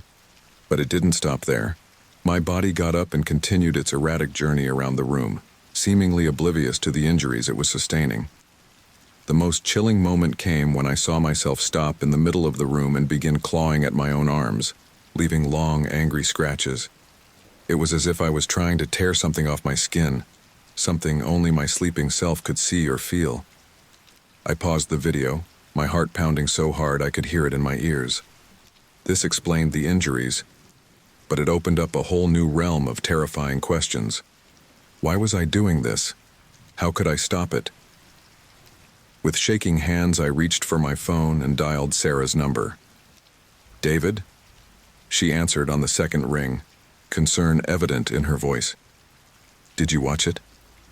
"Sarah," I choked out, my voice barely above a whisper. It's worse than we thought. Can you come over? I need you to see this." "I'm on my way," she said without hesitation. "Just hang in there, okay?" The next 30 minutes felt like an eternity. I paced my apartment, jumping at every creak and shadow. When Sarah finally knocked on my door, I nearly leapt out of my skin. "Jesus, David," Sarah gasped as she took in my appearance. "You look like you've seen a ghost." I managed a weak smile. "Feels like I have. Come on, you need to see this." We sat side by side on my couch, the laptop balanced between us. I hit play, and we watched in silence as the scene unfolded. Sarah's hand found mine, squeezing tightly as we witnessed my nocturnal activities. When it was over, Sarah turned to me, her face pale. "David, I don't even know what to say. Have you shown this to your doctor yet?" I shook my head. "You're the first person I've shown. I don't know what to do, Sarah. How do I stop this?" Sarah was quiet for a moment, her brow furrowed in thought. "We need to get you to a sleep specialist. This goes beyond regular sleepwalking. It's like your body is fighting something." "Or someone," I muttered, the words slipping out before I could stop them. Sarah's eyes widened. "What do you mean?" I hesitated, knowing how crazy it would sound. But if I couldn't trust Sarah, who could I trust? There were moments, just split seconds really, where I thought I saw something else in the room, a shadow or a figure. I know it sounds insane, but... "Show me," Sarah interrupted, her voice steady. We rewound the video, watching carefully. There, at 3:24 a.m., a dark shape seemed to flit across the screen, just at the edge of the camera's view. "Did you see that?" I asked, my voice barely above a whisper. Sarah nodded slowly, her face a mask of confusion and concern. "It could be a glitch in the camera, or a trick of the light. But what if it's not?" I finished for her. We sat in silence for a moment, the weight of the possibility hanging heavy between us. Finally, Sarah spoke up. "Okay, here's what we're going to do. First thing tomorrow, you're calling that sleep specialist. We need to get you proper medical help. In the meantime, I'm staying here tonight." I started to protest, but Sarah held up a hand to stop me. "No arguments. I'm not leaving you alone after seeing that. We'll set up the camera again and I'll sleep on the couch. If anything happens, I'll be right here." Relief washed over me, mingled with a lingering fear. "Thank you, Sarah. I don't know what I'd do without you." As night fell, we went through the motions of setting up the camera again. Sarah made up the couch while I got ready for bed, my movements slow and hesitant. The thought of going to sleep, of potentially hurting myself again, was terrifying. "Maybe I should just stay awake," I suggested as I stood in my bedroom doorway. Sarah shook her head firmly. "You can't avoid sleep forever, David. We need to document what's happening if we're going to find a way to stop it. I'll be right out here, okay? If I hear anything, I'll come wake you up." I nodded, knowing she was right, but hating it all the same. As I crawled into bed, I couldn't shake the feeling of being watched. Every shadow seemed to move. Every creak of the building sounded like footsteps. Sleep, when it finally came, was fitful and filled with strange dreams. I was running through endless dark corridors, chased by something I couldn't see but could feel breathing down my neck. Just as it was about to catch me, I jolted awake, gasping for air. The room was dark and still. I lay there, heart pounding, straining my ears for any sound. Had I been sleepwalking? Had Sarah heard anything? Just as I was about to call out, I saw it. A shadow, darker than the surrounding darkness, moving at the foot of my bed. I froze, terror paralyzing me. The shadow seemed to grow, stretching towards me. I tried to scream, to call for Sarah, but no sound came out. The shadow loomed over me, and I felt a pressure on my chest, making it hard to breathe. In that moment, I was certain that whatever had been haunting my sleep was real, and it was here. Suddenly, the door burst open, light flooding the room. "David?" Sarah's voice cut through the terror. The shadow vanished as if it had never been there. I sat up, gasping and coughing, as Sarah rushed to my side. "Are you okay?" "I heard you thrashing around," she said, her eyes wide with concern. I couldn't speak, could only shake my head as tears began to fall. Sarah sat on the edge of the bed, pulling me into a hug. As I clung to her, sobs racking my body, I knew that things had taken a turn I never could have anticipated. This wasn't just sleepwalking, this wasn't just a medical condition. Whatever was happening to me, it defied logical explanation. The bruises, the scratches, the terrifying nocturnal activities, they were all symptoms of something darker, something that lived in the shadows and came for me in the night. As the first light of dawn began to creep through the windows, I made a silent vow. I would find out what was happening to me no matter the cost. Because one thing was clear, I couldn't go on like this. The night had become my enemy, and I was losing the battle. But with Sarah by my side, and the evidence we had gathered, I had hope. It wasn't much, but it was a start. Whatever this entity was, whatever was causing my nighttime torment, I would face it head on. Because the alternative, letting it consume me night after night, was no longer an option. The revelation of what was truly happening had shaken me to my core, but it had also ignited a determination I didn't know I possessed. The war for my nights, for my sanity, for my very self, had begun, and I intended to win. The harsh fluorescent lights of the sleep clinic waiting room buzzed overhead, their constant hum a grating counterpoint to my frayed nerves. I sat rigid in the uncomfortable plastic chair, my leg bouncing uncontrollably as I waited for my name to be called. The events of the past few nights played on a loop in my mind, each replay more terrifying than the last. "Mr. Thompson?" A nurse's voice cut through my spiraling thoughts. "Dr. Reeves will see you now." I stood up, my legs shaky beneath me. As I followed the nurse down the sterile hallway, I couldn't shake the feeling that I was walking towards a point of no return. Whatever Dr. Reeves had to say, it would change everything. The sleep specialist's office was a stark contrast to the clinical atmosphere of the rest of the building. Warm, earthy tones dominated the decor, and a white noise machine in the corner filled the room with the soothing sound of ocean waves. Dr. Reeves, a woman in her late 50s with kind eyes and silver-streaked hair, greeted me with a warm smile. "David, please have a seat." She gestured to a comfortable-looking armchair. "I've reviewed the notes from your primary care physician, but I'd like to hear about your experiences in your own words." I took a deep breath, steeling myself. "It started with bruises," I began, my voice barely above a whisper. "Just a few at first, easy to dismiss.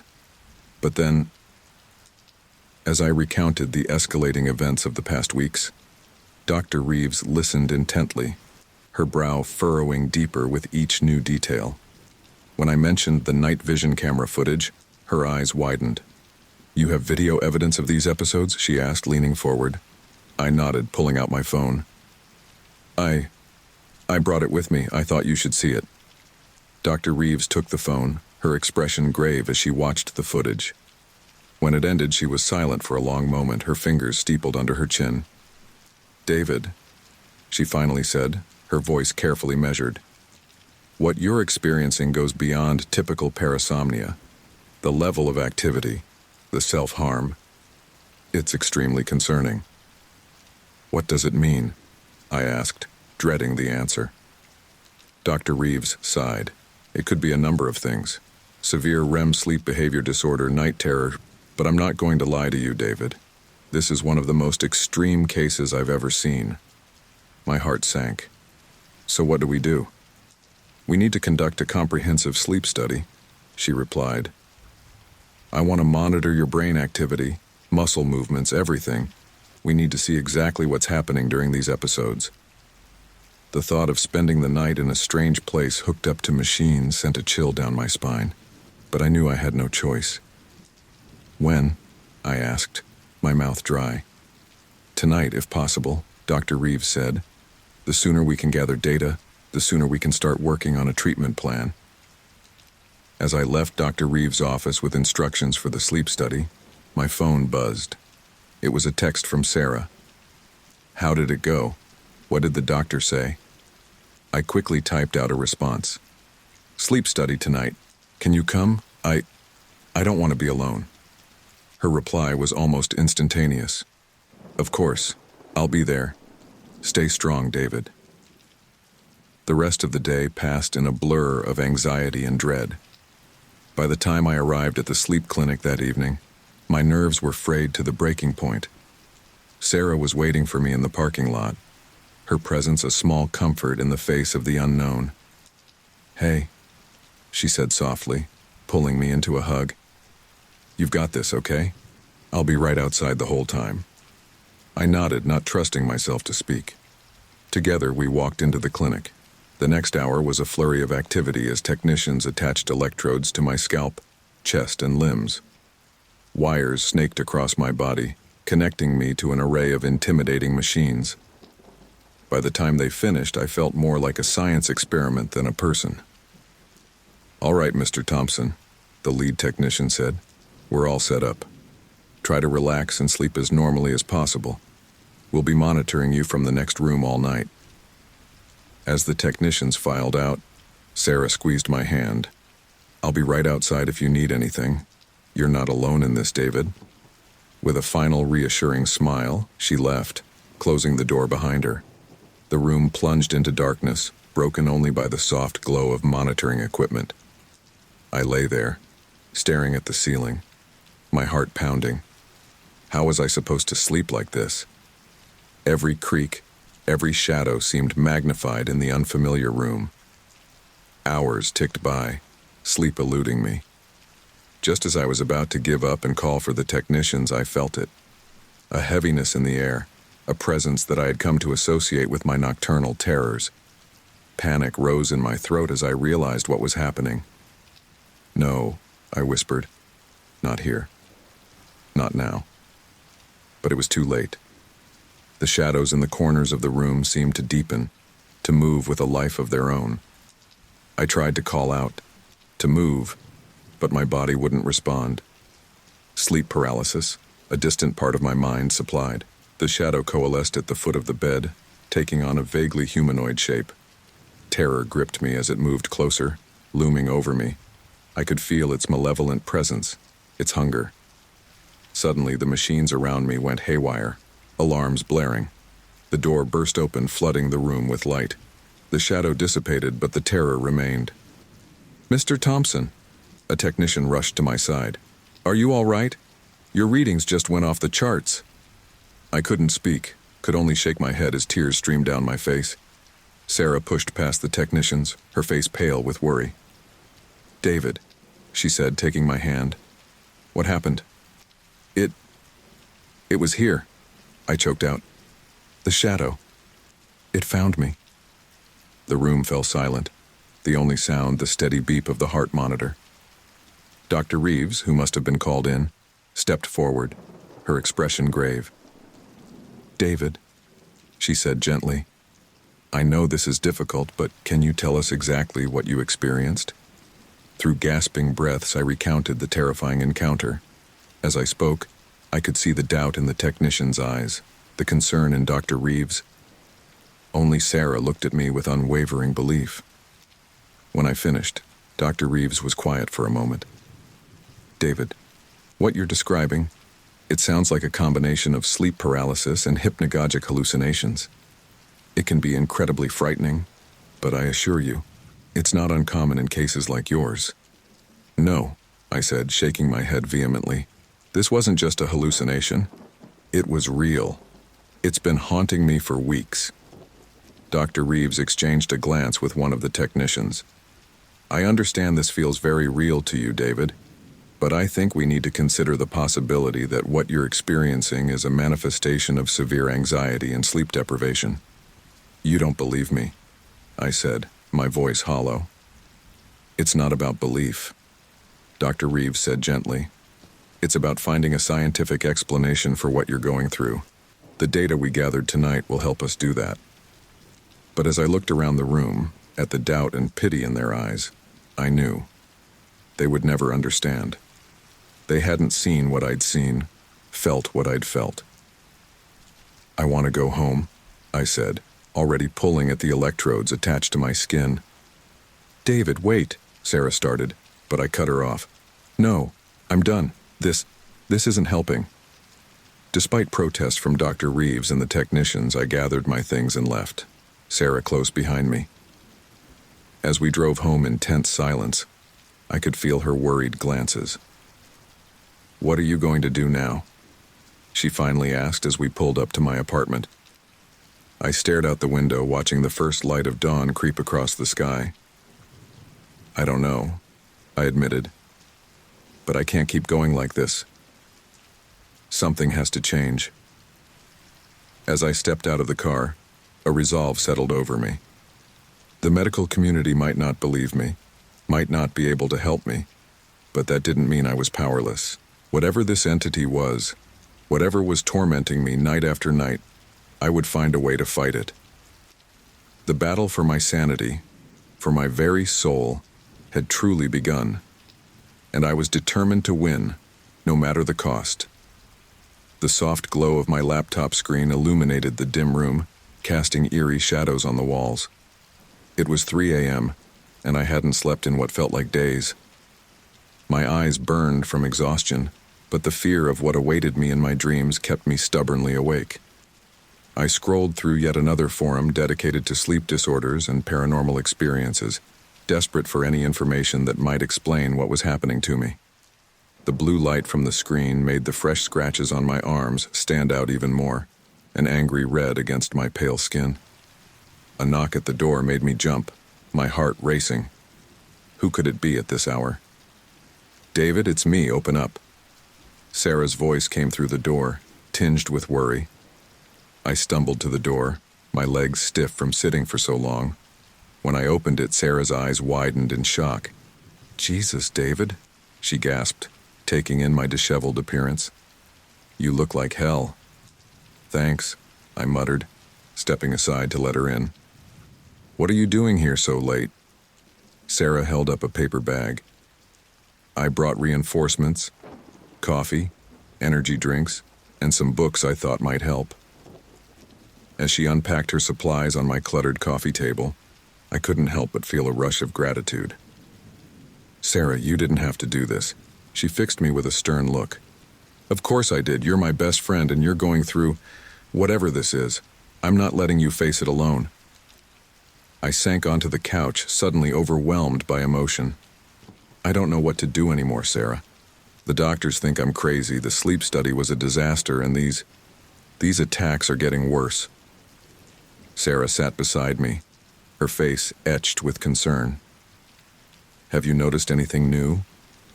Any patterns or changes?" I was about to shake my head when a thought struck me. Actually, there is something.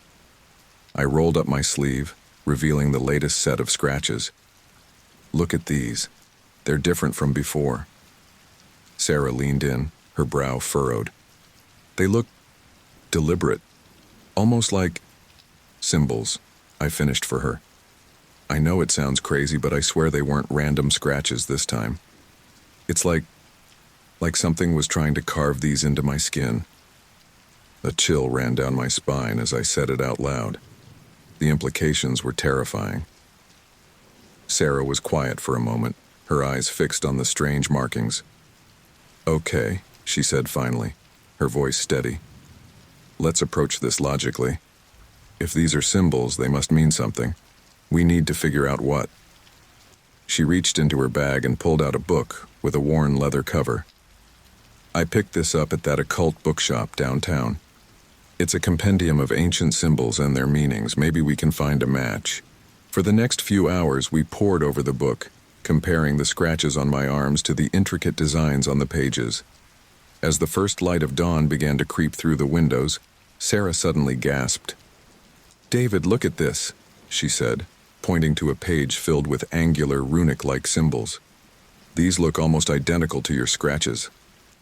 I leaned in, my heart pounding. She was right. The similarity was undeniable. "What does it say about them?" I asked, my mouth dry. Sarah's face paled as she read. "It says these are ancient protection symbols, used to ward off evil spirits and demonic entities."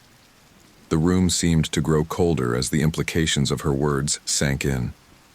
"Are you saying," I started, my voice barely above a whisper, "that something is trying to protect me from what?" Before Sarah could answer, a sharp pain lanced through my head. I cried out, doubling over. "David!" Sarah's voice sounded distant, muffled. "What's wrong?" The pain intensified and suddenly vivid images flashed before my eyes. A dark forest, a circle of stones, a shadowy figure with glowing red eyes, and blood, So much blood. As quickly as it came, the vision faded, leaving me gasping for air. I looked up to see Sarah's terrified face. "What just happened?" she asked, her voice shaking. I shook my head, trying to clear the lingering images. I don't know. It was like a vision or a memory, but it couldn't be. I've never seen that place before. Sarah helped me to my feet, guiding me to the kitchen for a glass of water. As I sipped it, trying to calm my racing heart, she watched me with a mixture of concern and determination. "David," she said slowly, "I think it's time we considered the possibility that what's happening to you isn't just a sleep disorder. These symbols, the visions, there's something more going on here." I nodded, a strange sense of relief washing over me. Finally, someone believed me. "So what do we do?" Sarah took a deep breath. "I have an idea, but you're not going to like it. There's someone I think we should talk to. An expert in unconventional phenomena." "You mean like a psychic or something?" I asked, skepticism creeping into my voice despite everything I'd experienced. "Not exactly," Sarah replied. "Her name is Dr. Elena Vasquez. She's a parapsychologist at the university. She studies the intersection of psychology and unexplained phenomena. If anyone can help us make sense of this, it's her." I hesitated, weighing our options. On one hand, the idea of involving someone else, of sharing my terrifying experiences with a stranger, made me uncomfortable. On the other hand, I was running out of options and time. "Okay," I said finally. "Let's do it. Can you set up a meeting?" Sarah nodded, already pulling out her phone. "I'll call her right now. Try to get some rest in the meantime, okay? You look like you're about to collapse." As Sarah stepped out to make the call, I found myself drawn back to the book of symbols. The runic design seemed to shimmer on the page, almost alive. I traced one with my finger, feeling a strange tingling sensation where it matched the scratch on my arm. What did it all mean? Was something really trying to protect me? And if so, what was it protecting me from? The shadowy figure from my vision flashed in my mind, its red eyes burning with malevolence. I shuddered, closing the book.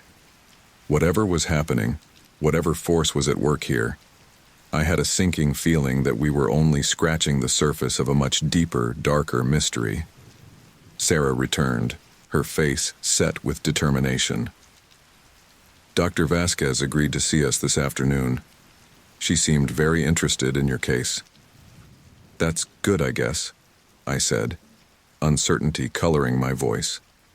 Sarah sat beside me, placing a comforting hand on my arm.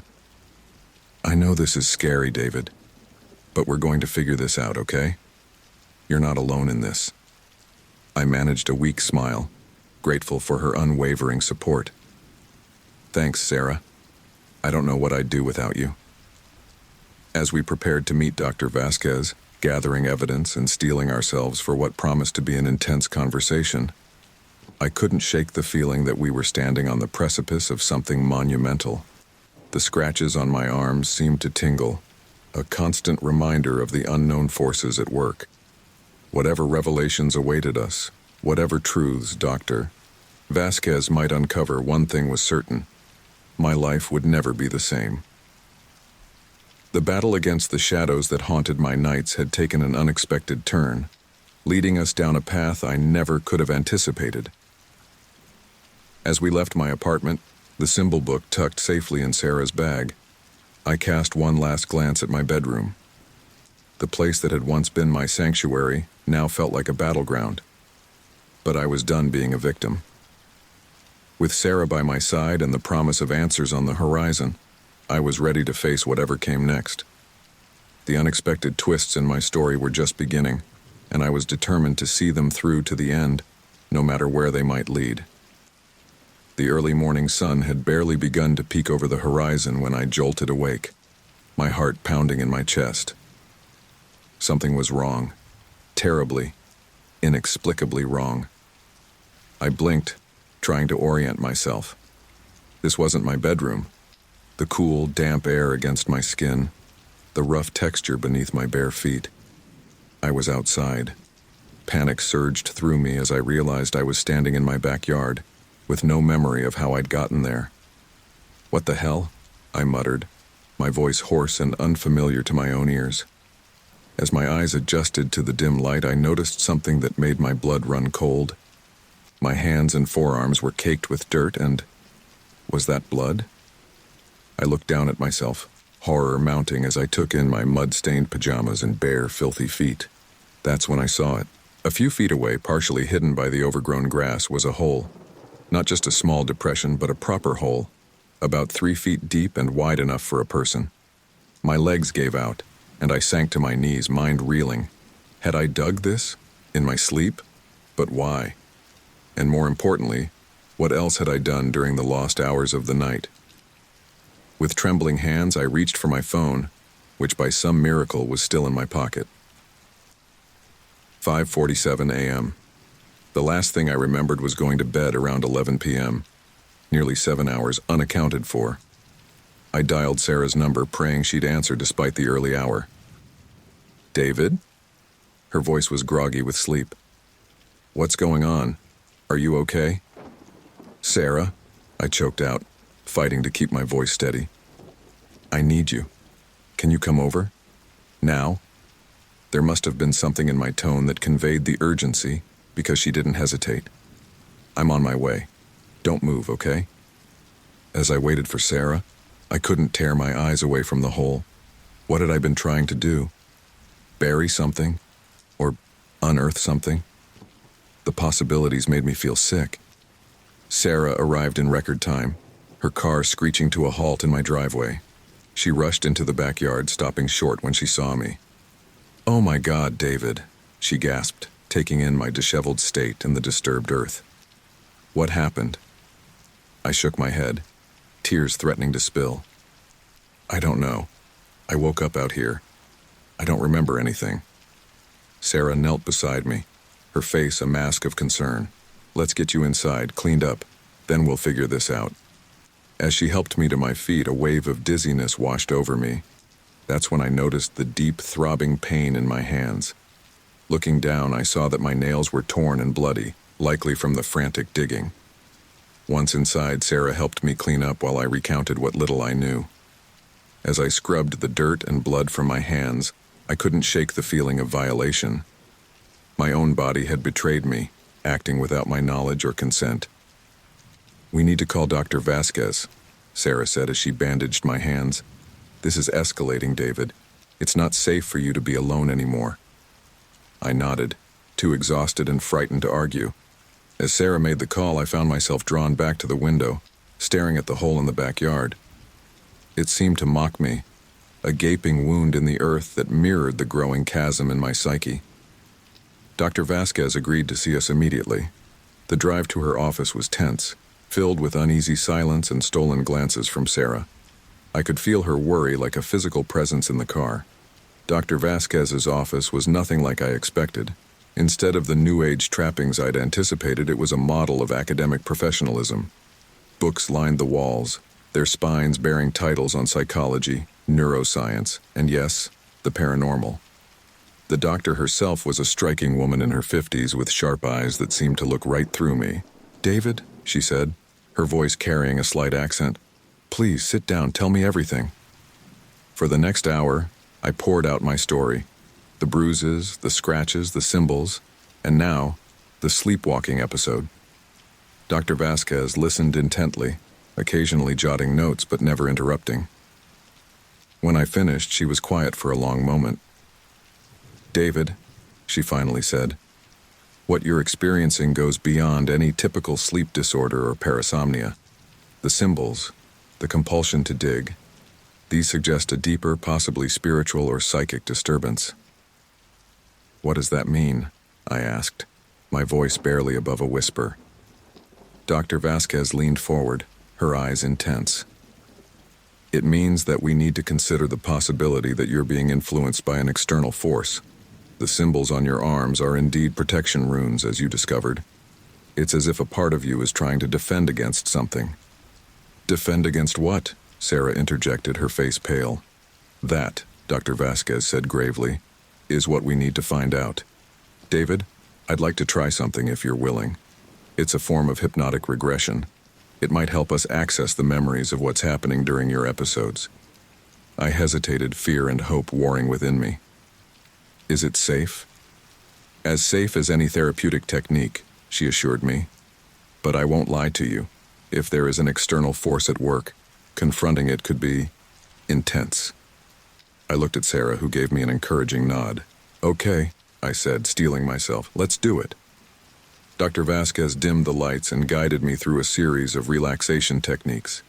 As I felt myself slipping into a trance-like state, her voice became distant, dreamlike. Go back, David, she intoned. Back to last night. What do you see? Suddenly I was there again. In my bedroom, but not alone. A shadow, darker than the darkness around it, loomed in the corner. There's something here, I whispered, my heart racing. A shadow, but alive. What is it doing? Dr. Vasquez's voice seemed to come from far away. It's calling me. I can't resist. In my mind's eye, I saw myself getting out of bed, following the shadow. We're going outside, to the yard. It wants me to dig. Why, David, what are you looking for? The answer came unbidden, rising from some deep, hidden part of me. A key. An ancient key, buried long ago. It needs it. Who needs it, David? Who is controlling you? As if triggered by her question, pain exploded behind my eyes. The shadow in my vision grew, expanding until it filled my entire field of view. 2 red eyes blazed in its center, filled with malevolence. No! I screamed, jerking upright. The office came back into focus, Sarah and Dr. Vasquez staring at me with alarm. David, it's okay.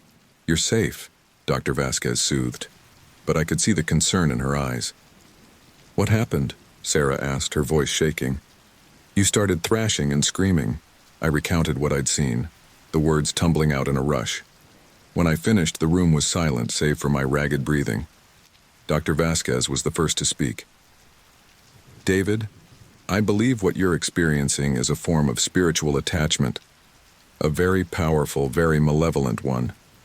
The entity you described, it's trying to use you to find something, the key you mentioned. But why me? I asked, my voice breaking. What does it want? That, she said gravely, is what we need to find out, and quickly. This entity is growing stronger, more able to control you. We need to sever its connection before it's too late. How do we do that? Sarah asked, gripping my hand tightly. Dr. Vasquez stood, moving to her bookshelf. She pulled out an ancient-looking tome, its leather cover worn with age. We fight fire with fire. If this entity is using spiritual means to control you, we use spiritual means to protect you. As she began outlining a plan involving protective rituals and energy cleansing, I felt a strange mix of hope and dread. We were delving into territory I never thought I'd find myself in. A world of spirits, ancient keys, and battles fought on a plane I couldn't see or understand. But as I looked at Sarah's determined face and felt the lingering terror of the entity's red eyes, I knew we had no choice. This was no longer just about saving my sleep or my sanity. Something much bigger was at stake. As we left Dr. Vasquez's office, the weight of our new knowledge pressing down on us, I couldn't shake the feeling that we were descending into something dark and dangerous. The battle for my soul had taken on a new, terrifying dimension. The hole in my backyard wasn't just a product of sleepwalking. It was a gateway, a first step into a world I never knew existed. And somehow, I was the key to unlocking it all. As the sun began to set, casting long shadows across the city, I steeled myself for what was to come. The descent into darkness had begun, and there was no turning back now. The soft glow of candlelight flickered across the walls of my living room, casting dancing shadows that seemed to take on a life of their own. The air was thick with the pungent aroma of burning sage and incense, making my eyes water slightly. I sat cross-legged on the floor, surrounded by a circle of salt. my heart pounding with a mixture of hope and trepidation. Dr. Vasquez stood before me, her face etched with concentration as she recited words in a language I didn't understand. Sarah sat just outside the circle, her eyes never leaving me, ready to intervene if necessary. We had been at this for hours, performing ritual after ritual in an attempt to cleanse my energy and create a barrier against the malevolent entity that had been tormenting me. As the night wore on, I felt a glimmer of something I hadn't experienced in weeks: hope. As Dr. Vasquez finished the final incantation, a sudden chill swept through the room, extinguishing several candles. We all froze, the silence deafening. "Did it work?" I whispered, afraid to move from the protective circle. Dr. Vasquez's brow furrowed as she looked around the room. "I believe so, but we can't be certain yet. How do you feel, David?" I took a moment to assess myself. The constant tension that had been my companion for weeks seemed to have eased slightly. "I feel lighter, I think, less burdened." Sarah let out a relieved sigh. "That's good, right? It means the rituals are working?" Dr. Vasquez nodded cautiously. "It's a positive sign, but we must remain vigilant. This entity is powerful and cunning. It won't give up easily." As if on cue, a loud crash echoed from my bedroom. We all jumped, startled by the sudden noise. "Stay here," Dr. Vasquez commanded as she moved towards the bedroom, her posture tense. Sarah and I exchanged worried glances as we waited. After what felt like an eternity, Dr. Vasquez returned, holding something in her hands. "Your mirror," she said, her voice grave. It fell from the wall. I felt a chill run down my spine. That mirror had been securely fastened to the wall for years. Is it a sign?" I asked, dreading the answer. Dr. Vasquez's expression was grim. "It could be. In many cultures, mirrors are seen as portals or gateways. Its falling could signify the closing of a doorway, or an attempt by the entity to keep it open." The room fell into an uneasy silence as we contemplated the implications. Finally, Sarah spoke up, her voice determined. "So what's our next step? We can't just sit around waiting for this thing to make another move." Dr. Vasquez nodded, a hint of approval in her eyes. "You're right. David needs to learn to protect himself. We'll start with meditation techniques and energy shielding. It's crucial that you build up your mental defenses." And so began a new chapter in my bizarre journey. Over the next few days, I threw myself into learning everything I could about psychic self-defense. Dr. Vasquez taught me visualization techniques, showing me how to imagine a protective bubble of light surrounding me. Sarah researched protective symbols and helped me create a talisman to wear. It wasn't easy. More than once, I found myself overwhelmed by the sheer absurdity of it all. Me, David Thompson, software engineer and lifelong skeptic, now spending my days practicing energy manipulation and reciting protective chants. A week after the initial ritual, I sat in Dr. Vasquez's office for a check-in. "How have you been sleeping, David?" she asked, her keen eyes studying my face. I managed a small smile. "Better, actually. I've had a few nights without any incidents. No unexplained bruises or scratches." Dr. Vasquez nodded, looking pleased. "That's excellent progress. How about the meditation exercises? Have you been practicing regularly?" "Every day," I confirmed. "It was tough at first, but I think I'm getting the hang of it. I can almost feel the protective energy now when I visualize it." Good, she murmured. "And the nightmares? Any recurrence of the shadow figure or the red eyes?" I hesitated, the memory of my most recent dream flashing through my mind. "Well, I did have one dream, but it was different this time." Dr. Vasquez leaned forward, her interest piqued. "Different how?" I took a deep breath, trying to recall the details. "I was in a dark place, like before. But this time, I wasn't alone. There were others there, people I couldn't quite see clearly. They were fighting back against the shadows, and I was helping them." A slow smile spread across Dr. Vasquez's face. "David, This is a significant development. It suggests that your subconscious is beginning to assert itself to fight back against the entity's influence. For the first time in weeks, I felt a surge of genuine optimism. So you think we're making progress? That I might actually beat this thing? Dr. Vasquez's expression turned serious. We are making progress, yes, but don't let your guard down. This entity has been feeding off your energy for weeks. It won't relinquish its hold easily. As if to underscore her warning, a sharp pain suddenly lanced through my head. I gasped, doubling over. David! Dr. Vasquez was at my side in an instant. What's wrong? The pain intensified, and suddenly I wasn't in the office anymore. I was standing in a vast, dark space. Shadows swirled around me, and in the distance, I could see a pair of glowing red eyes.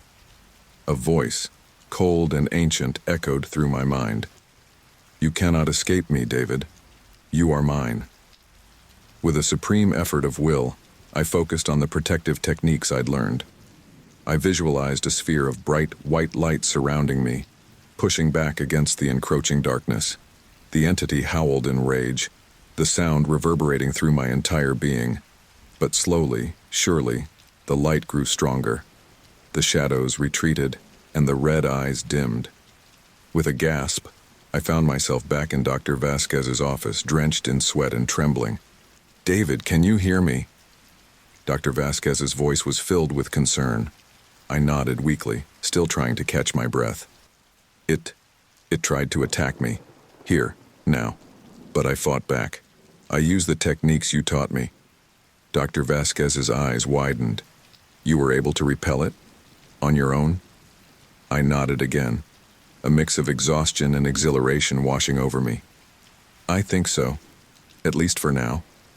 Dr. Vasquez sat back, a look of wonderment on her face. David, do you realize what this means? You've just taken a huge step forward. You've proven that you can defend yourself against this entity, even when it launches a direct assault. As her words sank in, I felt a surge of something I hadn't experienced in a long time. Pride. For weeks I had been a victim, helpless against the nightly torments. But now, for the first time, I had fought back. And won. What happens now? I asked, my voice stronger than it had been in weeks.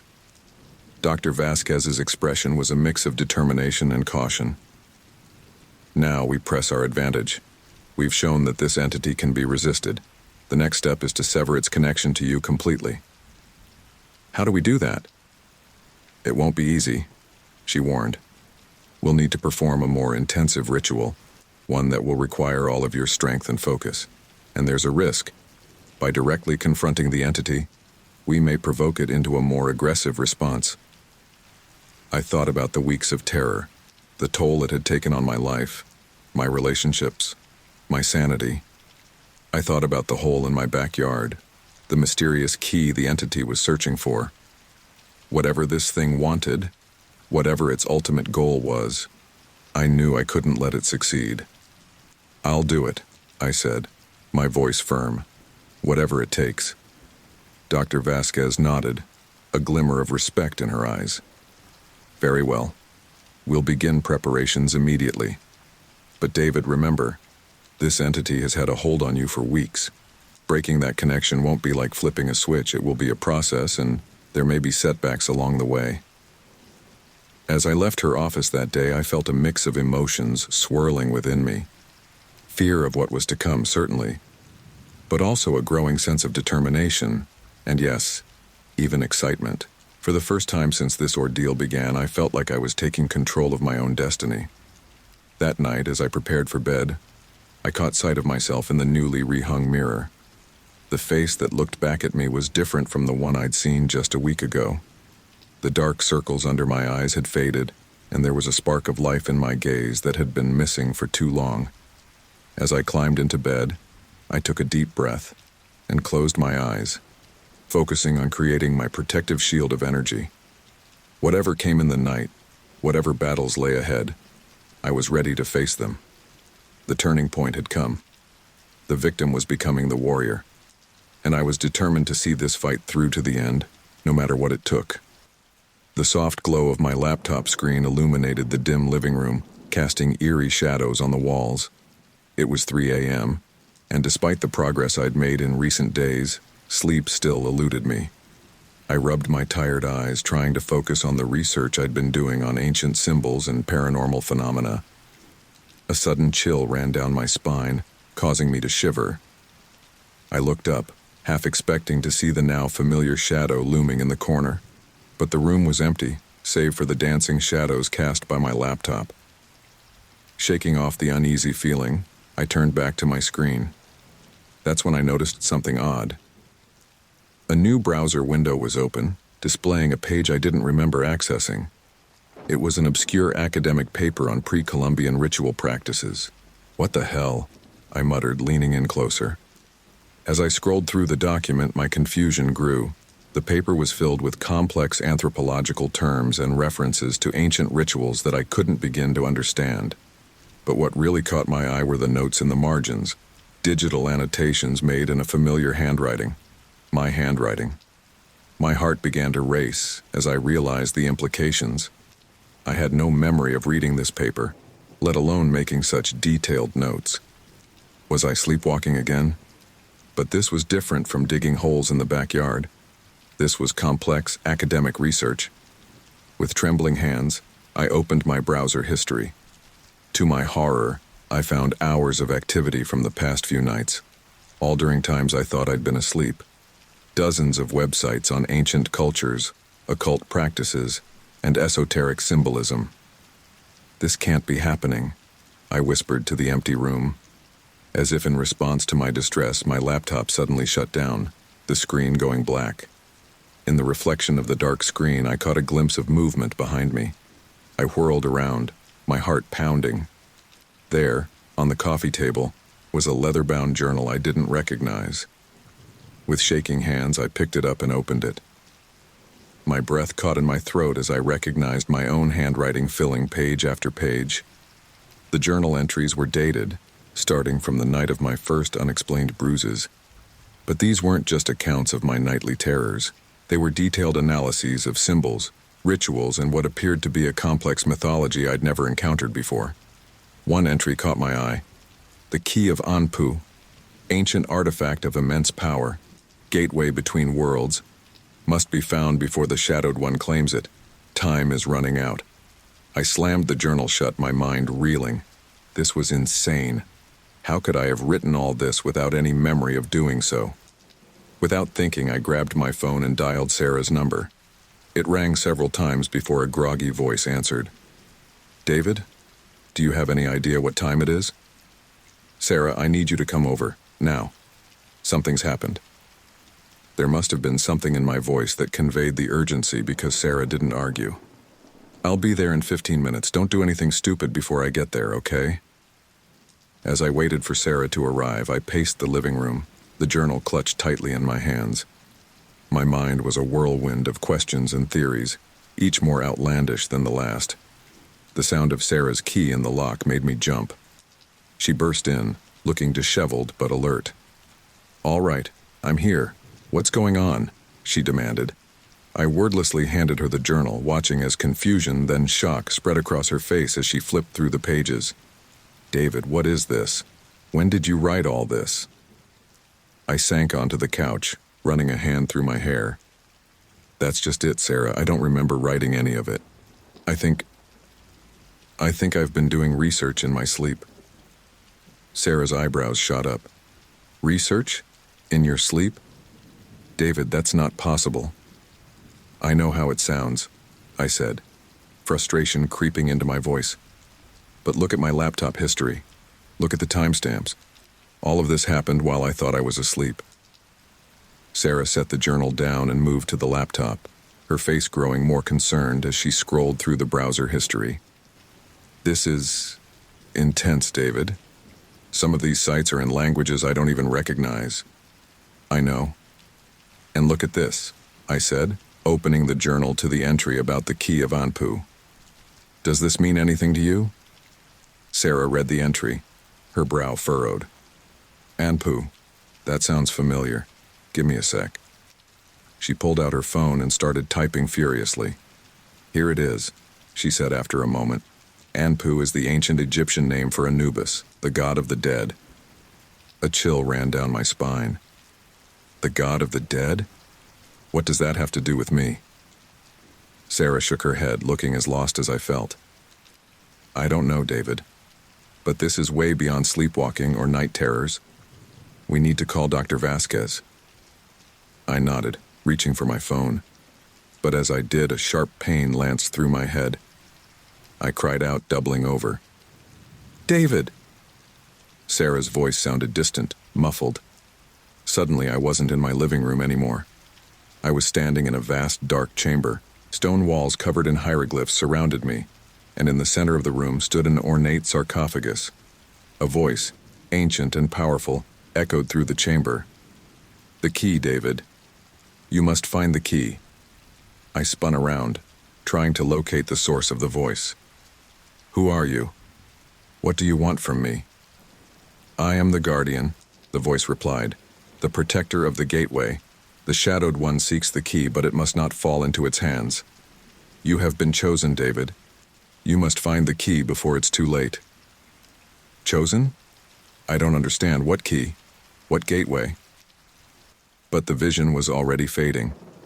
I found myself back in my living room, gasping for air, with Sarah kneeling beside me, her face pale with worry.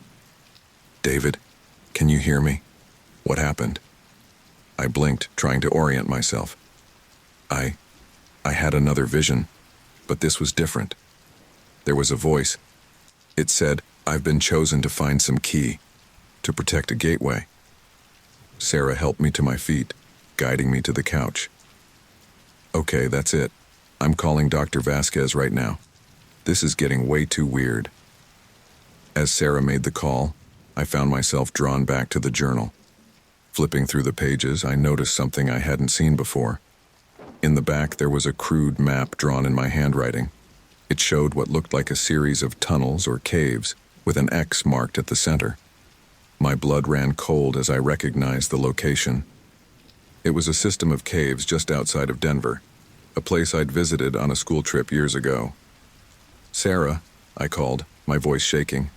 I think I know where we need to go. Sarah turned from her phone call, her eyes widening as she saw the map. Dr. Vasquez is on her way. David, what are you thinking? I stood up, a strange sense of determination washing over me. I'm thinking that all of this, the nightmares, the research, the visions, it's all been leading to this.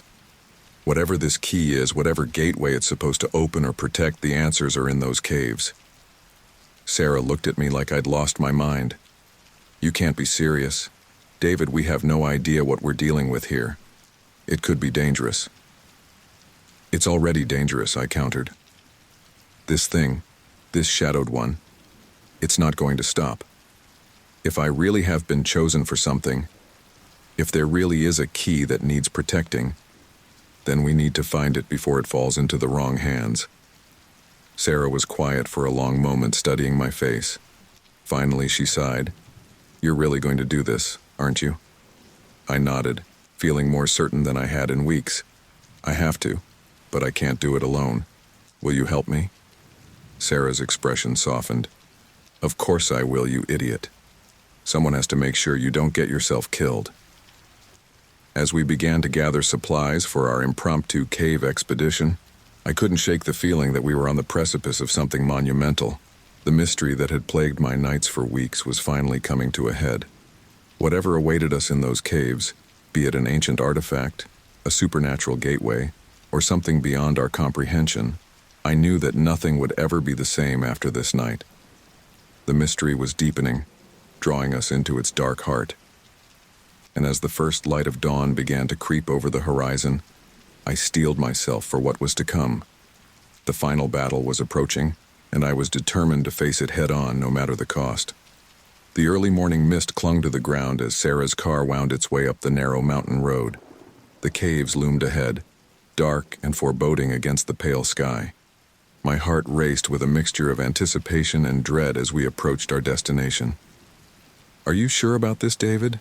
Sarah asked, her knuckles white on the steering wheel. It's not too late to turn back. I took a deep breath, steeling my nerves. I'm sure. Whatever answers we're looking for, they're in there. As we pulled into the deserted parking lot, I noticed another car already there, Dr. Vasquez's sleek sedan. The parapsychologist stood near the cave entrance, her face etched with concern. I hoped I'd beat you here, she said as we approached. David, Sarah, I must urge you to reconsider this course of action. The energies surrounding these caves are volatile. I shook my head, determined. We've come too far to turn back now, Dr. Vasquez. I need to know what's happening to me and why. Dr. Vasquez sighed, reaching into her bag. I thought you might say that. Here, take these. She handed us each a small, intricately carved stone. They're protection amulets. Keep them with you at all times. As we entered the cave system, the temperature dropped noticeably. Our flashlights cast eerie shadows on the damp walls, and the sound of dripping water echoed ominously in the distance. According to the map, I said, consulting the journal, we need to head deeper into the main chamber. We walked in tense silence, the only sounds our footsteps and ragged breathing. As we ventured further into the earth, I couldn't shake the feeling that we were being watched. Suddenly, Sarah grabbed my arm. Did you hear that? We all froze, straining our ears. A faint whisper seemed to emanate from the walls themselves, in a language I didn't recognize but somehow understood. The key. Find the key. Dr. Vasquez's face paled. We're not alone here. Something is awakening. As if in response to her words, a gust of wind whipped through the tunnel, extinguishing our flashlights. Panic gripped me as we were plunged into total darkness. Stay calm. Dr. Vasquez's voice cut through the blackness.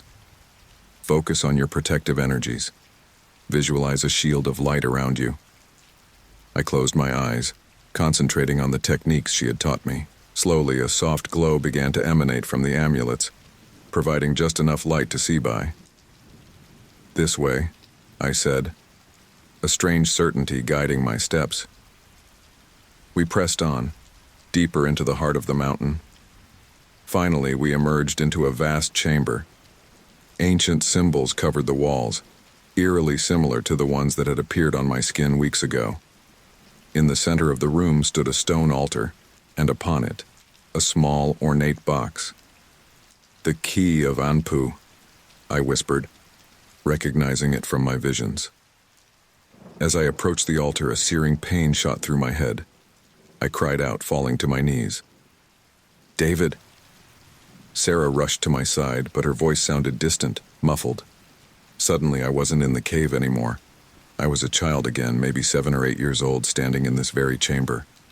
A hooded figure loomed over me, its face hidden in shadow. You have been chosen, young one, the figure intoned. The guardian of the key, the protector of the gateway. This burden is yours to bear. The scene shifted, and I was back in the present, gasping for air. Sarah and Dr. Vasquez knelt beside me, their faces etched with worry. What happened? Sarah asked, her voice shaking. I remembered, I choked out. I've been here before, when I was a kid. There was someone, they said I was chosen. Dr. Vasquez's eyes widened. A repressed memory. David, this changes everything. Your connection to this place, to the key, it's deeper than we realized. As I struggled to my feet, a low rumble shook the chamber. The shadows in the corners began to coalesce, taking on a familiar, terrifying form. The Shadowed One, I gasped. The entity materialized fully, its red eyes blazing with malevolence. At last, its voice boomed, shaking dust from the ceiling. The key is within my grasp. Dr. Vasquez stepped forward, her voice steady despite her obvious fear. You have no power here, Dark One. This place is protected. The Shadowed One laughed, a chilling sound that sent shivers down my spine. Protected? By what? A forgotten god? A broken lineage of guardians? Its gaze fixed on me. This boy knows nothing of his true heritage, of the power that runs in his veins. What are you talking about? I demanded, finding my voice. What heritage? The entity's form rippled, as if in amusement. You are the last of an ancient line, boy, guardians of the gateway between worlds. But your family forgot their sacred duty, left the key unprotected, and now, it will be mine. As the Shadowed One advanced towards the altar, I felt something stir within me. A power, ancient and familiar, that I had always carried, but never known. No, I said, my voice stronger than I felt. You will not take it. I stepped between the entity and the altar, raising my hands. Energy crackled at my fingertips, fueled by a knowledge I didn't understand but instinctively trusted. David, what are you doing? Sarah cried, her voice laced with panic, but I barely heard her. My focus was entirely on the Shadowed One, on the threat it posed not just to me but to the very fabric of reality. I am the Guardian, I intoned, the words coming unbidden to my lips. Protector of the key, keeper of the gateway. By the power of Anpu, I banish you from this sacred place. Light erupted from my hands, brilliant and blinding. The Shadowed One shrieked, a sound of rage and pain that shook the very foundations of the cave. For a moment that seemed to stretch into eternity, light and shadow battled for dominance. I felt my strength waning, the effort of channeling such power taking its toll. Just when I thought I couldn't hold on any longer, I felt hands on my shoulders. Sarah and Dr. Vasquez stood beside me, lending me their strength. We're with you, David, Sarah said, her voice steady. Finish this. With a final surge of energy, I pushed back against the darkness. The Shadowed One's form began to disintegrate, its red eyes dimming. This is not over, Guardian. It hissed as it faded away. The key will be mine, in this world or the next. And then it was gone. The chamber fell silent save for our ragged breathing. I stumbled, suddenly exhausted. Sarah caught me before I could fall, easing me to the ground. David, are you okay? Her voice was thick with concern. I nodded weakly, unable to form words. Dr. Vasquez knelt beside us, her face a mixture of awe and worry. And what you just did, it shouldn't have been possible, she said. The power you channeled, the knowledge you accessed, it goes beyond anything I've ever encountered. As my strength slowly returned, I looked towards the altar. The box containing the key of Anpu sat undisturbed, pulsing with a faint, otherworldly energy. What do we do now? Sarah asked, following my gaze. I stood up slowly, my legs shaky but holding. We protect it, like my family was supposed to all along. As I approached the altar, memories long buried began to surface. Generations of guardians, keeping watch over the gateway, the sacred duty, passed down through the ages, and the terrible price of failure. With trembling hands, I picked up the box. It hummed with power, recognizing its rightful guardian. I remember now, I said, my voice barely above a whisper. All of it. The nightmares, the sleepwalking. It was the key, calling to me, trying to awaken my dormant powers. Dr. Vasquez nodded solemnly. And now that you've embraced your heritage, what will you do? I looked at Sarah, seeing the mix of fear and pride in her eyes, then at Dr. Vasquez, whose expertise had guided me through the darkest moments of this journey. I'll do what I was born to do, I said, a newfound resolve settling over me. I'll protect the key, guard the gateway, and I'll be ready when the Shadowed One returns, because it will return. As we made our way out of the caves, the weight of the key heavy in my hands and the weight of my newfound destiny heavy on my shoulders, I knew that this was just the beginning. The confrontation with my past had opened a door to a future I never could have imagined. The battle was won, but the war was far from over, and as the morning sun broke over the mountains, casting long shadows behind us, I steeled myself for the challenges that lay ahead. The Guardian had awakened, and the world would never be the same. The first rays of sunlight crept through my bedroom window, painting the walls with a warm, golden glow. I blinked awake, momentarily disoriented. For the first time in what felt like an eternity, I had slept through the night without a single nightmare or sleepwalking episode. I sat up slowly, marveling at the absence of the usual aches and unexplained bruises. My gaze fell on the ornate box sitting on my nightstand, the key of Ampu, a constant reminder of the incredible events of the past week. As I stretched, feeling more refreshed than I had in months, a soft knock on the door caught my attention. "David, are you awake?"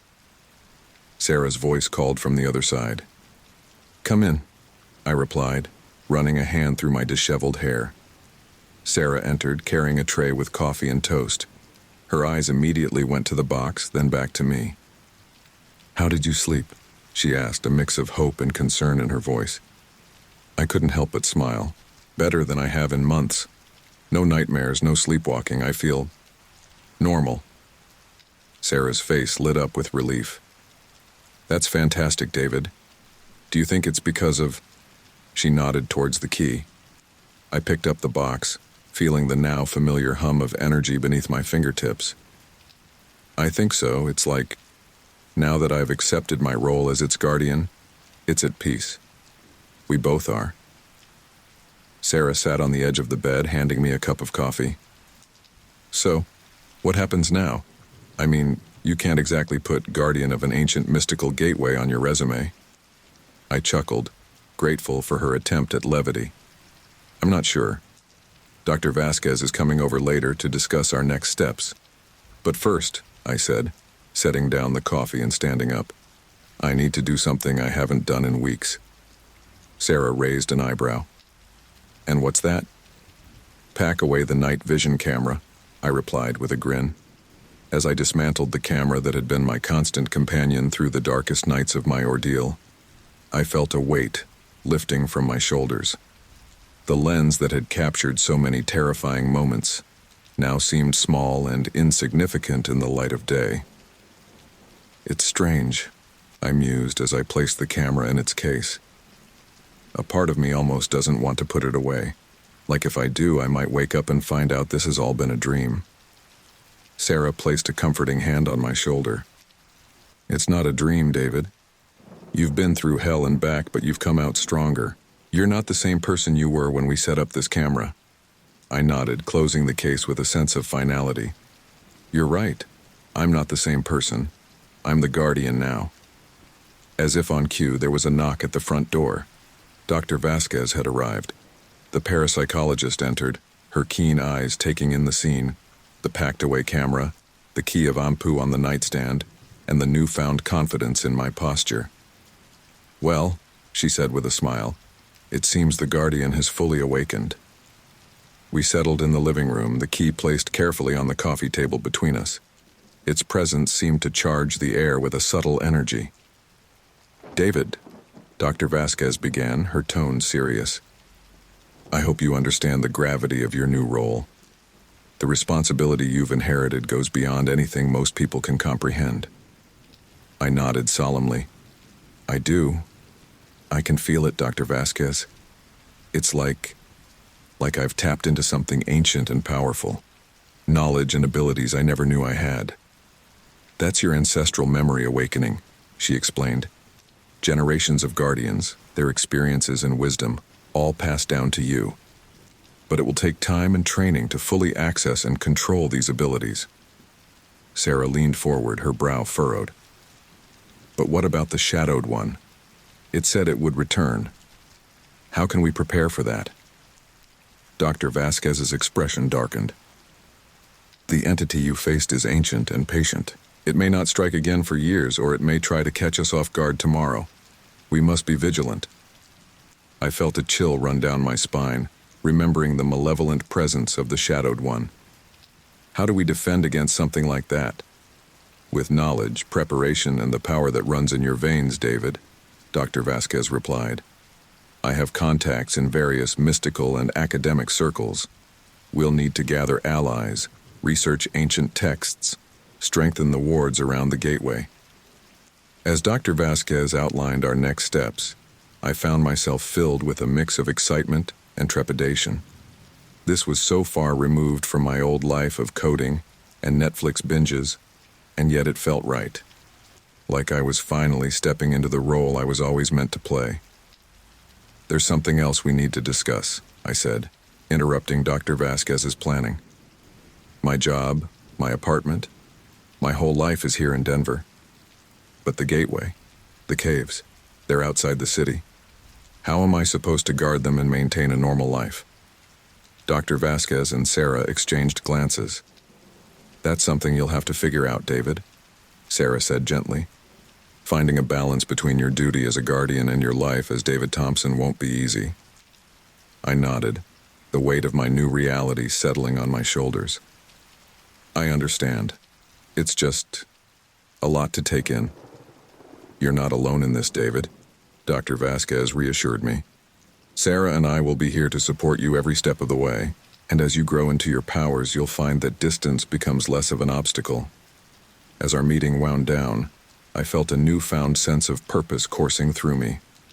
The fear and uncertainty that had plagued me for weeks had been replaced by determination and resolve. "Before we go," Dr. Vasquez said, reaching into her bag, "I have something for you." She pulled out an ancient-looking tome, its leather cover worn with age. "This book has been passed down through generations of mystical scholars. It contains knowledge about the Key of Anpu, the Gateway, and the powers you're only beginning to tap into. Study it well." I took the book reverently, feeling the weight of its knowledge and history. "Thank you, Dr. Vasquez, for everything. I don't know how I would have made it through this without your guidance." She smiled warmly. "You're stronger than you know, David. You would have found your way eventually. I'm just glad I could help light the path." As Dr. Vasquez left, Sarah and I stood in comfortable silence, processing everything we'd discussed. "So," Sarah said finally, a hint of a smile on her face, "Guardian of the Ancient Gateway. That's quite a title. Should I start calling you your guardianship now?" I laughed, grateful for her ability to lighten the mood. "Let's stick with David for now. I'm still getting used to all of this." Sarah's expression softened. "You know I'm here for you, right? Whatever comes next, whatever battles we have to face, I've got your back." Emotion welled up in my throat. "I know. I couldn't ask for a better friend, Sarah. Thank you." As the day wore on, I found myself drawn to the window, watching the sun's journey across the sky. Each ray of light felt like a promise, a new beginning. That evening, as I prepared for bed, I paused by the nightstand where the Key of Anpu sat. I placed my hand on the box, feeling the gentle pulse of energy within. "We've got a lot of work ahead of us," I murmured to the key, to myself, to the universe at large. "But we're ready." As I drifted off to sleep, my dreams were filled not with shadows and terror, but with visions of ancient knowledge and untapped power. The Guardian had awakened and a new dawn had broken. In the depths of the mountain, the gateway stood silent and secure. And in a small apartment in Denver, its newly awakened protector slept peacefully, ready to face whatever challenges the future might bring. The battle against the darkness had only just begun, but for the first time in a long while, the light felt stronger. And as the first stars appeared in the twilight sky, they seemed to twinkle with approval, welcoming the return of the Guardian and the promise of balance restored.